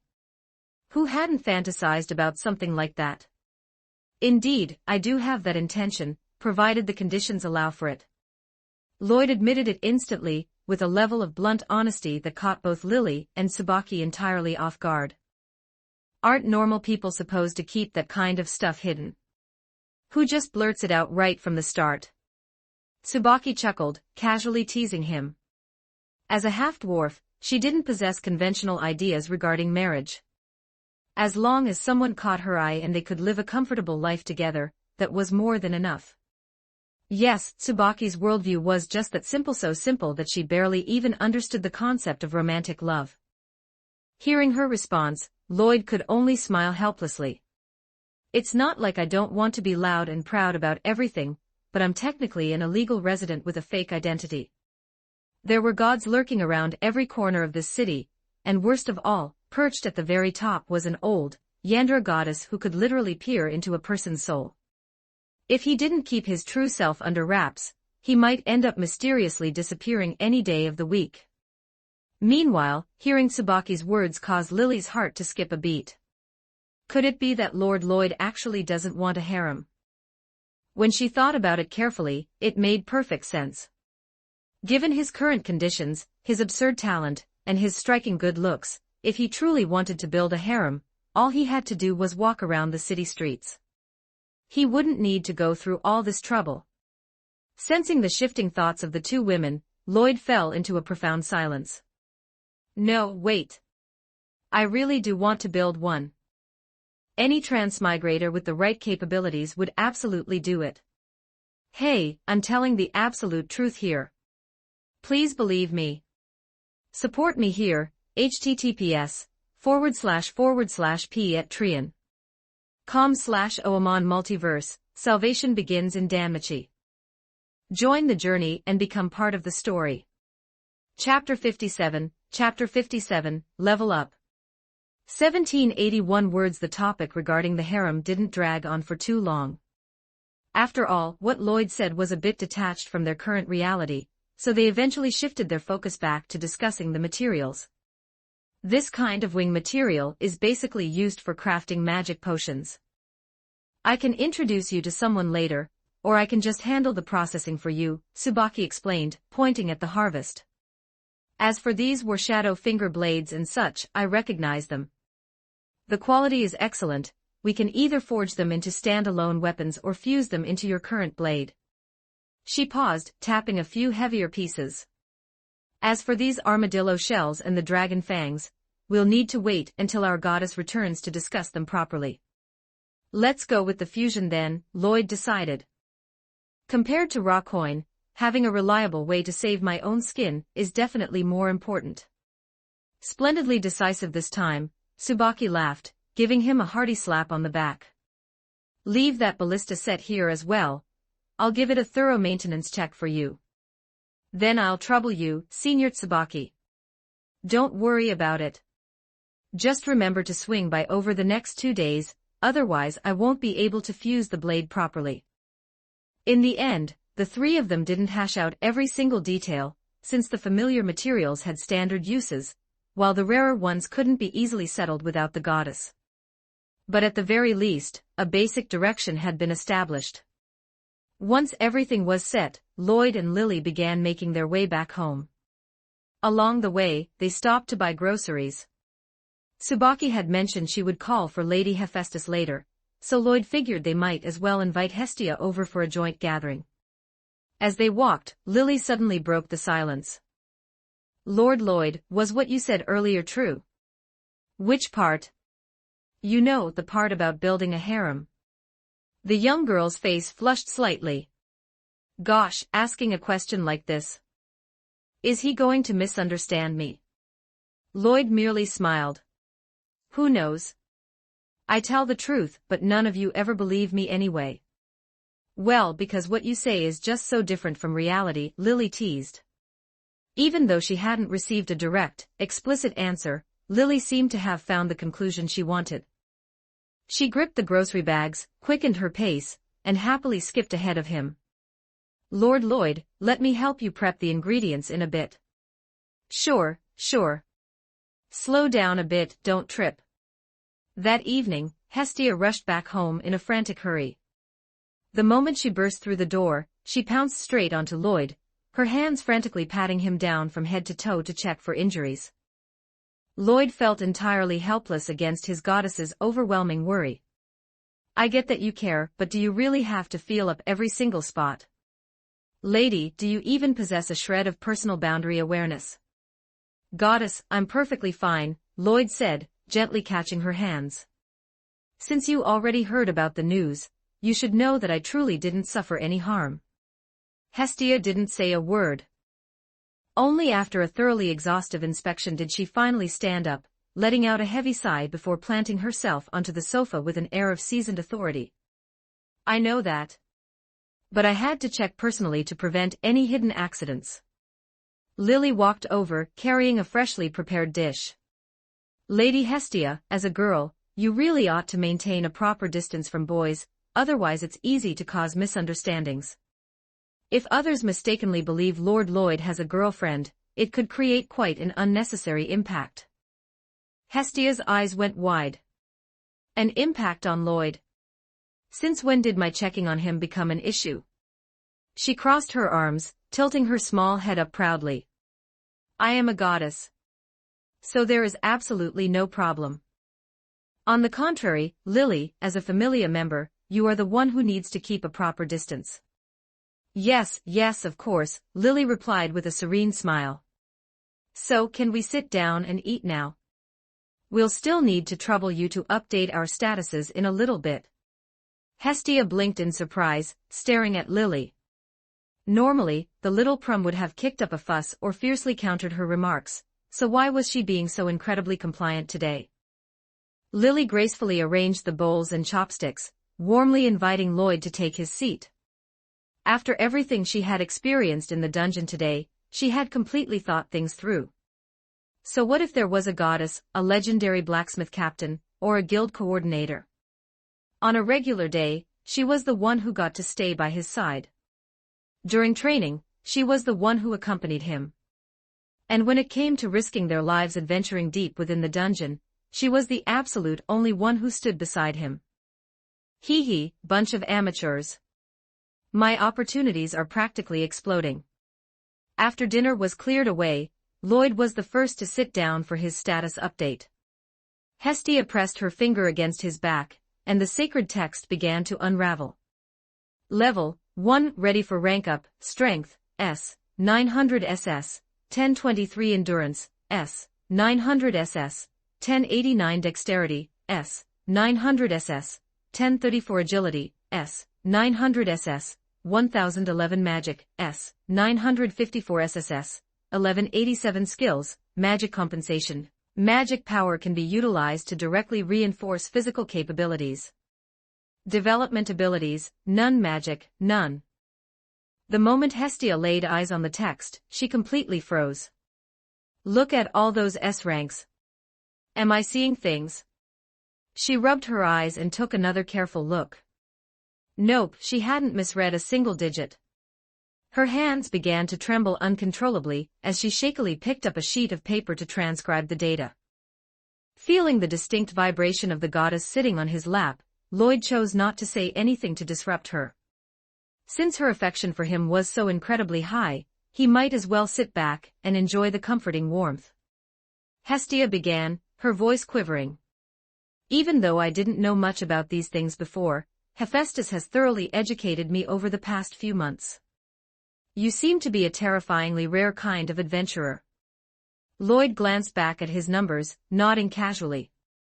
Is that so? I feel like it's pretty decent. Lily, who had leaned closer to sneak a peek, was utterly dumbfounded. Wait a minute, are these numbers that a normal human being can even achieve? Was this what the elite geniuses of the giant Familius looked like? Granted, she hadn't had her own status updated in several years, but looking at this, it was completely terrifying. By the way, goddess, please go ahead and trigger the rank up, Lloyd requested. While there's still a tiny bit of room for growth at this level, the cost-to-benefit ratio isn't worth delaying any longer. Spanning nearly 3 months of intense effort, he had finally bridged the gap that usually took other transmigrators mere days to cross. He was finally going to level up. Time to level up, hell yeah. Hestia cheered excitedly, focusing her divine will to trigger the evolution. And then.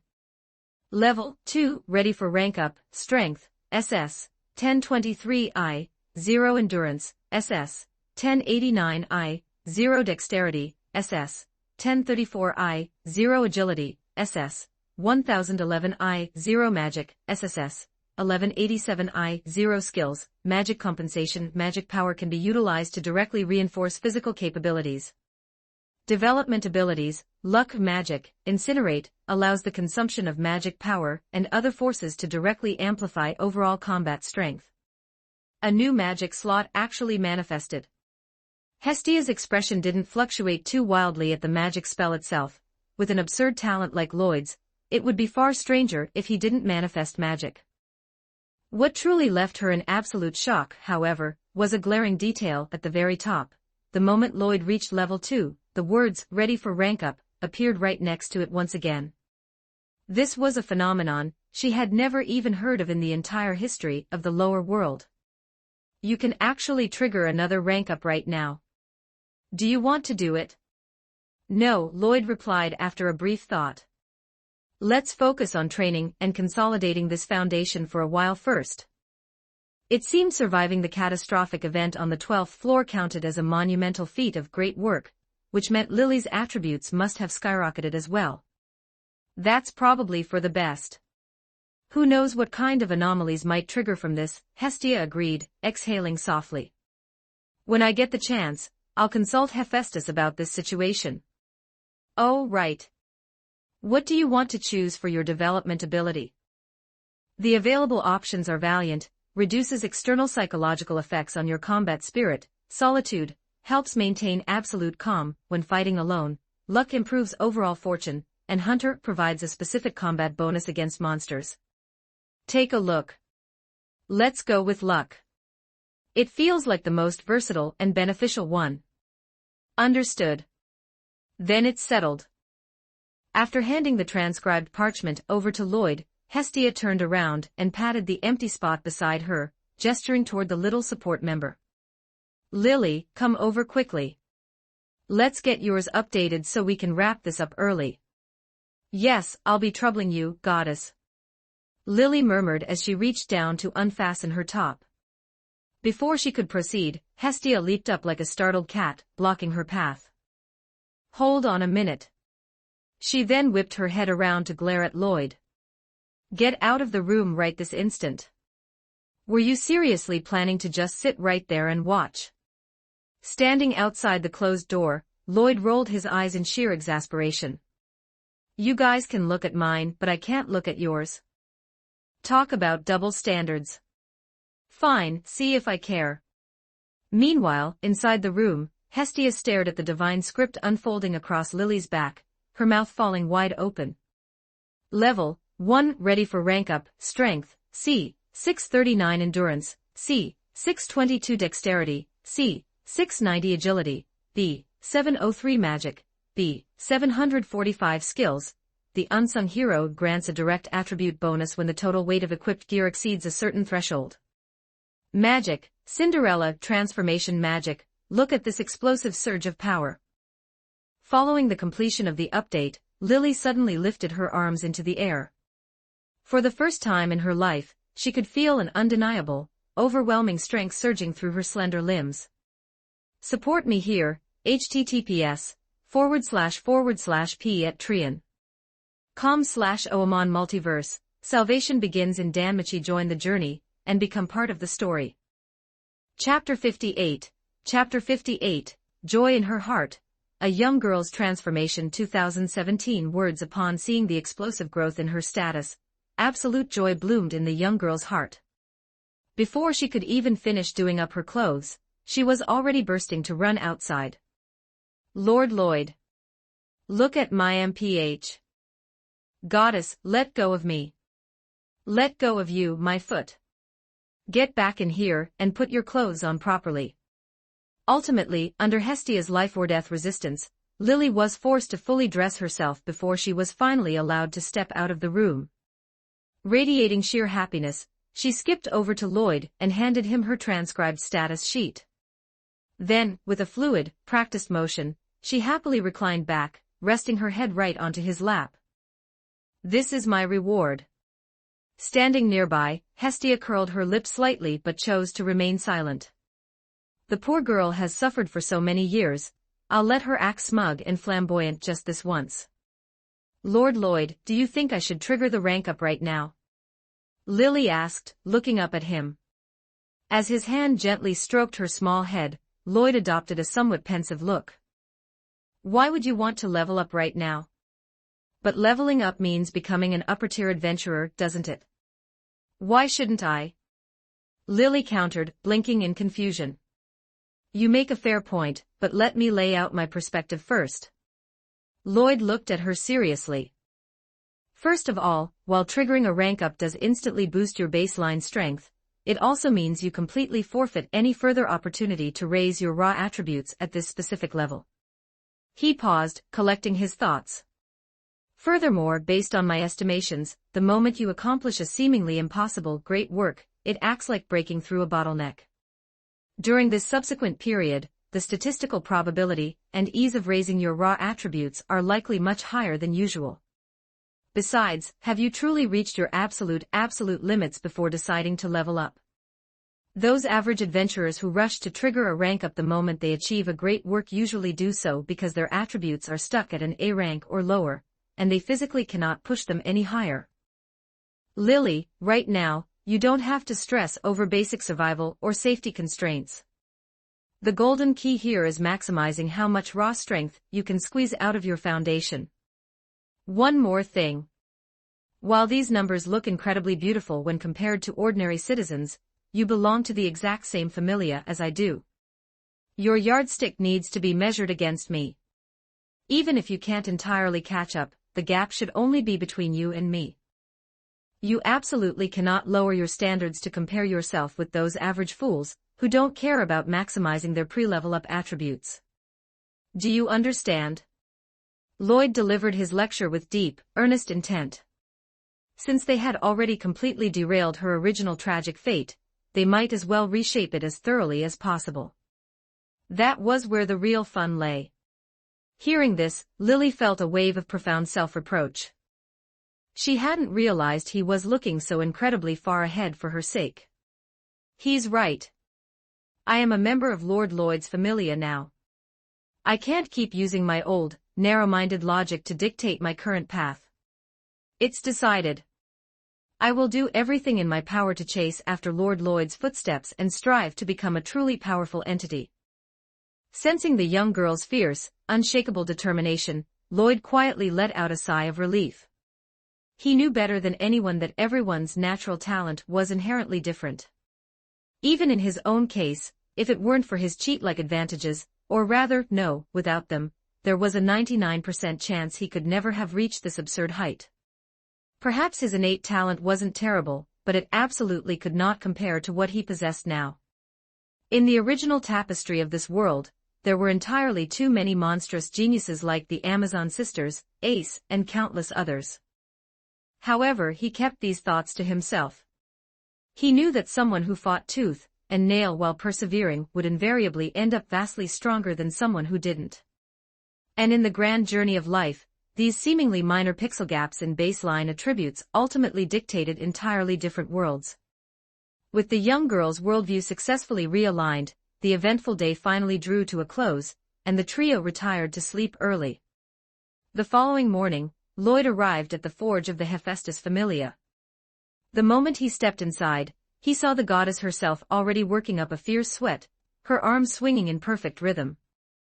He didn't make a sound to disturb her. After their eyes locked in a brief, silent greeting, he walked over to a small wooden stool in the corner, sat down, and propped his chin in his hands, quietly watching her move. Although no words were exchanged, this silent, focused gaze carried a comfort of its own. About a month ago, he had drastically cut down on his verbal praise. For one, it felt a bit repetitive. He genuinely, deeply loved watching the art of smithing and the forging of weapons, but overdoing the compliments could easily start to feel disingenuous. Thus, he had transitioned into a quiet spectator.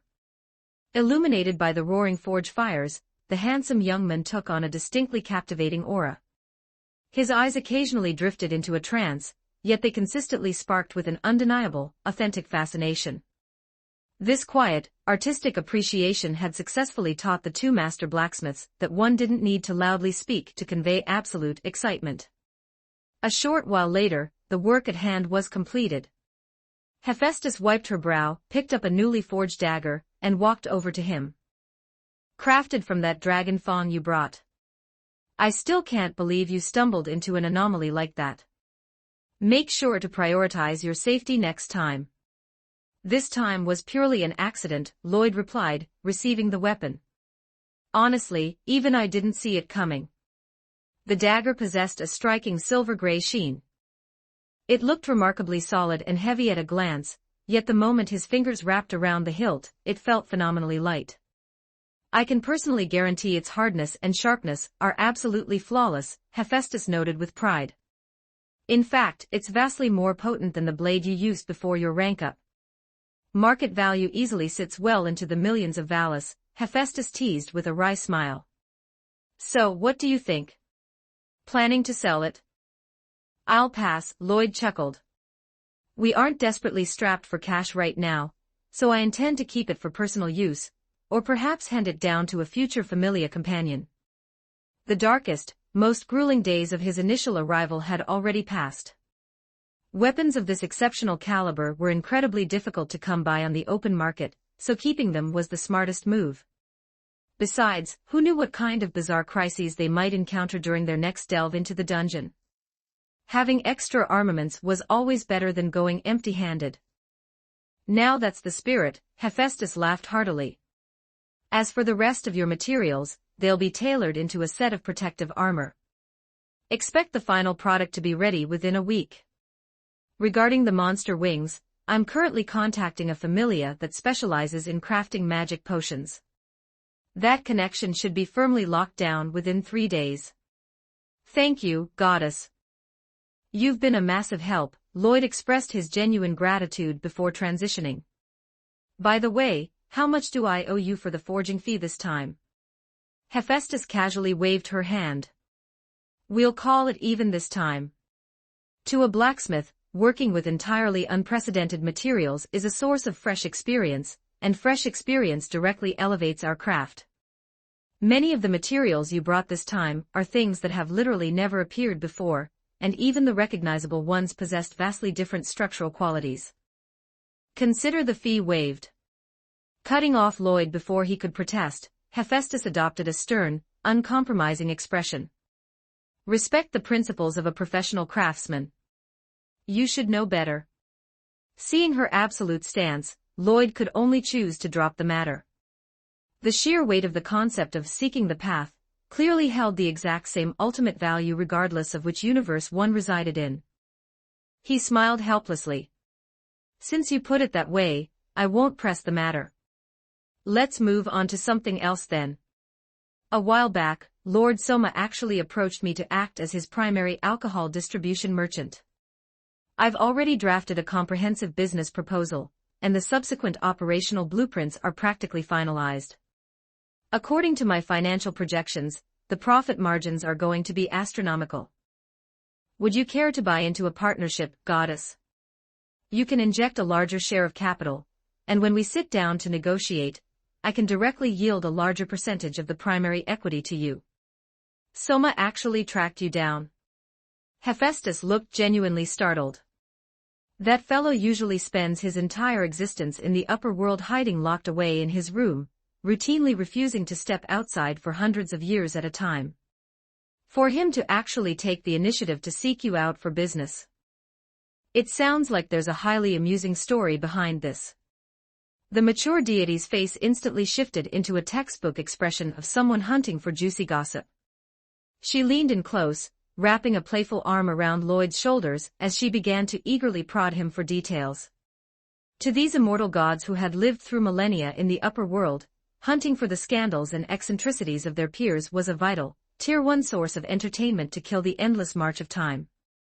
It wasn't anything too crazy, honestly, Lloyd began, explaining the sequence of events while casually enjoying the soft, close proximity of the goddess. It was just a while back. And then it somehow ended up igniting his competitive drive. Now he's determined to use his brewing skills to utterly defeat me. He let out a soft sigh. To be completely honest, I don't even like drinking alcohol. If it were fruit juice, I'd be all over it. Ah, I see. That actually sounds just like him, Hephaestus mused, her grip loosening slightly. The man is decent when it comes to his singular craft. It's rare for him to find a genuine spark of motivation to strive for something, so this is actually a good thing. After all, maintaining a passion is an incredibly vital matter, especially for an immortal deity. Hearing her words, Lloyd looked at her curiously. Don't you ever suffer from that kind of existential boredom? Hephaestus answered immediately, a faint smile gracing her lips. She explained that she had always possessed an unshakable love for forging, so she fared much better than most in that regard. However, the weight of eternity still carried a trace of monotony, which was precisely why she had chosen to descend to the lower world in the first place. All right, I'm in on this project. Just report the required capital investment to me when the time comes. She then straightened up, her eyes gleaming with renewed focus. Now, since we have nothing else to handle, let's get straight to forging your new weapon. Tsubaki has already headed over to manage the storefront. No wonder I didn't see Senior Tsubaki today, Lloyd realized. Usually, she was the absolute first person to pop up the moment he set foot in the building. It turned out she was busy handling the commercial side of things. Between her, Lily, and Lady Hestia, the administrative front should be completely locked down without any issues. Don't daze off now. Our real work is about to begin, Hephaestus murmured. She reached out and firmly closed the heavy workshop door, securing the latch. After all, her composure might slip a bit during the upcoming intense forging session, and she absolutely couldn't allow anyone else to witness that side of her. Support me here. https://Patreon.com/oamon. Multiverse, salvation begins in Danmachi. Join the journey, and become part of the story. Chapter 59. Chapter 59. The beginning of the exploitation. 1534 words. The forging of weapons was not a task that could be completed in a single morning. Lloyd spent the early hours focused primarily on his main armaments, the dagger, and the heavy and light crossbows. After agreeing to return whenever he had time, Lloyd took his leave, leaving behind a goddess whose face flushed with an inexplicable blush as she nervously rubbed her thighs together. Leaving her workshop, he headed straight for the Soma Familia. Upon reaching the entrance, Lloyd fell into a silent stare at the large official seal plastered across the front gates. Wait, how did it end up sealed off? Is that guy even still in there? Over here, over here. Soma's head suddenly popped out from around the corner, waving to Lloyd. The guild sealed the main gates to prevent any unsuspecting newcomers from trying to join. We can still use this side door. It was originally meant for delivering brewing ingredients. I promise it's not a dog flap. Lloyd was somewhat surprised. Soma had changed quite a bit during this period. I didn't expect you to learn how to crack a joke. It seems you've been in a good mood lately. Soma nodded. Being able to brew wine all by himself without any interruptions, while also having a new goal to look forward to on the outside, either of these would make him happy. Having both happen at the same time was pure bliss. I heard you ran into danger in the dungeon. Be more careful next time. Make sure you don't die. Thanks for the concern, but it's no big deal. As long as the dungeon doesn't throw a tantrum, everything should be fine. You're right. But if it didn't throw tantrums, it wouldn't be the dungeon, Soma said with deep meaning as he opened the door. All gods possess some degree of understanding regarding the dungeon. That thing was alive, and the probability of it throwing a fit was far higher than the chances of him going to the restroom and forgetting paper. Although Lloyd didn't have the highest opinion of the god standing before him, he still took the advice to heart. After all, Soma was genuinely expressing concern right now. Walking inside, because there was no one else around, Soma had moved his entire workspace directly into the main hall. He had even dragged his bed over. The moment Lloyd stepped in, a pungent aroma of alcohol assailed his nose, causing his brow to furrow. So strong. Seeing this, Soma immediately put down the liquor he had just picked up. No need to second guess, this batch was a failure again. Since you came to find me, you must have prepared the proposal. I've also compiled the brewing processes and ingredient lists. Then let's exchange and take a look. We can communicate and adjust if there are any objections. The two swapped reports and began reading. Lloyd's proposal went without saying. Having prior business experience, he had prepared two versions. One was a standard model, while the other was based on Hephaestus's current mode of operation, detailing various funding structures and profit-sharing ratios. Soma was purely a brewer. Although he had lived for eons, he understood absolutely nothing about business, yet he found it awkward to show it. After all, he was still a god. However, the human sitting across from him had already begun to knit his brows. Oh no, is there something wrong? Even though he was a deity and the sole master of the core brewing technology, Soma couldn't help but feel a bizarre sense of pressure building up. His frown is getting even deeper. After a few minutes of sitting on pins and needles, Soma lost his initial confidence. Is there something wrong with my formulas? Lloyd began with a deep sigh, his expression complex. Lord Soma, your formulas are excellent, but they are lacking in certain structural aspects.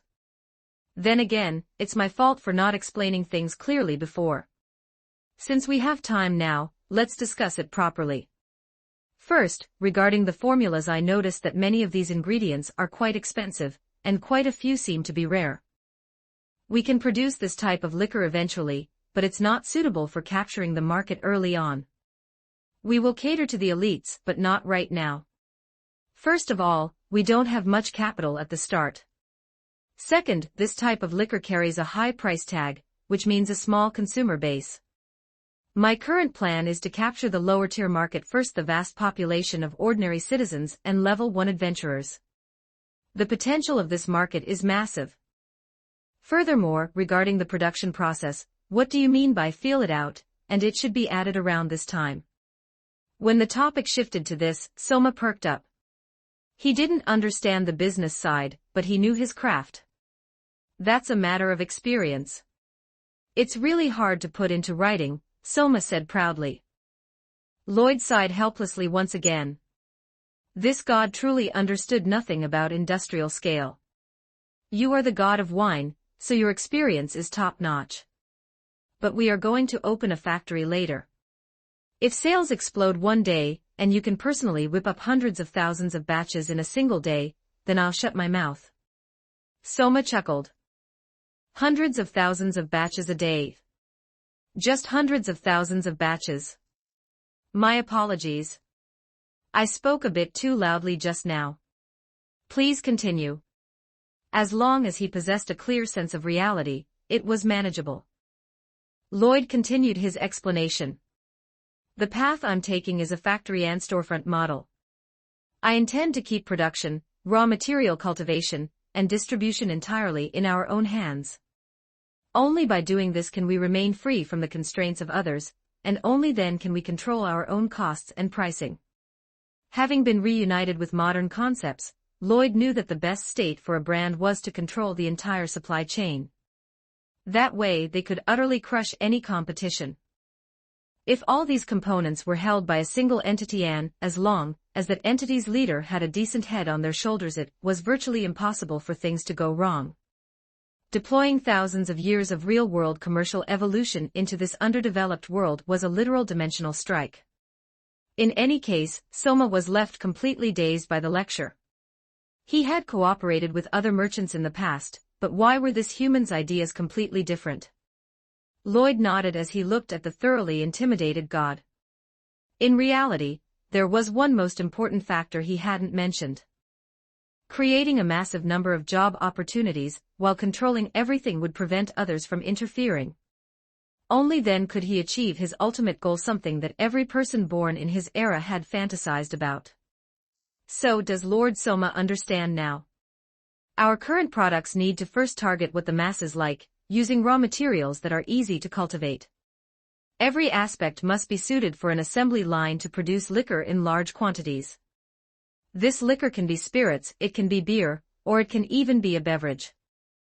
As long as it tastes good and enjoys high public acceptance, that will be more than enough. As he spoke, Lloyd began his psychological manipulation.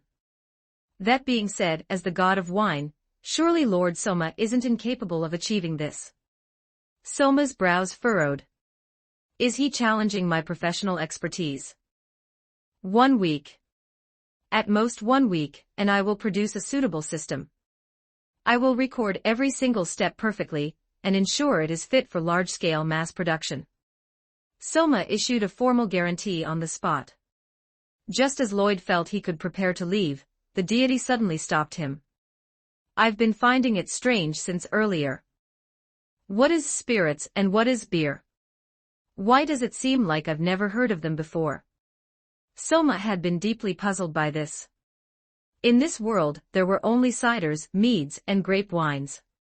At first, he assumed these two names were just the humans' unique regional terms, but since Lloyd was still using them here, it implied that the two types of alcohol he spoke of simply did not exist in this region. Were they brewed by Lloyd himself? Brewed by someone else? Or had he learned about them and tasted them somewhere? Lloyd froze. He was done for. He hadn't visited the local taverns here, but in the anime, the setting resembled the Western medieval fantasy. Constantly using terms from his old homeland in this environment was a slip-up. No, he needed to think of a way to bail himself out. Those two types were brewed by a senior back in my old hometown. Since I don't drink alcohol, I never looked into them deeply, so I've always used those two as benchmarks. A senior. Where are they? Can you introduce us? Soma's eyes lit up with brilliant excitement. He knew it. There really was alcohol out there that he had never seen before. Support me here, https://p@trian.com/oamon multiverse, salvation begins in Danmachi. Join the journey and become part of the story. Chapter 60, Ina, you're no ordinary mortal. After seeing this 1655 words, it might not be very convenient. That little village has already vanished, you see. The Black Dragon. When those last few words left Lloyd's mouth, Soma fell completely silent. He extended a hand and placed it firmly on Lloyd's shoulder. I'm sorry. I didn't know about your past.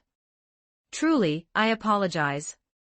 But can you describe the process, the raw materials, or even just the final flavor? He would bet everything he possessed as the god of wine. He would absolutely make sure this young man could taste the liquor of his homeland once more.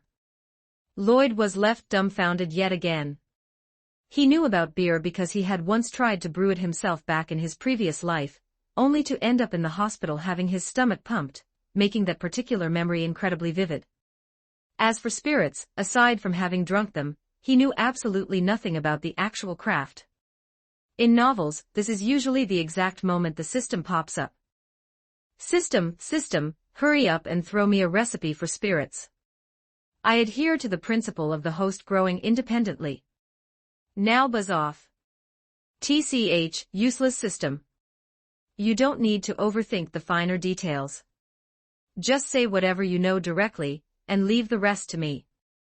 Soma urged once more. All right, then I'll just speak on what I know. First, regarding beer. Malts are crushed, loading, moistening, crushing, wort preparation, saccharification, filtering, boiling with hops, whirlpool sedimentation, wort fermentation, cooling, pitching yeast. As for spirits, I only know that grains require making a starter culture, fermentation, and distillation. I think water needs to be added to adjust the strength at some point.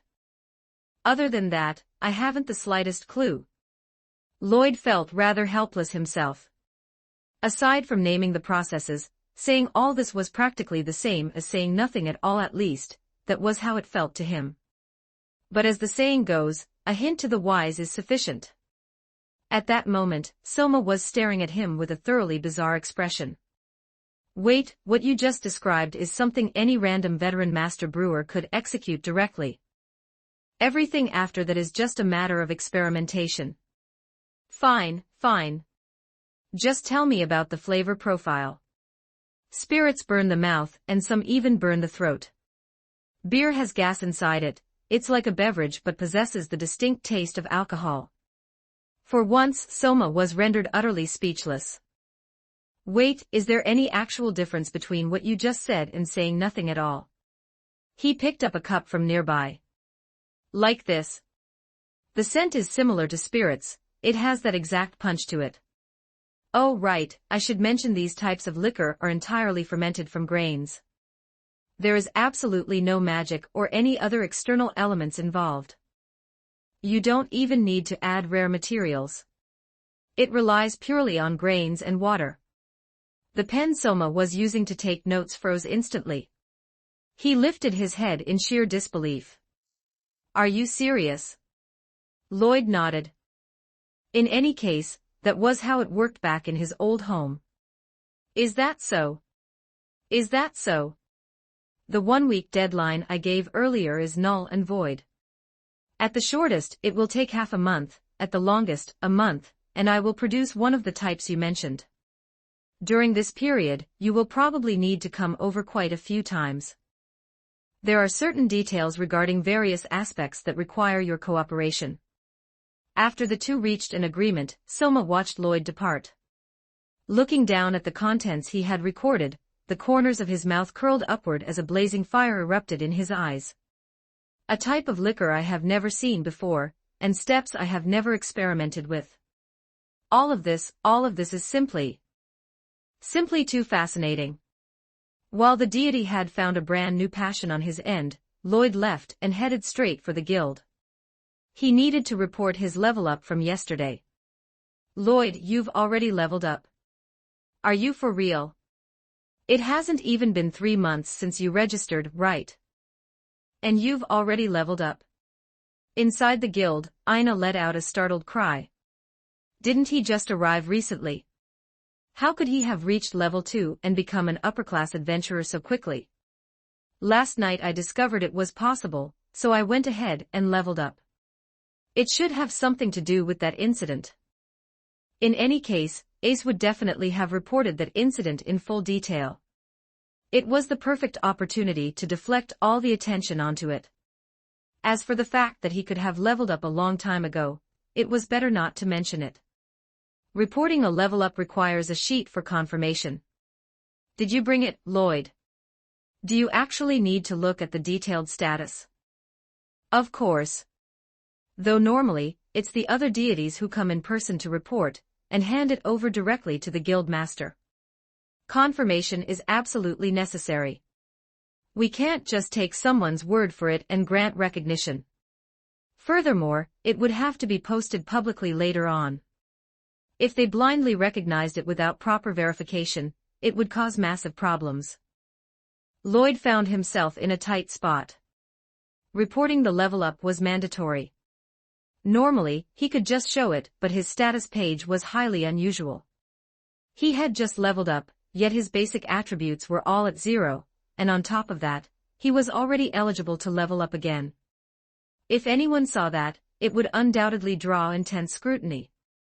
Coupled with the small, gossipy circles among the gods, disaster would surely strike. As he hesitated, Ina grew suspicious. This boy didn't know how to lie, which meant there was likely something on his status page that shouldn't be seen. After a moment's thought, she added, "We don't have to look at the specific attributes and magic. As long as we can verify the level itself, that's what matters most." Hearing this, Lloyd's expression grew even more conflicted. Yes, the paper could be blotted out, but blotting left obvious marks. When the time came, it would still draw unwanted attention. No, he had to think of a way out. "Miss Ina, if you are the only one who sees it, can you handle the registration? You want me to act as your guarantor?" "Pretty much. The data isn't really suitable for too many people to know." The moment Lloyd spoke, he felt he had phrased it poorly and quickly amended his words. "If it's inconvenient, it's fine. I just won't register for now, and I'll go back to discuss it with my goddess." Right now, her affection level was only at tier 3, which hadn't reached the level of absolute trust within the system. He couldn't risk making her unhappy and causing the tier to drop, as it would be incredibly difficult to restore later. "I can do that. If I can confirm there are no issues, I can act as your guarantor," Ina said, grabbing Lloyd just as he was about to turn and leave, her tone serious. "But the prerequisite is that everything is reasonable, and there are no illicit circumstances. If it's something highly irregular, I will report it truthfully. This isn't just about filing a report, it's also for your own good." Faced with her warning, Lloyd wasn't afraid in the slightest. Ina was far more trustworthy than most gods, making this his absolute best option right now. "Don't worry, I guarantee there's no problem. It's just a few minor details." While patting his chest to give his assurance, he walked over to a quiet corner. Once she brought over the revealing ichor, he pulled up his clothes to expose his back. Staring at the fair, smooth, and radiant back before her, as well as an unexpectedly slender waist, Ina couldn't help but let out a profound mental complaint. Could Lloyd actually be a girl? "I am a pure, 100% guy. My physique is just natural. I'm a tough guy who can literally trade punches with a silverback." Since it was a matter of gravity, Lloyd swiftly refuted her thoughts, even bringing up his past glorious achievement. But Ina clearly didn't believe him. With a fragile-looking frame like that, wouldn't he just collapse upon contact? On top of that, he was a magic user. Trading punches, that's probably just his ultimate daydream. Hee hee, how cute. Speaking of which, what does Lloyd actually look like? It feels like I haven't seen his face clearly during this entire period. Even when he registered, he was completely cloaked. Though adventurers of all shapes and sizes had their unique styles, it was still quite bizarre that he had managed to register successfully looking like that. Miss Ina? Did you see it? Sensing that the liquid hadn't touched his back for quite a while, Lloyd inquired. Ah, I'm looking. Snapping out of her daze, she hastily let the liquid drop down. The emblem of the Hestia Familia surfaced, followed by his detailed attributes.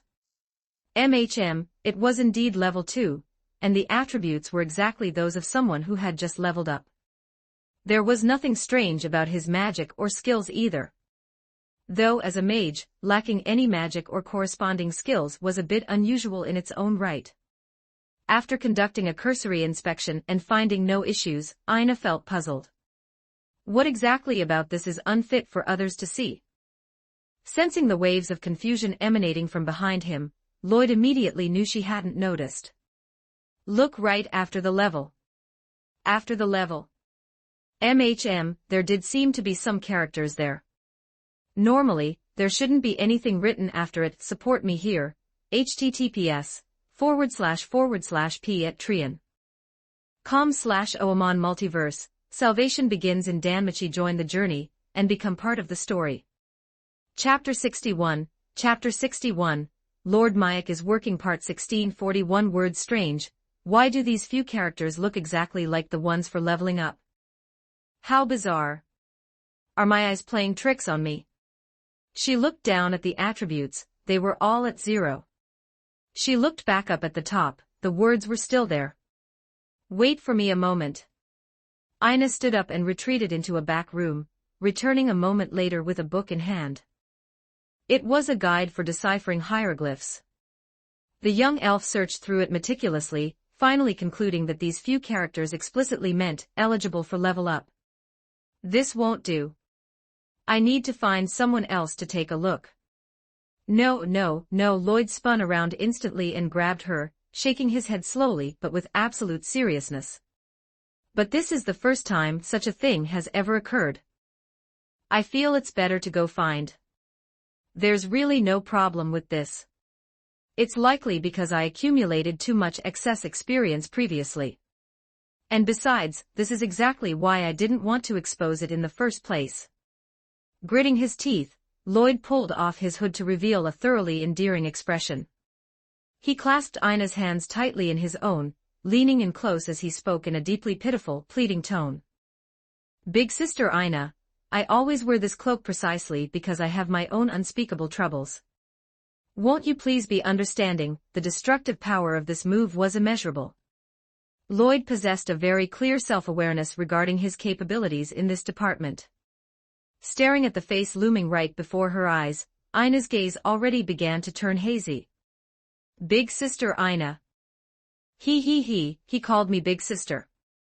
Such a cute, handsome little brother is calling me big sister. Since that's how it is, then forget it. However, remember carefully that you must absolutely never show this to anyone else in the future. If anyone else finds out, you must explain the situation beforehand. Do not let it be exposed. Ina's affection has increased. Current affection, Tier 4. Current training bonus, 4, exiting the guild. Lloyd pumped his fist in the air. The guild side is taken care of. He wouldn't have to worry about the guild's public announcements or records for his future level-ups anymore. Yet another potential avenue of exposure had been completely locked down. Ina truly was a good person. After sending Lloyd off, Ina filled out the registration details to file the report, a radiant smile gracing her face. My, oh my. I didn't expect Lloyd to be so remarkably good-looking. I'll have to hold on to this little secret tightly, and find a good opportunity to use it to my advantage later. Can't rush it. Leaving the guild, he passed by the storefronts. Seeing a few familiar faces working merrily away in the distance, he gave it some thought before steering his steps toward the factory instead. Soma's liquor would definitely pose no issues, which meant he needed to scout out a location in advance. It would be best if it could handle both cultivation and production simultaneously, and then they could separate the management later once production scaled up. Because of his prior planning, the factory's location was situated right on the fringes of Ora Rio. But even though it was on the periphery, it was still within the city walls, and there were many small houses nearby. First of all, there was no need to demolish these houses, and second, they could serve as staff dormitories for some of the workers. At this point, it was worth noting that the land prices in Ora Rio were incredibly cheap, or rather, this was simply what land originally cost here. Coupled with the sheer financial muscle of his wealthy sponsor, Hephaestus had essentially purchased a massive plot of land all at once, allowing them to develop it as they pleased. The factory itself was built out of large sheets of corrugated iron based on his designs. Looking at the vivid blue paint coated over it, the sight felt thoroughly familiar to him. "What brings you here today when you're free?" The middle-aged men guarding the gates immediately stepped forward upon spotting Lloyd.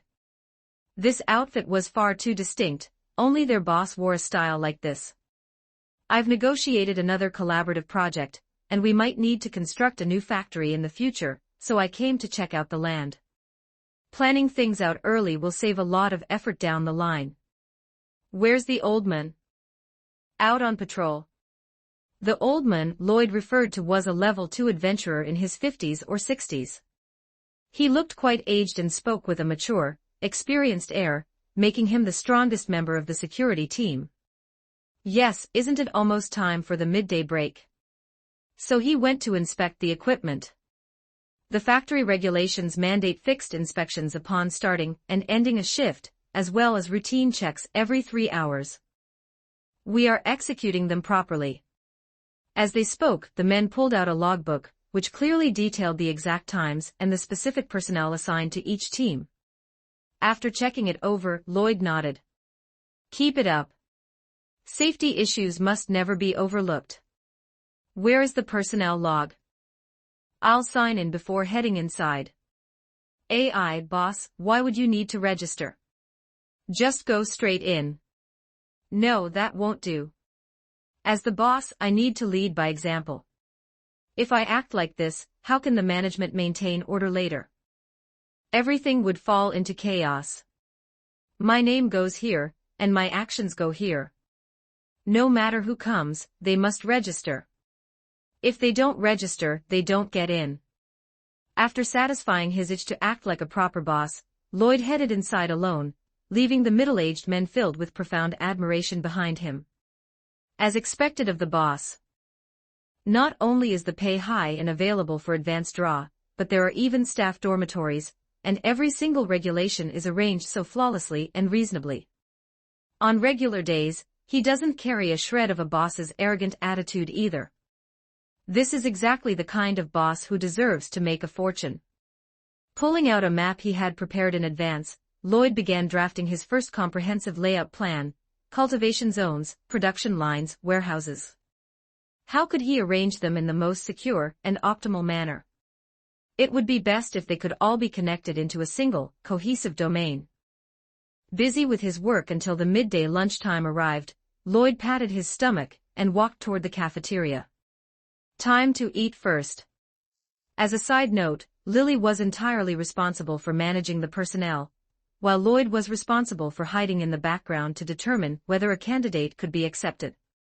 Consequently, aside from the security guards, none of the workers recognized him. This arrangement suited him perfectly.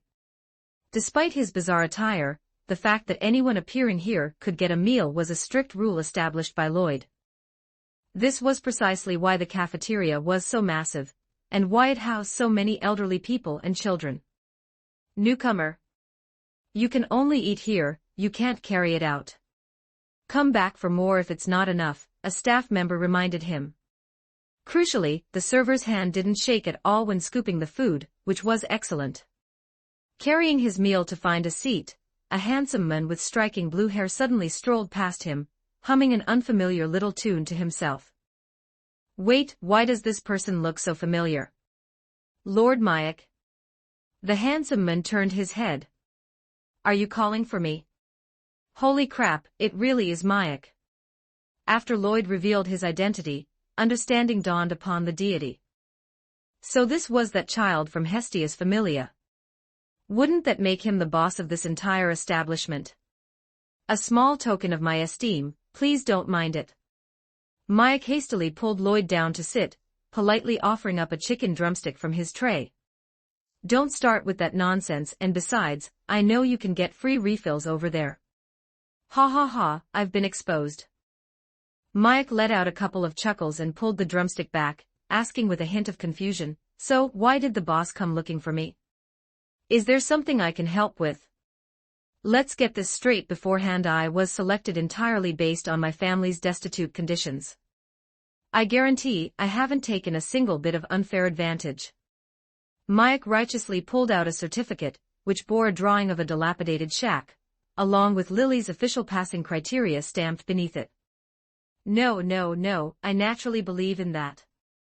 I wanted to ask about something else. Lloyd remembered the god's circumstances perfectly. As one of Hestia's penniless, broke friends, he had a very deep impression of him. But this particular deity was different from the others. He actually possessed a valuable trade. He belonged to the category of those who had once been wealthy but had fallen into ruin. Something else. Working here is highly comfortable, and living in the dorms is very pleasant too.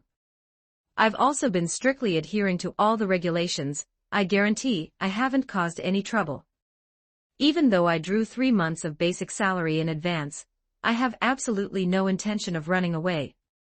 Lloyd hastily cut off the deity, who was beginning to list his reassurances one by one. It's not about those matters. Rather, I've negotiated a partnership with Lord Soma, and we are currently in the preparation phase. I recall that you are capable of crafting recovery potions, right? I wanted to see if we could form a collaboration. We absolutely can. Support me here, https://p@trian.com/oamon Multiverse, salvation begins in Danmachi. Join the journey and become part of the story. Chapter 62, Lily doesn't want to change. 1655 words. On that very afternoon, Mike gave birth to the exact same realization that Soma had experienced. The fellow standing before him was truly one of a kind. Conducting business was one aspect, but on the other hand, his ideas were simply too peculiar. He was constantly thinking about ordinary citizens at every turn. It was truly bizarre. However, the outcome was thoroughly positive. After all, Mike was genuinely starved for funds. If this venture succeeded, his life would become vastly easier. Perhaps he might even surpass his former peak. As a side note, after finishing his conversation with Mike, Lloyd discovered yet another acquaintance, the red-haired magic sword blacksmith. Welf Krotso. After giving it some thought, Lloyd struck up a conversation with the security captain, who had just rushed over. It turned out Welf had been recommended by Hephaestus, but had only joined after obtaining Lily's explicit approval. Lloyd remembered that this fellow truly had a pathetic existence in the original story. He possessed immense talent, yet he was despised by his surroundings due to his lineage. The ordinary equipment he forged didn't offer any significant cost-performance advantage, and sold poorly, so it was no wonder he managed to pass Lily's criteria. Walking up to converse with him, Lloyd unlocked his affection bar and chatted with him for a good while. Welf was indeed reliable. As expected of the reliable older brother figure to several characters in the original work, this kind of mindset was entirely suited for managing a factory. He just needs a bit more experience, just a bit more experience. I'll bring some books over next time, and use my free time to guide and instruct him. I must strive to forge a perfect factory director as soon as possible. Welf had absolutely no inkling of what lay in store for him in the near future. He simply felt that his luck had been exceptionally good lately. Not only had he secured a stable job, but the hours were short and the pay was substantial. In his free time, he could still forge weapons and delve into the dungeon. It was utterly sublime. Furthermore, he had encountered a rather peculiar person today. While the fellow looked bizarre, talking to him felt incredibly refreshing and harmonious. Upon parting, the stranger had even promised to bring a gift the next time they met, which was remarkably polite. Time flowed rapidly, especially when one was entirely consumed by work.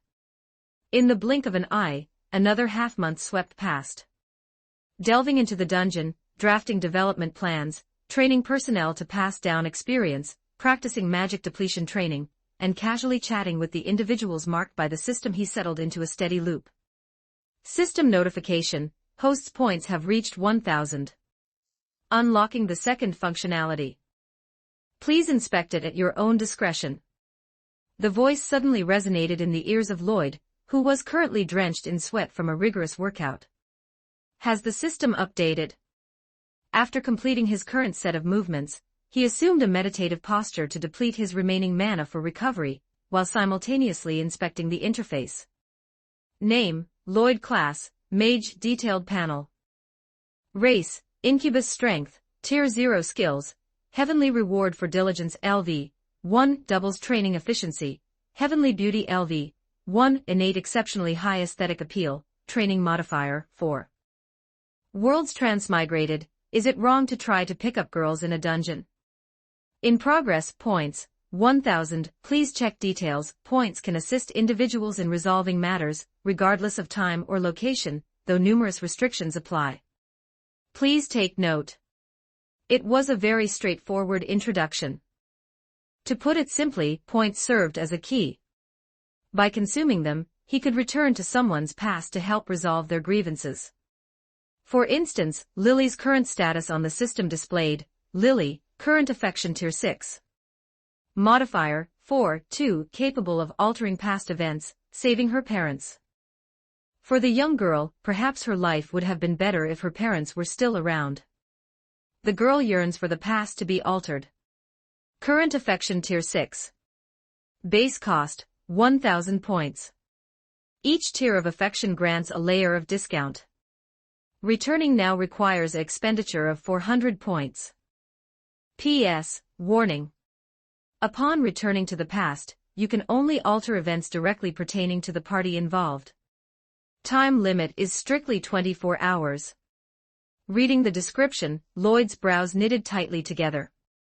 Something felt inherently off about this system. Who determines the scope of these alterations? And how do I know if a trigger condition has been met? The world decides. Points serve as the key to intervene in the matter. After the alteration is made, the timeline will automatically integrate itself. However, please note that minor changes cannot be executed. Furthermore, upon reaching the past, you must conceal your identity, and must not allow your true self to be discovered. You are an illegal entity, you do not exist in the past, and you will only exist during those specific 24 hours. Once the matter concludes, you will automatically be concealed by the world. Lloyd fell into a silent contemplation. Wait, who would willingly undertake such a thankless, exhausting task? Not only would it impact the present, but he couldn't even expose his own identity. He was essentially acting as an anonymous hero. For every event completed, current world recognition increases by 1.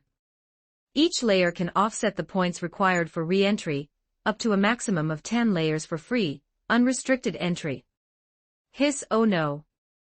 This kind of thing is basically a mandatory quest. System: how does time function regarding the past? Then are there any other methods to acquire points? The current point allocation isn't right. I'll consider this slowly down the line, there's no rush. Having cleared up his doubts, Lloyd opened his eyes and looked over at the young girl, Lily, who was working hard in the distance.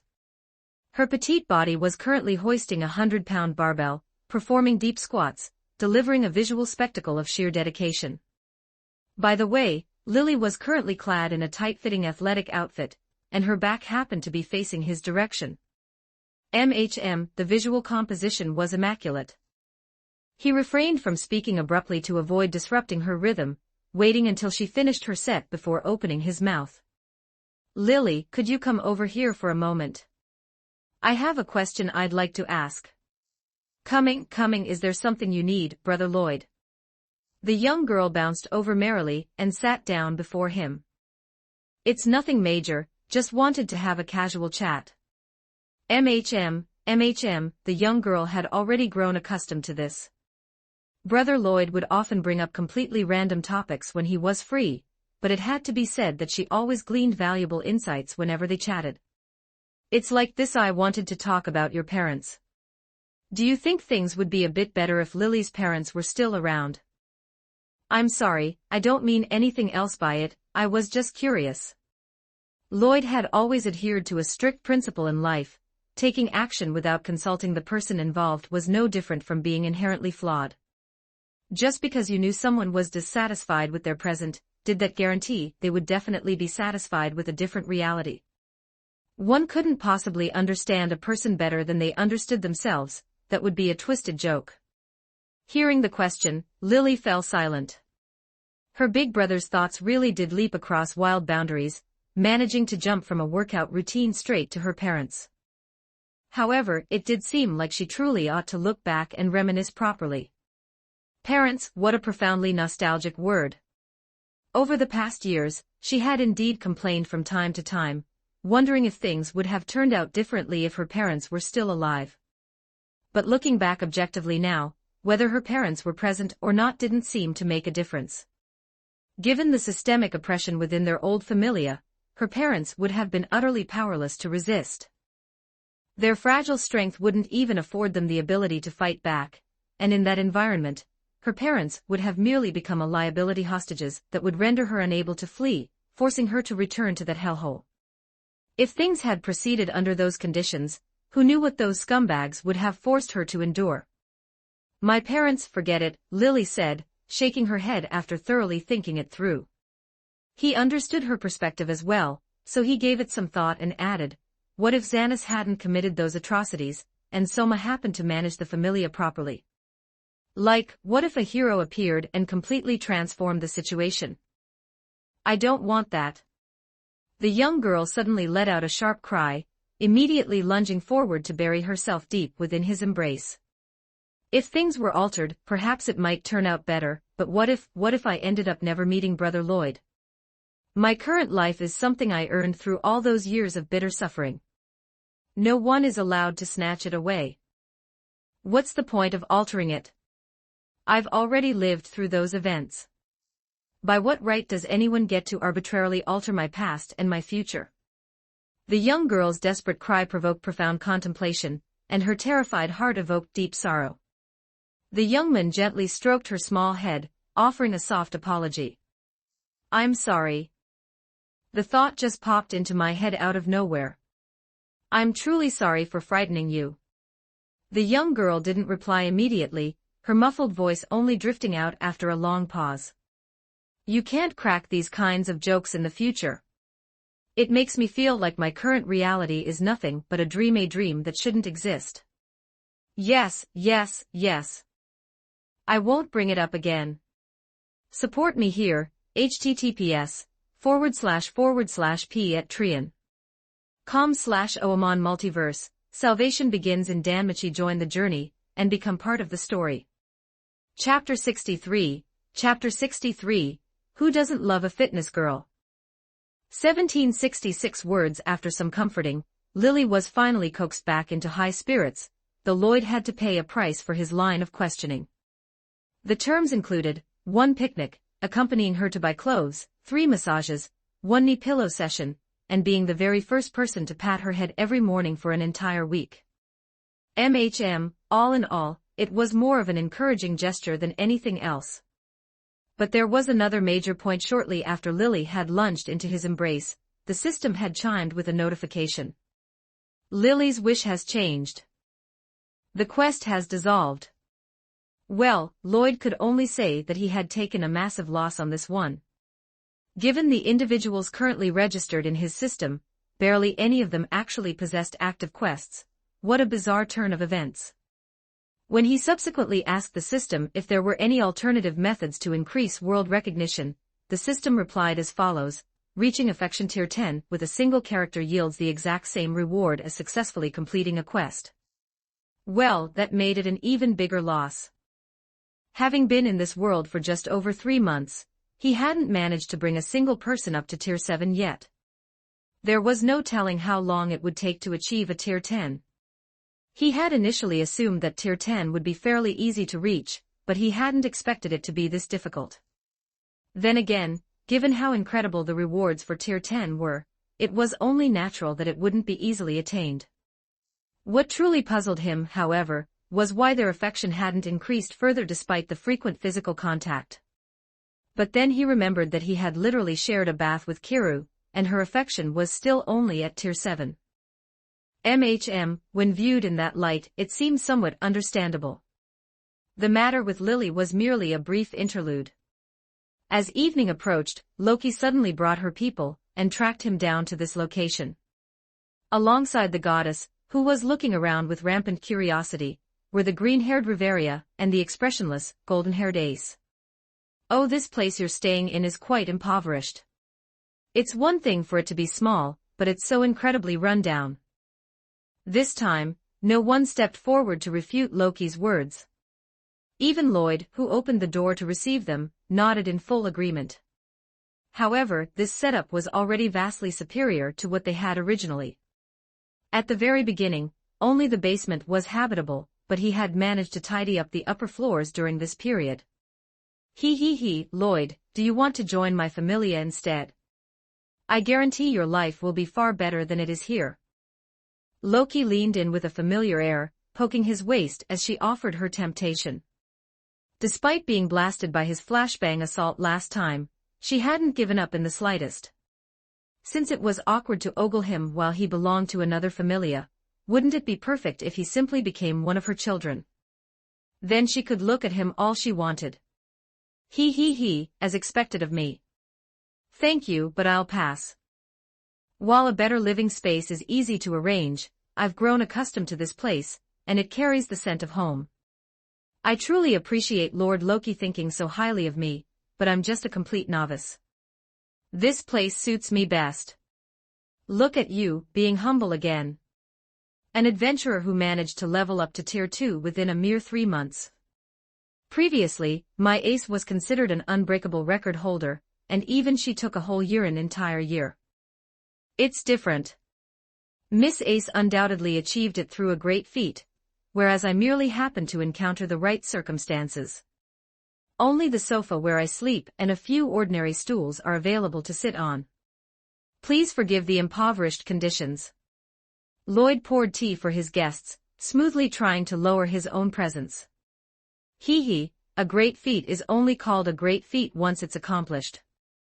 Loki plopped down without a shred of modesty, swinging her bare, pale legs as she complained. Great feats were something anyone could potentially encounter, but the prerequisite was enduring through them to obtain recognition. Otherwise, it wouldn't be a great feat, it would be a disaster. Speaking of this, Loki felt she had taken an immense loss. She had heard about the situation on the field from Ace, and she had even inspected the raw materials over at Hephaestus's workshop.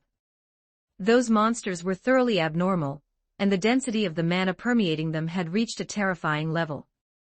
It could be said that the combat strength of every single one had effectively surged by an entire tier. For instance, a shadow that a normal Tier 2 could handle would now require a Tier 3 close combatant to match, and even then, they would have to tread lightly. The lineup this time consisted of over a dozen elite monsters, plus that dragon whelp Ace mentioned it was far more ferocious than the wyverns she fought in her childhood. Well, even Ace would have to spend some time hacking through that particular lineup, yet this fellow had actually held his ground and slaughtered every last one of them. Furthermore, regarding his level up, she absolutely refused to believe he would have chosen to advance before his basic attributes had reached a thoroughly satisfying level. There were likely several factors at play. How did that shrimp Hestia get so incredibly lucky? If only I had been out wandering that day, then such an outstanding child would be mine. Thank goodness I still have my ace. Otherwise, I'd be feeling even more depressed. Loki suddenly threw a tantrum, burying her head into Ace's embrace to rub against her while periodically tossing provocative glances at Lloyd. Her display left Lloyd completely bewildered. What on earth is wrong with you? Why are you acting like a beaten dog seeking consolation? Loki, maintain your dignity, Riveria said slowly, her calm tone laced with an irrepressible spark of irritation. For a deity to behave in such a manner was utterly unbecoming, particularly while trespassing on another familiar's territory. Hee, I get it. Mama, don't be angry. Who is your mama? Riveria massaged her temples in sheer helplessness. Oh right, where's that Paolum girl from last time? Why haven't I seen her around? She went out to handle some business alongside our goddess. Speaking of which, those items you sell are quite excellent. After I bought some back last time, my children found them highly effective to use. As a result, some of the other members have requested custom orders recently. By the way, if we place a large volume of custom orders, can we get a discount? The items purchased last time had primarily been used by the elf girl, Lafia. Ace had seen them, and after personally testing them out, she prepared to order a custom set. Then Bet caught sight of them. Since such high-quality gear was available, how could he possibly refrain from getting a set? So he placed a custom order as well. Ultimately, everyone gave it some thought and decided to arrange for a complete set. No wonder we've been receiving so many orders lately, so it was your people. Lloyd nodded. He had been wondering why the order volume had suddenly spiked over the past 2 days. As it turned out, the members of the Loki Familia were the ones buying. A discount is easy to negotiate, but I suggest there's no need to purchase so many individual pieces. It would be far more efficient to clear out 2 rooms and convert them into dedicated gym spaces. Coincidentally, many of the equipment pieces require a spotter during workouts, so doing it this way would save you a significant amount of money. Loki stroked her chin as she pondered the suggestion. It honestly sounded like an exceptional idea. Furthermore, I recommend setting up 2 separate spaces, one for men and one for women. Is there a particular reasoning behind that? Lloyd took a slow, measured sip of his tea. Normal workouts easily induce sweating, so it's much more convenient for the men to strip off their shirts. As for the young ladies, they generally wear tight-fitting athletic attire. Having said this, he cast a subtle, smiling glance at Loki. After all, it facilitates ease of movement during training. As the boss, I don't recommend wearing regular clothing. Tight-fitting attire, tight-fitting attire. A vivid imagery immediately bloomed within Loki's mind. Numerous beautiful young girls, clad in elastic garments that perfectly contoured and accentuated every line of their bodies, with beads of sweat tracing down their skin to leave a faint, tantalizing sheen of transparency. This fellow is a certified master in this department. How much for the whole package? I'll need to assess the specific conditions. After all, the strength levels of your members are exceptionally high, so both the flooring and the equipment will require custom reinforcing. The final price is projected to hover around 10 million Valis, but a single installation can last a lifetime, and we offer a 3-year warranty on all equipment. Provided that there is no intentional vandalism that would incur repair fees. Small change. How long will it take to complete?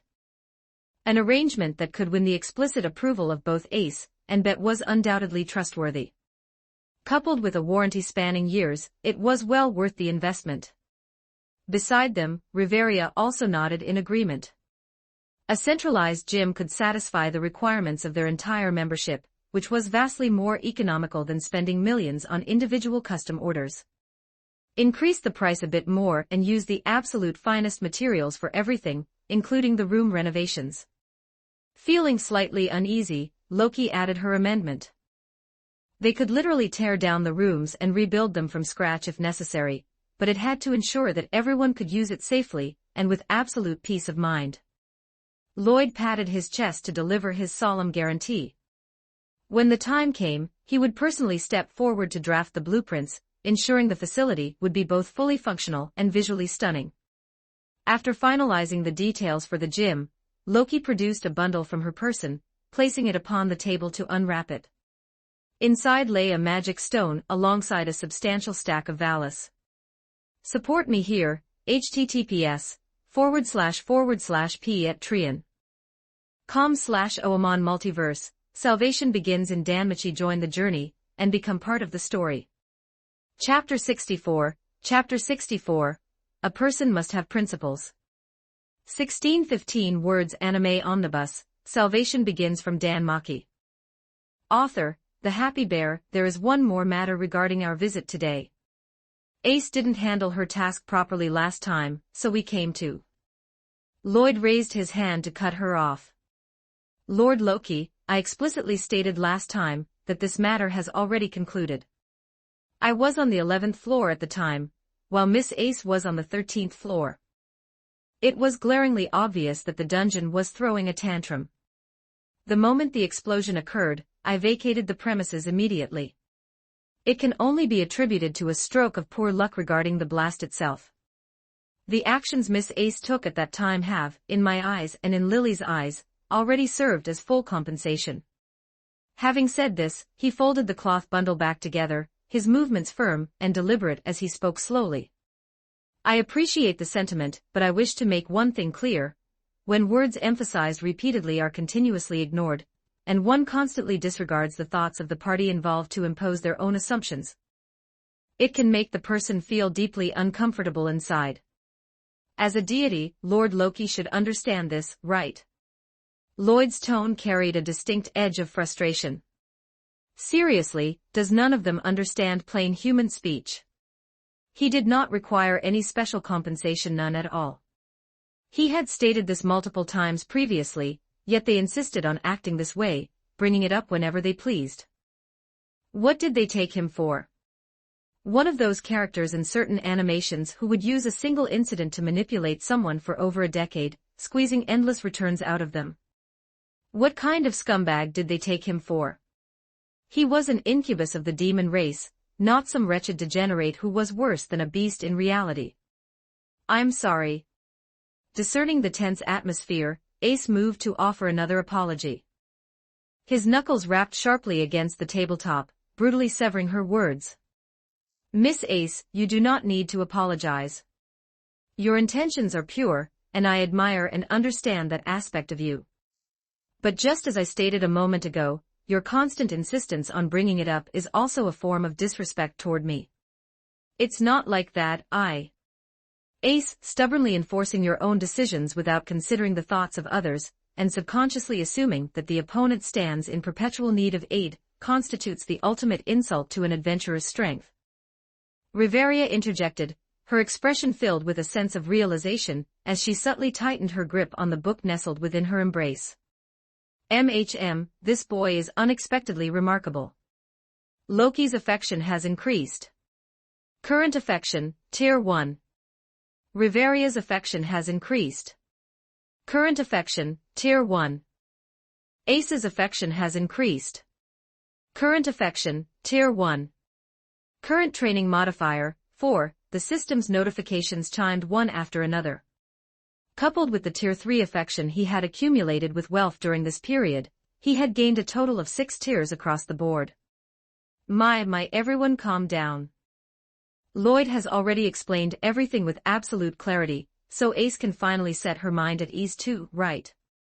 As for you, Mama-san, make sure to lecture her properly on this matter once we return, otherwise Ace is bound to suffer a loss sooner or later. Loki stepped in to smooth things over.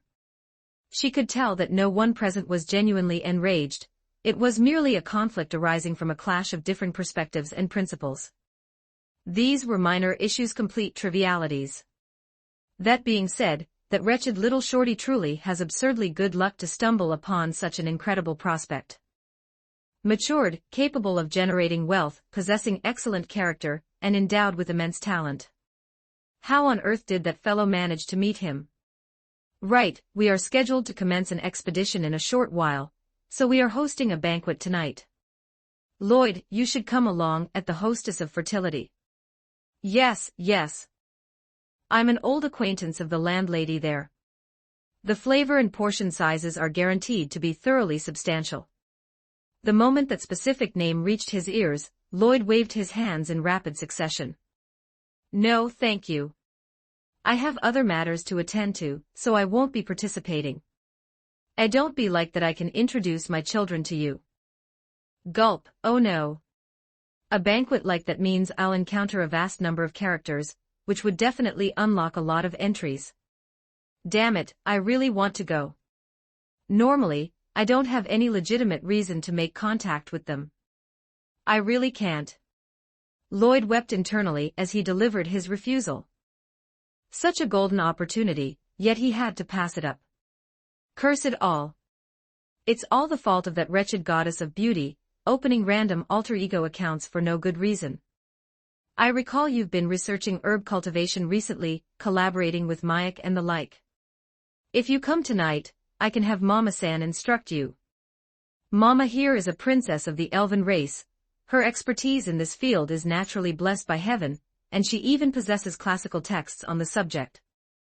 Isn't that right, Mama-san? Don't call me Mama, Riveria replied after delivering a swift rap to Loki's head. I do indeed possess quite a collection of literature regarding that field. If you are interested down the line, you are welcome to come over and browse through them. I don't mind sharing. I want to accept so badly. But it was impossible. If his true nature was exposed, everything would be utterly ruined.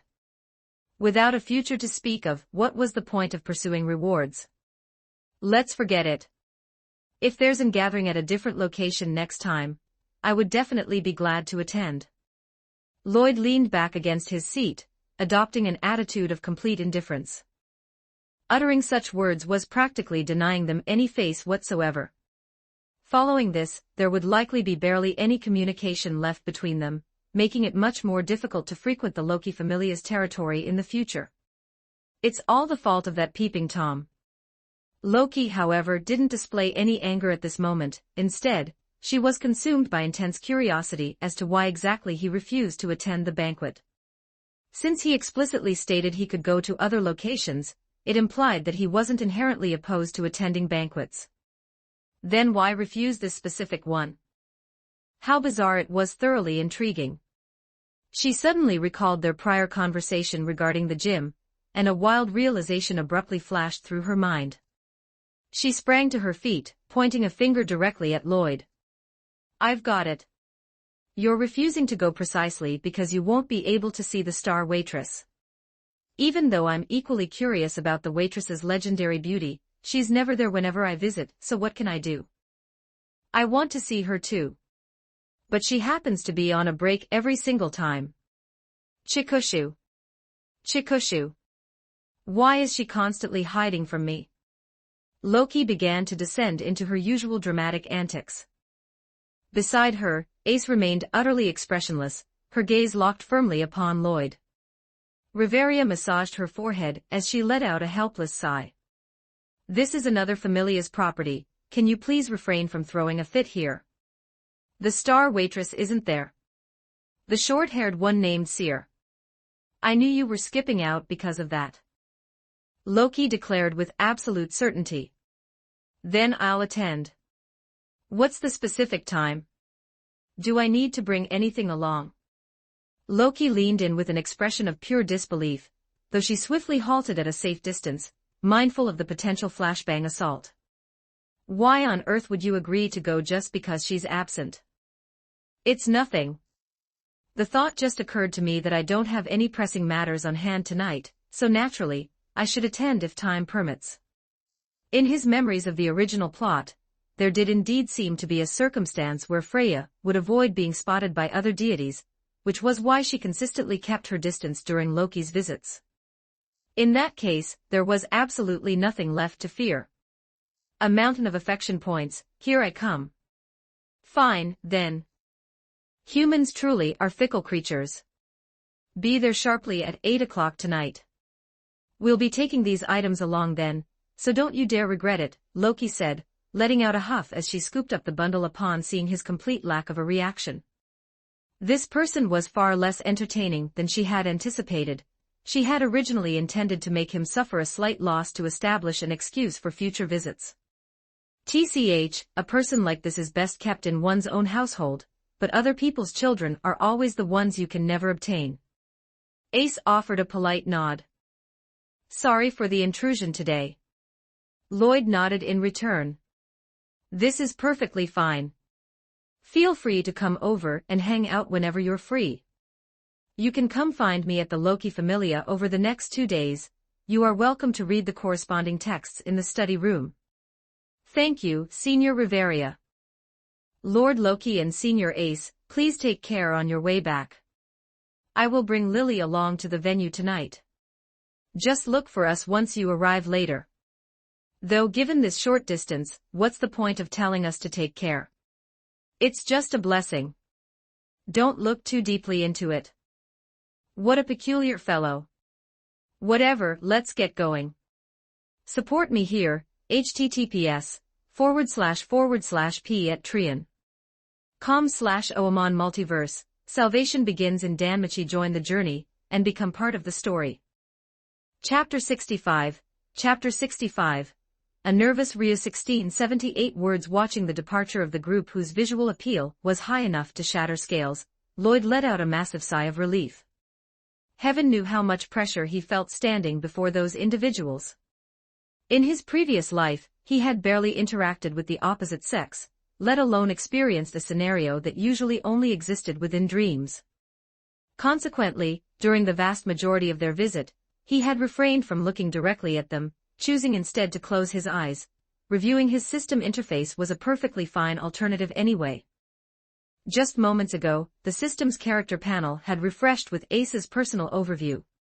Special event, a family's yearning, enable Ace to live alongside her parents. It didn't specify that her parents had to be brought back to life, nor did it mention anything about a rescue. It explicitly required enabling them to live together. Lloyd cast a single glance at it before completely dismissing it from his thoughts. This type of objective was inherently the most convoluted. There was no need to consider it, or at least, definitely not right now. Relegating this matter to the back of his mind, he returned to managing his development blueprints. Over this period, Soma had successfully produced the first batch of beer. Although some of the steps had been accelerated, the flavor remained pristine. The brewery's construction was already entering the preparation phase, and the agricultural cultivation side was being arranged simultaneously. As for the Mayak Familia's potion manufacturing, that project couldn't be rushed for the time being. Conversely, regarding his future visits to Loki, he couldn't shake the feeling that the goddess was plotting something. She had abruptly lunged toward his waist last time, so he would need to exercise extreme caution once he stepped onto her home turf. As for the gym construction, he could simply pass the instructions down the line. Using Tsubaki's standards as the benchmark and reinforcing the gear to withstand forces 2 tiers higher would be more than sufficient. The structural layout of the rooms was the only aspect that required meticulous attention, which he could look over alongside Riveria during his visit. None of these are urgent matters, but having a full schedule feels quite nice, Lloyd muttered, nodding as he neatly tucked his notebooks away. Because someone had returned. Brother Lloyd. We're back. Welcome back. Right, Lord Loki came by just now to extend an invitation to a banquet tonight, at the Hostess of Fertility. Lily, go freshen up a bit. You can skip preparing dinner for tonight. The sound originated from Hestia, her small face dominated by a massive wave of bewilderment. What on earth?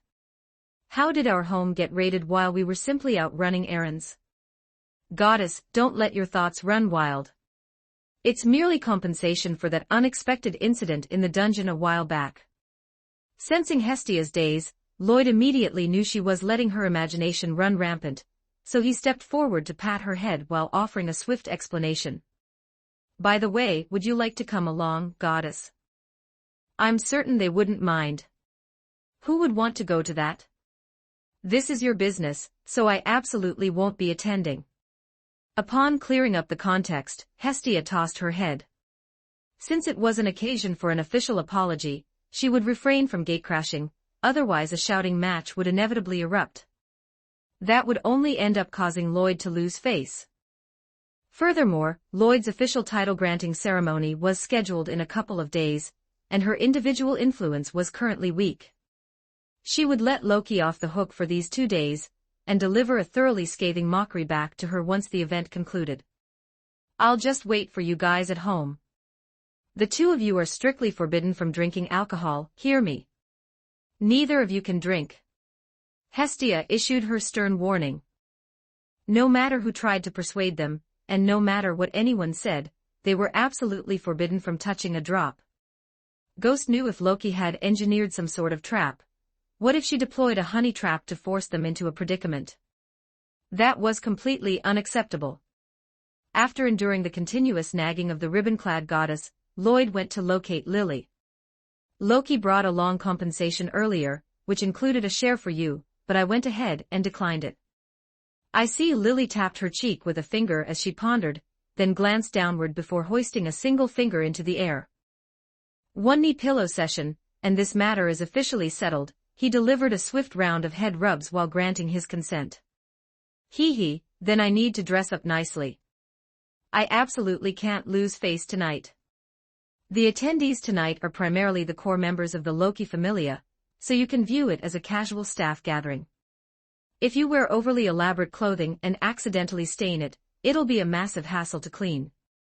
Then I'll just wear my regular attire, no need to change, attending a dinner gathering alongside Brother Lloyd, and with a peak-tier entity like the Loki Familia no less, left her feeling somewhat overwhelmed by the sudden honor. Merely 2 months ago, she was still an oppressed supporter occupying the absolute rock bottom of society. The transformation was truly staggering. While Lily went to prepare herself, Lloyd seized the opportunity to cook a meal for Hestia.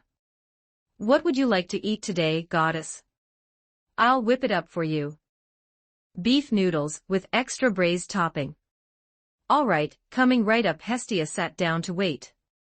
Watching the bustling silhouette of the young man, her thoughts began to drift aimlessly once more. During this period, she had come to realize just what a mind-blowing existence Lloyd truly was. After Hephaestus found out, her eyes had been filled to the brim with raw envy. Even though she had worked diligently from the very beginning, it ultimately seemed to yield little effect. Lloyd appeared capable of thriving remarkably well regardless of who he associated with. Compared to Lloyd, aside from updating his status page, I don't seem to offer much utility. The more I think about it, the more useless I feel. Hestia couldn't help but bury her face in her hands. Too useless. Simply too useless. As a deity, I'm simply a complete failure. On the other side of the kitchen, Lloyd sensed the waves of complex emotions radiating from behind him, leaving him completely baffled. What on earth is wrong with her? Why is she overthinking things again? Ever since his level up, Hestia would periodically sink into this state for no apparent reason, yet her outward demeanor remained completely normal, and she would claim nothing was wrong whenever he inquired. Thoroughly bizarre. A short while after feeding Hestia, Lloyd noted that the time was ripe, and set off alongside Lily. Goddess, we're heading out now. Go ahead and get some rest, don't stay up waiting for us. Hestia waved her arms from the doorway. The moment the pair vanished from her line of sight, her expression underwent a swift transformation. She secured the door tightly and began to trail them with measured steps. Loki, I'm going to keep a very close eye on you right from the outside. By the way, Lily, have you ever visited a tavern before? No, I never had the money in the past. Come to think of it, Brother Lloyd doesn't seem to have ever frequented a tavern either. Usually you're either working out, managing operations, or delving into the dungeon.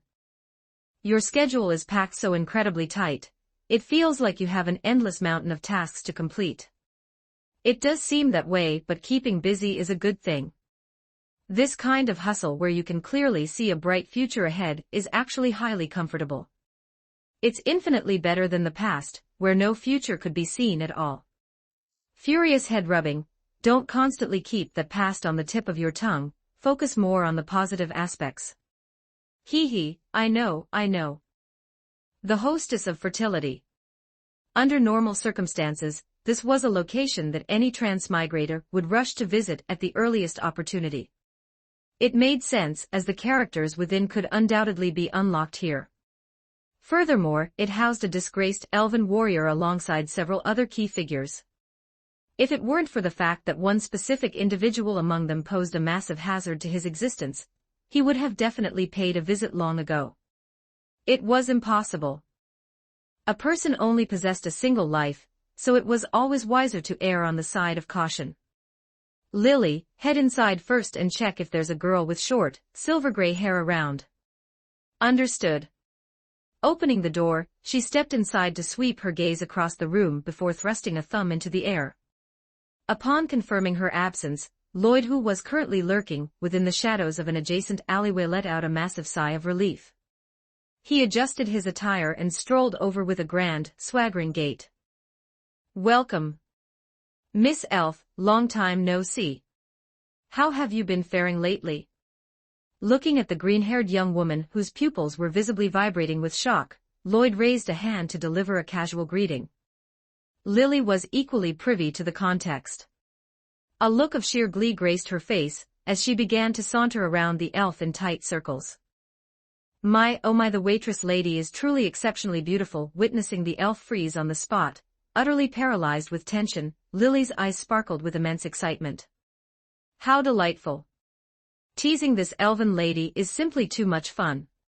He, what is this bizarre sense of pure satisfaction blowing through me? Ah, long time no see, valued guest. I've been faring passably well of late.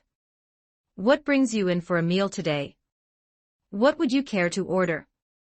Support me here, https://p@trian.com/om on Multiverse, salvation begins in Danmachi. Join the journey and become part of the story. Chapter 66, Mia Gran 1915. Words. To be perfectly honest, Ria had been thoroughly startled upon seeing the pair step inside. However, she quickly recalled their prior encounter. At that time, this youth had indeed refrained from asking intrusive questions or speaking out of turn.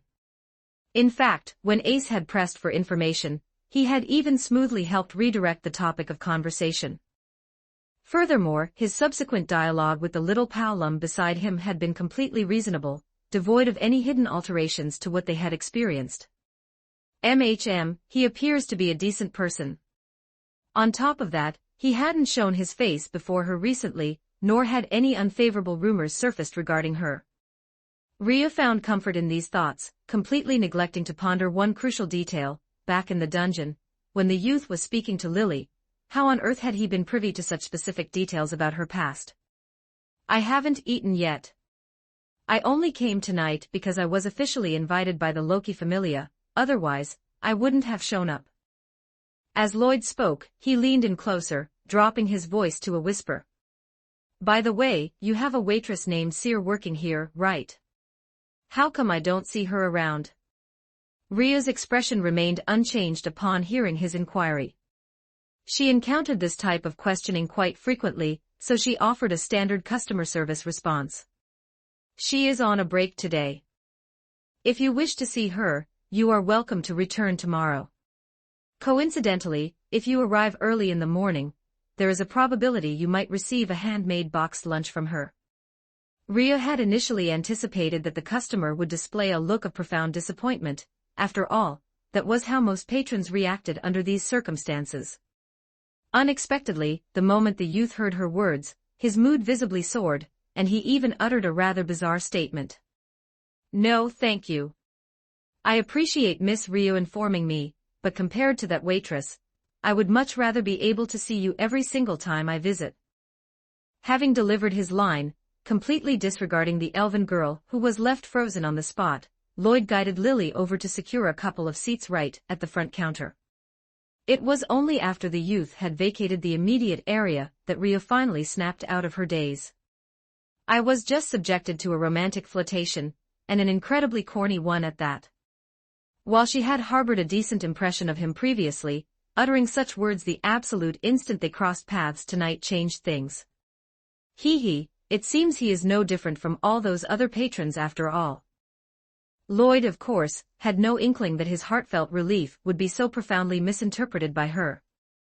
Currently, wrapped in a blanket of absolute relaxation, he couldn't care less about the misunderstanding.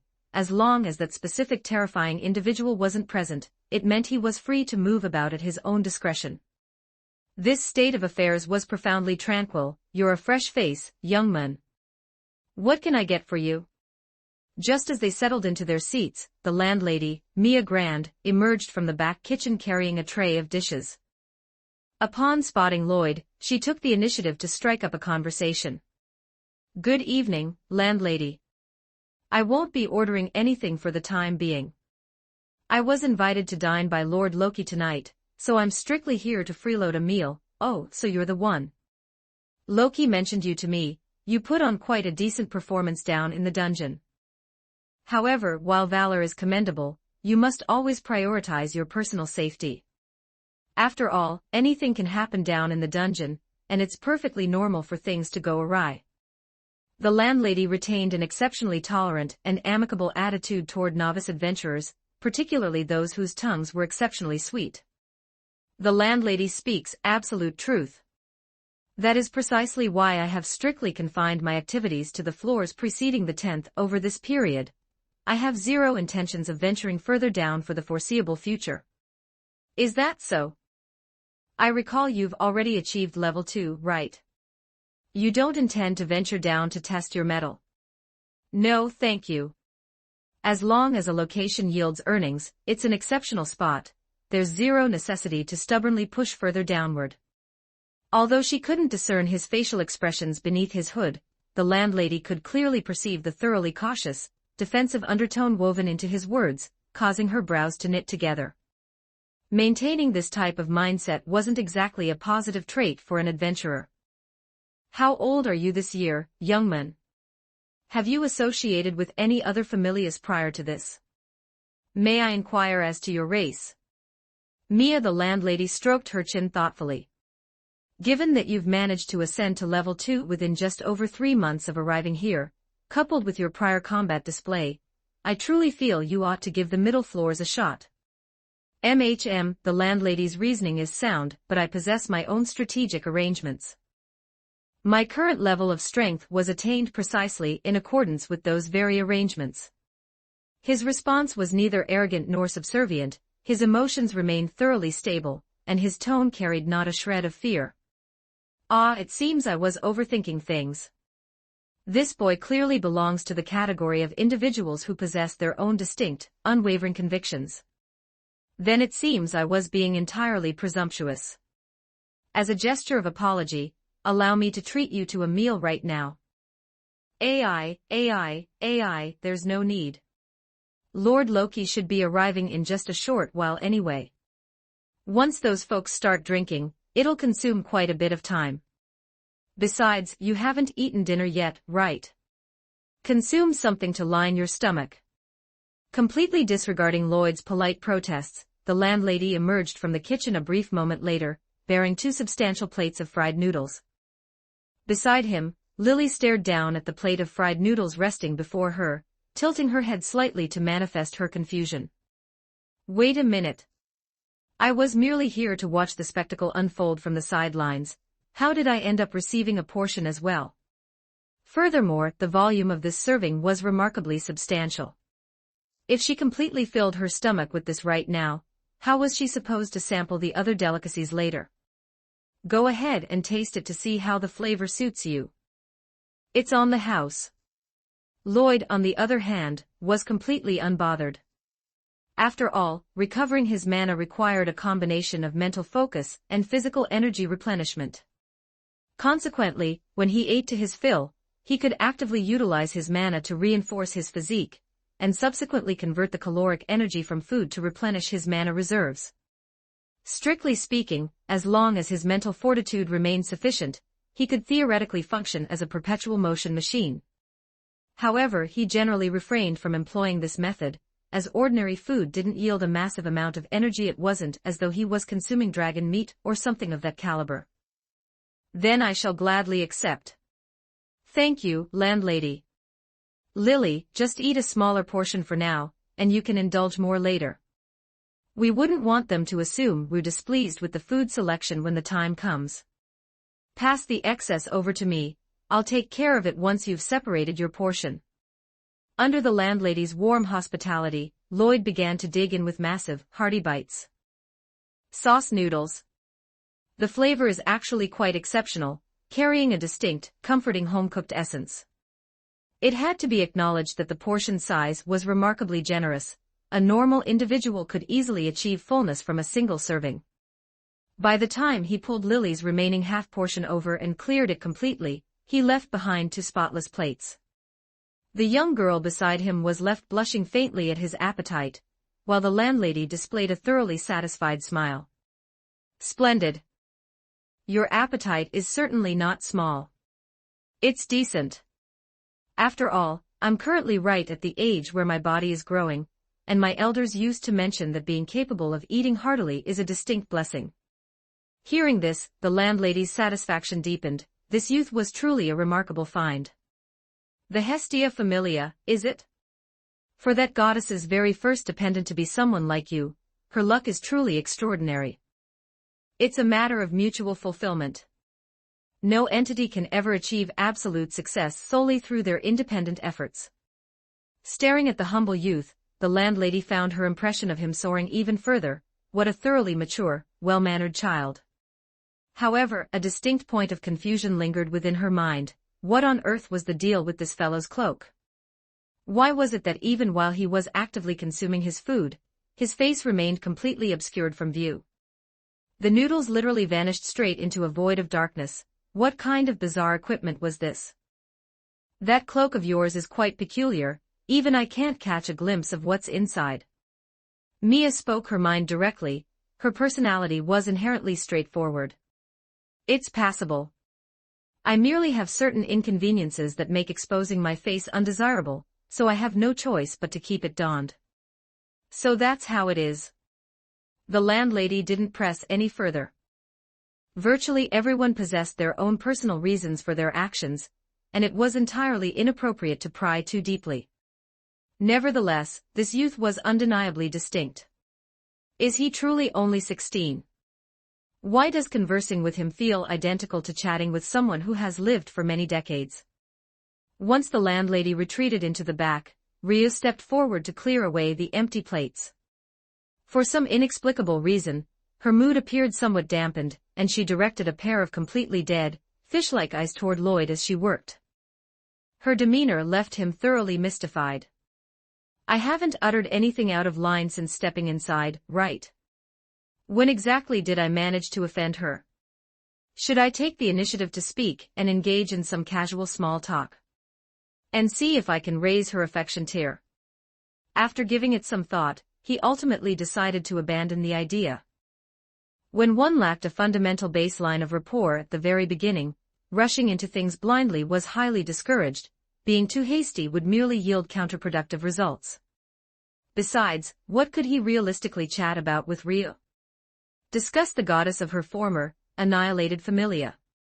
Or bring up her fallen comrades who had perished in the dungeon years ago. Please, even if I'm searching for a conversational topic, I can't possibly tread onto those landmines. Then again, it was virtually impossible for Ryu to lack a dedicated special event. Why hadn't the system manifested it? Unlocked upon reaching affection tier 1. The system emerged right on cue to resolve his query. Lacking any pressing matters to attend to, the pair remained seated at the counter, waiting quietly. A brief moment later, the front doors swung open as Loki spearheaded the entrance, with the core members of her familia arrayed closely behind her. I told you Lloyd would definitely arrive ahead of schedule. Look at him, he's clearly been sitting here for quite a while already. Mama, you lost the wager. I get to drink the new selection of alcohol. Support me here, https://p@trian.com/oamon Multiverse. Salvation begins in Danmachi. Join the journey, and become part of the story. Chapter 67, Chapter 67, The Loki Familia Banquet in Progress. 1906 words. I never agreed to any wager. You were entirely talking to yourself. Furthermore, if you wish to consume the new liquor, simply go ahead and order it, don't bother me about it. Mama is truly the absolute best. Landlady. Hurry up and serve the dishes and the new alcohol. I intend to drink to my heart's content today. Everything has long been prepared. Settle into your seats, and it'll be brought right out. Mia's booming voice drifted out from the back kitchen. Upon hearing her response, Loki merrily guided everyone to occupy their seats. This gathering served as their official pre-expedition banquet, so the roster of attendees, who would be venturing downstairs in a short while, was exceptionally complete. Lloyd was formally introduced to the members under Loki's guidance, and the system's notifications began to chime in rapid succession within his mind, leaving him thoroughly elated by the sounds. The captain of the Hestia Familia, an adventurer who ascended to level 2 within a mere 3 months. Furthermore, managing to execute a flawless retreat, after encountering an abnormal monster horde down in the dungeon, you are remarkably exceptional. Bet the werewolf stood with his arms tightly crossed as he regarded Lloyd, nodding his head in firm approval. I am Bet Loga. What is your name? Hestia Captain, Lloyd. It is an honor to make your acquaintance, Senior Bet. Your full name? Bet inquired, a hint of confusion gracing his features. Names consisting of a single word were exceptionally rare. Yes, that is my complete name. Additionally, this young lady beside me is our vice captain. Hurry up and greet Senior Bet, Lloyd said, gently tapping Lily's shoulder. I am Lila Luca Erda, vice captain of the Hestia Familia. It is an honor to make your acquaintance, Senior Bet. Suddenly finding herself standing face to face with a top-tier first-class adventurer, and having abruptly assumed the mantle of vice captain to boot, Lily delivered a deep, highly energized bow. Hey, you're not allowed to intimidate our newcomers, you know, Loki suddenly chimed in, stepping forward with an intensely solemn expression. When did I ever intimidate anyone? Don't talk nonsense. If you aren't intimidating her, why on earth is she bowing so deeply? She's literally still holding that bow right now. I told you I didn't intimidate her. You hurry up and stand back up straight. Only after Lily straightened her posture and confirmed that everything was perfectly fine did Loki finally retract her presence, tossing a parting remark over her shoulder as she walked away. This fellow is just a complete tsundere. He doesn't know how to phrase his words properly, but his actual core character is quite decent. Curse you. You talk way too much.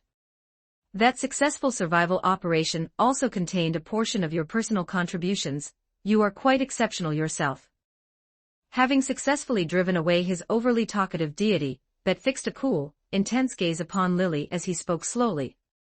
Once he finished his statement, he turned and sauntered toward his designated seat. Evidencing the explicit recognition of one of the absolute peak entities in Aura Rio left Lily feeling immensely thrilled. Once upon a time, such a scenario could only manifest within the boundaries of her dreams, yet today she was experiencing it in reality. What's wrong? Observing Lily suddenly gripping his hand tightly, Lloyd inquired with a hint of confusion. She gently pressed his hand against her cheek, allowing the warm, reassuring tactile sensation to transfer to her face. It's nothing. I just feel as though I'm living in a dream. Is that so? Lloyd offered a gentle smile, waiting patiently for the young girl to collect herself. Hey, what do you mean by I don't drink alcohol? How can anyone pass on alcohol at a gathering like this? As an adventurer, how can you possibly refrain from drinking? Come on, drink up. At the dining table, Bet stared at the youth before him with an expression of pure disbelief. An adventurer who abstained from alcohol. Since when had the world transformed into such a bizarre state? Let me tell you, if you end up drunk, I'll personally carry you back. Besides, this new batch of beer isn't intoxicating in the slightest. Bet, quiet down. Whether Lloyd wishes to consume alcohol or not is entirely his personal prerogative. Do not impose your desires upon him. Gareth, who had been quietly enjoying his liquor, opened his mouth to keep the werewolf from turning overly boisterous. Humph, how can anyone call themselves an adventurer without drinking alcohol? That's simply too weak. Bet muttered a final complaint before settling back into his seat without pressing further, even casting a covert, anxious glance in Lloyd's direction, deeply concerned that the youth might misinterpret the intent behind his words. I am truly sorry, but my goddess explicitly and meticulously commanded me before I left tonight that I am absolutely forbidden from touching alcohol. Let's wait until next time, when time permits in the future. I will absolutely make sure to make it up to you. Senior Bet, please be understanding. Here, have a chicken drumstick to soothe your frustration. Regardless of how ferocious Bet's outward rhetoric sounded, Lloyd could solemnly guarantee that the werewolf was actually the easiest individual present to manage, and the most straightforward to cultivate affection with. Just look at the immediate feedback. When he had first sat down, Bet's aura was laced with anxiety, yet the absolute instant that chicken drumstick was offered, his posture shifted into complete relaxation and contentment. Humph, I'll remember this promise. If an opportunity presents itself in the future, I won't let you off the hook easily, Bet countered, his mouth remaining stubbornly defensive.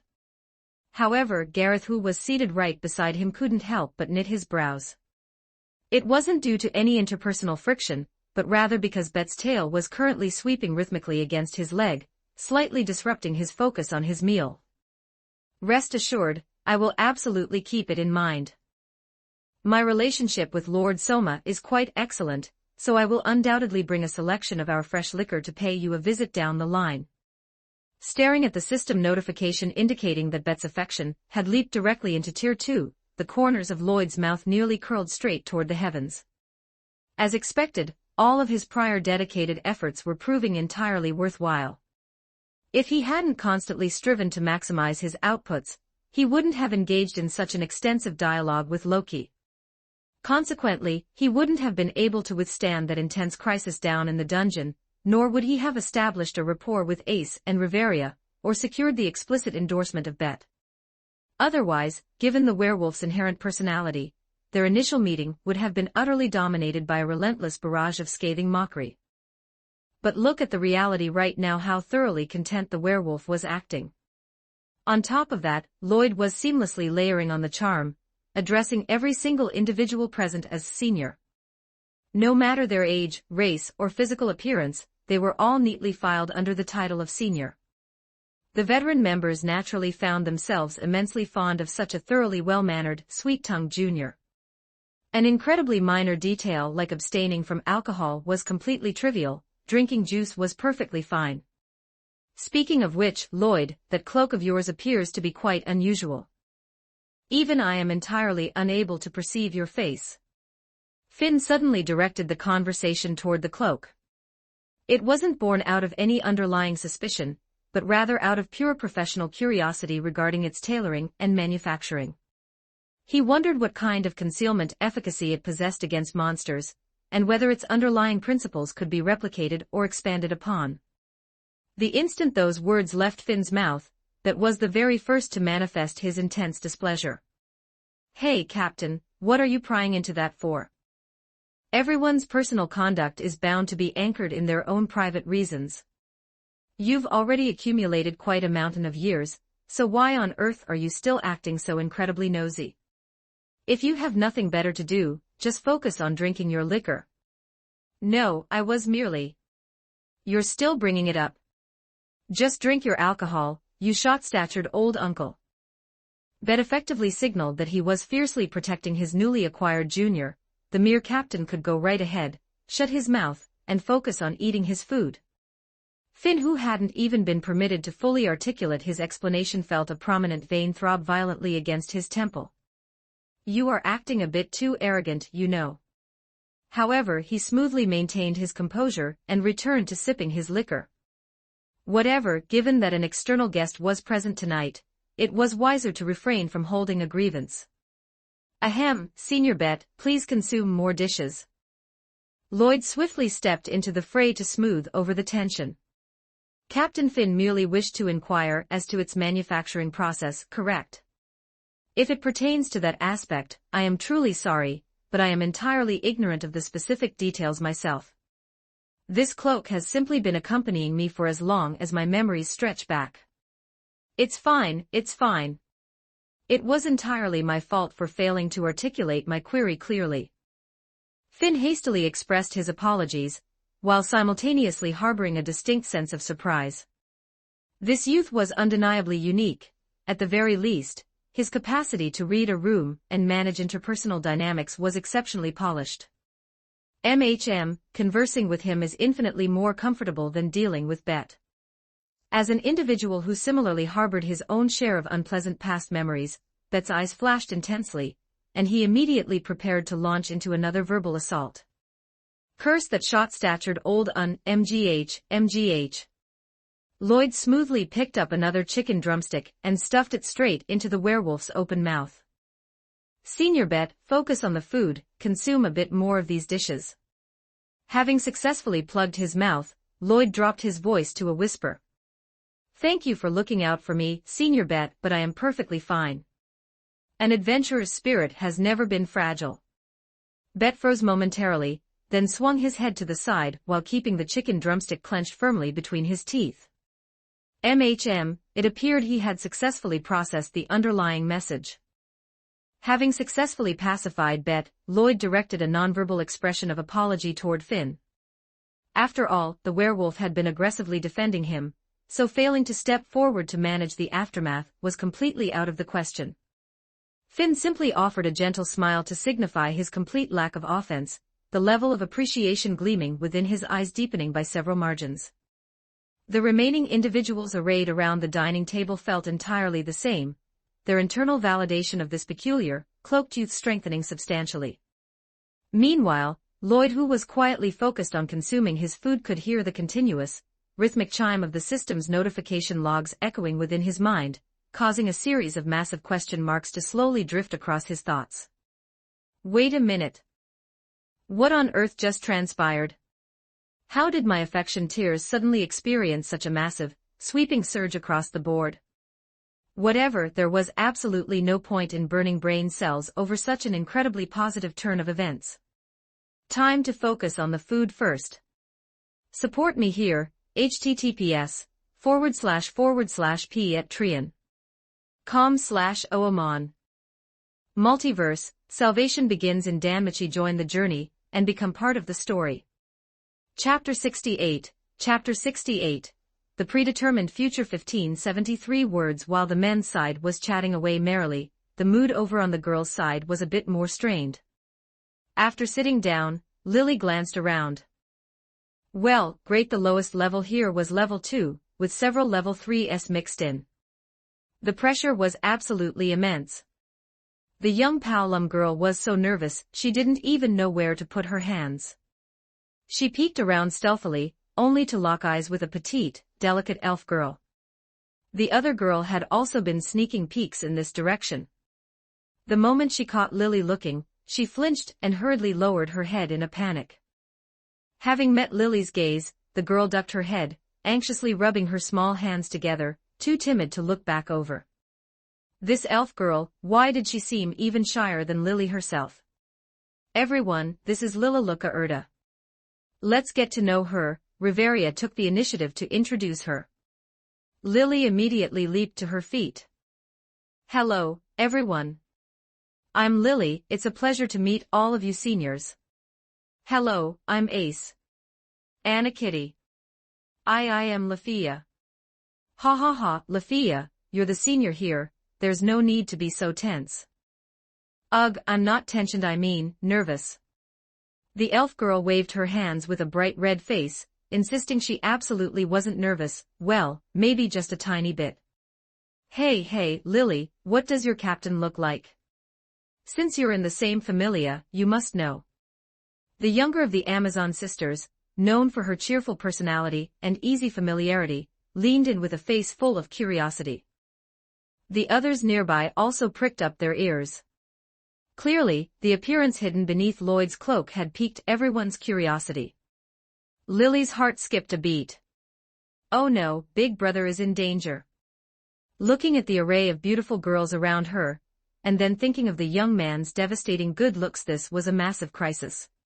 He's just, pretty ordinary. Is that so? Is it because he's too plain that he doesn't want to show his face? I thought he was going to be insanely handsome. Tiona, the younger sister, looked over at the cloaked figure who was currently chatting happily, her eyes wide with immense curiosity. I really want to know what he looks like underneath. With that thought in mind, and under Lily's horrified, bristling gaze, Tiona stood up, trotted over with light steps, and tapped his shoulder to get his attention. When he turned around, she flashed an angelic smile. Can you let me see what you look like? Lloyd, who had been caught off guard, was completely bewildered. He had been enjoying his food when someone suddenly tapped him on the shoulder, demanding to see his face the moment he turned around. I mean, sure, you're cute and your looks are explosive, but... Sorry, it's not very convenient right now. Why don't you take this chicken leg and go back nicely? To his surprise, upon receiving the chicken leg, the girl obediently turned back around without any intention of pressing further. Look, I got a chicken leg. Watching her younger sister's dorky behavior, Tioni fell silent. Weren't you going over there to see his face? Why did you come back with nothing but a chicken leg? Tiona snapped out of it. Oh right, she had gone over because she was curious about his looks. Gulping down the chicken leg in one bite, she turned right back around, sidled up to him again, tapped him, and flashed another massive smile. Can you let me see what you look like? You piece of MGH. Bet slammed the table and bolted upright, but Lloyd stuffed a chicken leg into his mouth before he could finish. Sorry, it really isn't convenient. How about another chicken leg? Tiona headed back with the chicken leg. Looking at her once again dorky sister, Tioni's gaze turned sharp. This guy was unusual. But sending someone packing with just a single chicken leg? Absolutely unacceptable. Sit tightly. Let your sister go look at his face for you. A moment later, Tioni returned with a chicken leg and a dorky smile of her own. Only when she noticed the bizarre looks everyone was giving her did she snap to her senses. What just happened?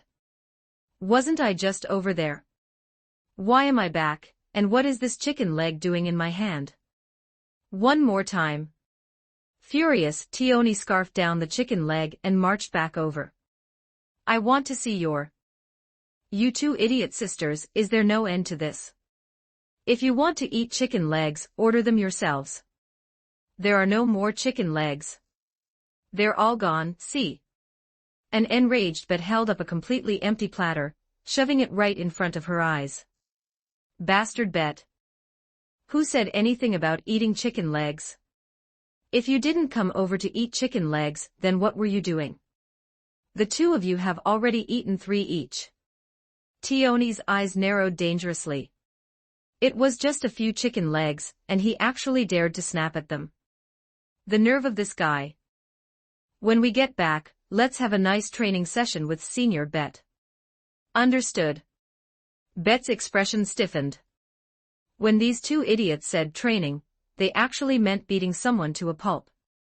But then he caught sight of the cloaked rookie out of the corner of his eye. Just a training session, who's afraid of who? The entire table looked at Bet in astonishment. Meanwhile, Lloyd, who had slipped away unnoticed a moment ago, had already returned. Holding 2 platters of chicken legs in his hands, he shook his head helplessly at the 3 squaring off. All right, we're all part of the same familia, why make things so tense? There's absolutely no need, right? Senior Bet, don't be angry. Have a chicken leg to calm down. You two should also head back nicely. Showing my face really isn't convenient right now, so be good and head back. The rest of the group was paying close attention to this side. To everyone's utter astonishment, Bet and the Amazon sisters suddenly seemed to have their intelligence dropped to 0. Bet actually sat back down meekly, while the Amazon sisters also returned to their seats happily. The crowd looked like they had just seen a ghost. Wait, how did peace just break out like that? The big 3 of the Loki familia frowned simultaneously. Something was wrong. This guy was definitely weird. Even if it hasn't happened yet, a predetermined future can still affect the present. Riveria whipped her head around, only to see the smiling, red-haired goddess. Loki, did you just say something? What are you talking about, Mama? I didn't say a thing, is that so? Riveria gave Loki a deep, searching look before turning to watch the 2 sisters happily munching on their chicken legs. You two seem a bit strange. Didn't you say you were going to look at his face? How did you end up coming right back the moment he spoke? Almost like you were caught in an illusion. The sisters snapped out of it as if waking from a dream. Looking down, they realized they were eating chicken legs again. Their pupils dilated in sheer shock. The younger sister tilted her head in thought, choosing to speak while she chewed. I don't know, but my intuition tells me it's not a bad thing. Just felt like that's what I should do, so. It was far too strange. Tioni chewed while knitting her brows. This was baffling, usually so level-headed. Why was she acting like this today? Strange, truly strange. Meanwhile, Loki's perpetual grin widened even further, as if she were witnessing an incredibly entertaining spectacle. Following that, she cast a covert glance toward the youth who was comforting Bet. Opening her eyes a fraction of an inch, an undetectable sliver of divine intent rippled out. Who exactly are you, you interesting brat? Why are the aromas of time and space swirling all around you? Why indeed a staff suddenly came down on Loki's head. Riveria offered a deadpan critique. You're creeping me out. The moment she was struck, Loki completely dropped her serious facade, turning around to dive into Ace's embrace to seek comfort. This time, Ace didn't push her away. Instead, she stared blankly at the men's table. Why does this scene feel so familiar? In my memories, it feels like someone used to do this with father. Is it just an illusion? As for Lily, who had witnessed everything, her eyes trembled violently as a terrible foreboding sensation washed over her entire body. Big Brother Lloyd's chastity must never be exposed. Otherwise, I fear he will be besieged by these women. On the way back to their own familia after finishing their meal, the young girl gathered her courage and marched right up to the youth. Big Brother Lloyd's virtue and safety. Leave it to Lily to protect. Lloyd slowly tilted his head, utterly bewildered. Not too far away, a figure cloaked in a hood also jolted with agitation upon hearing the young girl's explosive declaration, before promptly fleeing down a side alley. Support me here, https://p@trian.com/oamon Multiverse, Salvation begins in Danmachi. Join the journey, and become part of the story. Chapter 69, Tioni, prepare to die, you rotten sister. 1521 words, hum hum hum. Lloyd strolled down the street humming a light tune, towing a flatbed cart behind him that carried a large barrel. 3 days had already passed since his dinner with the Loki familia, and today he was finally headed over to their territory for a visit. Over the last few days, the liquor and beer brewed by Soma had proven to be a massive success. The arrangements for the factory had already been finalized, and construction on the site was already underway. The barrel he was hauling behind him contained the latest batch of white liquor. It was a product completely unavailable on the market right now, brought along specifically as a gift. Speaking of that last gathering, Lloyd couldn't help but grin from ear to ear. The 4 men had contributed a total of 6 levels of favorability, with Bet alone accounting for 3 of them. Although the girls hadn't added quite as much, the Amazon sisters had each contributed 1 level. That single gathering had yielded 8 levels in total. His total system multiplier had now reached a staggering 5. A single day of training now yielded nearly 6 days' worth of results. It was an absolute explosion of efficiency. Although his raw combat stats on the system's status screen hadn't changed yet, the rapid rate of improvement still left Lloyd feeling like he was walking on air. If he could maximize favorability across several more worlds in the future, making 1 day equal to 100 days of progress, wouldn't he just soar straight to the top? The only hiccup was Goddess Hestia. For some reason over the past few days, she had been on high alert regarding Lily, insisting on keeping the girl by her side wherever they went. Lily seemed quite troubled by this as well, but since the goddess harbored no ill intent, she couldn't exactly refuse her. As a result, the time they spent together had decreased significantly, especially during training, which Hestia had now begun to join as well. Unable to enjoy the sight of her big brother dripping with sweat all to herself, the young Paolum girl felt even more miserable. It's the Hestia familia's strange captain. A delighted voice popped up from behind, and Tiona appeared at his side with a dorky, sweet smile, looking at him with immense curiosity. Oh, it's the younger of the Amazon sisters. Hello there. Hello, the girl's gaze lingered on the large barrel on the cart, her eyes full of curiosity. I've been collaborating with Lord Soma recently.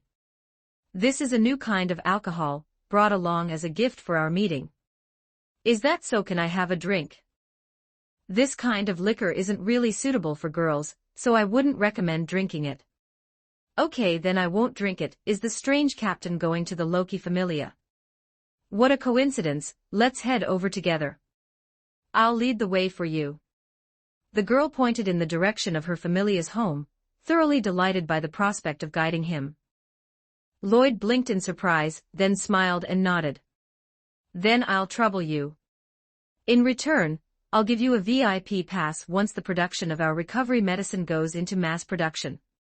VIP. It means a discount membership. You'll get a discount when buying things. That sounds great. By the way, is the strange captain doing business in that area? I've discussed a partnership with Lord Mayak. This time, I'm going to look for Senior Riveria to check out some books related to that field. I see, then let me guide you. Looking directly into the girl's eyes once more, Lloyd slowly closed his own. Then I'll trouble you. This girl. She is exactly his type. Her boisterous and cheerful personality, her completely undisguised emotions, her warm-hearted nature devoid of ulterior motives, and those sparkling eyes. A tomboy childhood friend type was absolutely the top tier in his heart. By the way, why do you always wear a cloak? Do you look terrifying? Probably not, there are just some reasons why I can't take it off right now. Still, why do I get such a familiar feeling from you? It's so weird. Maybe because I have a pretty common face, or maybe because I'm just a nice guy. Makes sense. My intuition tells me you're trustworthy, so, what are you coming over for this time? Are you visiting Bet? I'm here to arrange things for the gym, and look over some reference materials. By the way, what happened to Senior Bet? Did he get sick? Nope, we were just sparring. I mean, he twisted his waist during training.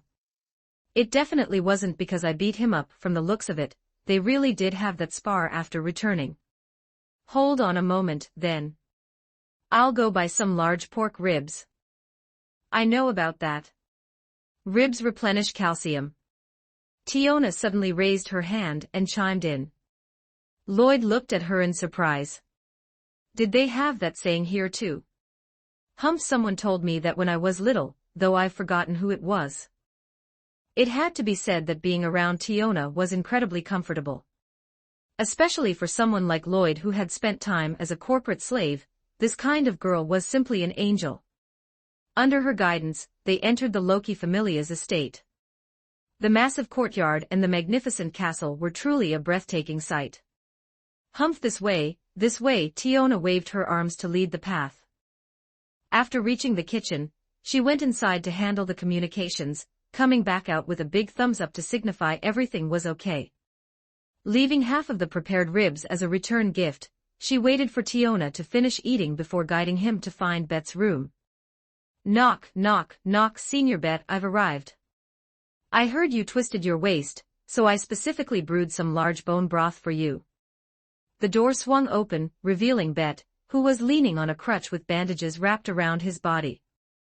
His mood visibly brightened upon seeing Lloyd, and he looked even happier when he caught sight of the bone broth. Come on in, Bet said, but just as Lloyd stepped inside, his crutch barred Tiona's path. You wait outside. What a joke. Who was the one who beat him into this state, and now she wanted to come inside? She could just stay outside obediently and stare at the things his little brother Lloyd had brought. Staring at the closed door, Tiona puffed out her cheeks. That miserable Bet, was it really necessary to get so upset just because she hit him a little too hard? Besides, hadn't he insisted on taking the hit head on himself, claiming that recovering from it would help boost his strength? Curse him. Now he was holding a grudge, that idiot Bet. After grumbling about the werewolf in her heart for a bit, Tiona suddenly felt like she was forgetting something. Strange, why am I standing outside in the first place? Meanwhile, in a street not too far from where they had originally crossed paths, Ace and Tione were standing frozen in place like statues. As top-tier adventurers in Rio, paired with their top-tier looks, they were continuously drawing the gazes of passers-by. Tione said she was going to take care of a private matter, but why hasn't she come back after all this time? She didn't specify the location either, making it impossible to find her. Tione grumbled. Could she have left because something came up? Ace suddenly suggested. That shouldn't be the case, right? She wouldn't do something like that. But at the very beginning, I saw Lloyd from the Hestia Familia passing by. Ace pointed toward a specific direction as she spoke. Yes, the direction Tione had left and happened to be straight ahead, the exact direction to intercept someone on the road. Tione fell into silence. Recalling the previous incident, she slowly spoke up, Ace, let's go shopping together next time. Let's head back first to see what's going on. Ace agreed expressionlessly. While shopping was nice, Tione's current whereabouts were far more concerning. The two of them hurried back toward the Familia's estate. Tione remained completely silent along the way, but her fists were already clenched tightly together. Tione swore that if it turned out to be true, her stupid little sister was going to be in deep trouble. She said it herself, no one would be able to save her. Dazing out outside the room, Tione still had no idea that anyone was looking for her. She had completely forgotten about the shopping trip. As for why she forgot, don't ask if you had to ask. It was her intuition telling her not to think about it. This is so boring. I wonder what they're talking about inside. The young girl stared blankly at Bet's door. Inside the room, meanwhile, Bet was currently, support me here, https://p@trian.com/oamon. Multiverse, Salvation begins in Danmachi. Join the journey, and become part of the story. Chapter 70, Bet, that day, the enemy opened with a sneak attack. 1532 words. Gulp, gulp, gulp. Phew, satisfying. Let me tell you, those two sisters aren't terrifying at all, they're just a couple of rookies. Even with the two of them ganging up on me, I only stayed down for a single day. This level of injury is nothing but a walk in the park for me. The werewolf munched on a large bone while recounting his battle achievements from the past 2 days to Lloyd, emphasizing that if it hadn't been for a sneak attack, he definitely would have been fine. In a one-on-one fight, he had never feared anyone. It was only because the two of them didn't use magic, otherwise he would have countered them completely, and so on. Listening to all this, what else could Lloyd do but praise him? Bet's favorability has increased. Current favorability, level 4. Multiplier, 5, with the meal and chat concluded, his favorability successfully broke through.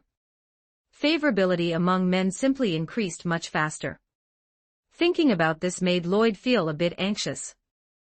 Clearly, Hestia's favorability had shot up incredibly fast at the very beginning, but afterward, it felt like it had been entirely overdrawn. Lately, there had been absolutely no response, leaving things in a rather pitiful, stagnant state. By the way, what's that you've got on the little cart outside? A new liquor brewed by Lord Soma, brought along as a gift for our meeting. A new liquor. Bet showed a look of intense interest, instantly wanting to get up and check it out. Lloyd quickly held him back. No rush, no rush. I'll hand it over to Lord Loki for safekeeping in a bit, and you can drink it once you've recovered. Hearing that it was going to be left with Loki made Bet even more worked up. What a joke with that alcohol-loving old man of a deity Loki, leaving it there meant it would vanish in the blink of an eye. In the end, after some deliberation between the two of them, they decided it would be better to store the alcohol with Riveria. Bet then dragged himself out on his crutch to accompany him. It's not easy for you to speak with the old lady. It's better if I go along, Bet stated. But looking at the other man's crutch, Lloyd suggested he could just write a receipt or something, only to be rejected by Bet. What a joke. My body is in perfectly fine shape. But I feel like Senior Bet should still rest. I can just have Senior Tiona speak on my behalf when the time comes. The moment the door swung open, they discovered that the crowd at the entrance had grown. Tioni and Ace had appeared there at some unknown point. Tioni was currently tugging her younger sister's ear with an unkind expression. Well, aren't you something, sneaking off on your own like this? And eating large bone broth, no less. Did you forget what we discussed yesterday? Get over here right now. Tioni dragged her younger sister away, while Ace looked over, gave a polite nod of acknowledgement, and followed after them. Tiona wasn't panicking in the slightest, even waving goodbye as she went. Goodbye, strange cloaked adventurer, I'll be back in a bit. You're still planning on coming back? You absolute idiot. Once the fist came down, Tiona finally behaved herself, meekly allowing herself to be dragged away. Watching the three of them depart, Lloyd turned to look at Bet beside him, whose eyes carried a look of pride. I already heard the commotion from inside just now. Kid, you're still far too green. How about Senior Bet helps me keep an eye on the barrel? Is that all right? Through Lloyd's reasonable arguments and physical assistance, Bet successfully took up a position right next to the barrel, sitting directly on the small cart to point out the way. Whenever they encountered other Familia members along the path, the onlookers flashed utterly horrified glances. Good heavens, the notoriously tsundere werewolf was actually sitting on a small pushcart. And he was being pushed around by someone else. This piece of news spread like wildfire throughout the entire Familia territory. Everyone found a reason to coincidentally pass by out of curiosity, and upon discovering it was the absolute truth, they all froze in astonishment one after another. Oh no, the intelligence is real. Ha ha ha, Bet, what's with that look? It doesn't suit you at all. The only figure who burst into roaring laughter upon making an entrance appeared the goddess Loki. You flat-chested, middle-aged deity who doesn't even know her own age, go play somewhere else. Wow, what a devastating verbal attack. Looking at Loki, who had instantly fallen silent with her eyelids twitching, the surrounding onlookers all had the same thought flash through their minds simultaneously. Humph, let's go. The silence Loki didn't block their path anymore, and the others, having witnessed Bet's sharp tongue, didn't bother them either. Otherwise, given that werewolf's foul-mouthed personality. Forget it, getting angry is bad for one's health. Lloyd couldn't do much either, he could only pat Loki's shoulder and offer up some fruits he had purchased earlier before continuing forward. Loki chuckled. Her own kids weren't even as considerate as someone else's. Finn, I feel like we should step up our training to prepare for the expedition. Especially the independent combat capabilities of our upper-level adventurers. What do you think? Finn, who had been hiding in the corner, stepped out helplessly. He really wanted to point out that the Loki Familia was inherently strongest in team combat, so there was absolutely no need for this. Looking at the goddess who would clearly throw a tantrum if he didn't agree. He sighed helplessly. I understand. I'll arrange it before the gym is fully constructed. Right, remember to arrange for some healing personnel as well. Loki's final addition allowed Finn to breathe a sigh of relief. Fortunately, she wasn't entirely furious. Bet remained entirely unaware of his impending future misery, though he probably wouldn't have cared even if he did. A brave wolf fears no hardships, just face it head on. Old lad, cough, cough, hey, Lloyd came to find you. The Loki Familia's study housed a vast collection of historical records and reference materials. Whenever anyone had a doubt, they could basically find an answer here. Today, the primary guests here were the green-haired high elf, Riveria, and the petite elf girl, Lafia. But now there were two more, Bet, who spoke exceptionally loudly, and Lloyd, who was actively trying to stop him from speaking so loudly. Hello, Senior Riveria. And this must be Senior Lafia, right? I didn't get a chance to speak much last time. Please forgive me for any intrusion during this period. This is a small token for our meeting, please don't look down on it. To call me Senior. Compared to the fruits and lollipops stuffed into her hands, the girl cared far more about being addressed as Senior. He had called her that last time, and he was calling her that again this time. This cloaked person was unexpectedly wonderful. Hey, this is liquor brought by my little brother, a new brew from the Soma Familia. I'm leaving it with you for safekeeping for now. Bet moved the barrel to the floor beside them, making himself right at home as he sat back down on the small cart. This scene formed such a massive contrast with his usual image that the elf girl couldn't resist letting out a giggle. Bet directed a razor-sharp glare her way, but Lloyd promptly stuffed a lollipop into his mouth to plug his words. Senior Riveria, this alcohol is different from what you usually have. It belongs to a completely new category. It's quite easy to get drunk on, and it burns the throat, so please keep an eye on things when it's consumed. I originally intended to leave it with Lord Loki, but Senior Bet suggested your place, saying you're the only one who can truly keep an eye on it. Riveria nodded after hearing the full explanation. As expected, this child handled interpersonal matters exceptionally well. The adventurers she usually encountered were all unique in their own ways. Someone with such excellent manners was simply far too rare. Riveria's favorability has increased. Current favorability, level 2. Multiplier, 6, Lafia's favorability has increased. Current favorability, level 2. Multiplier, 6, I understand. When do you plan on coming to look over the relevant materials? It's a bit hard to determine for now. I need to map out the gym first, and I'll come back to trouble you once things are settled on that end. Then, Senior Riveria, Senior Lafia, I'll take my leave for now. After bidding farewell, he pushed Bet toward their designated destination, leaving behind a thoroughly blissful-looking Lafia. Snap out of it, time to continue studying. Picking up a book and lightly tapping the girl's head to help her snap back to reality, Riveria resumed her teaching.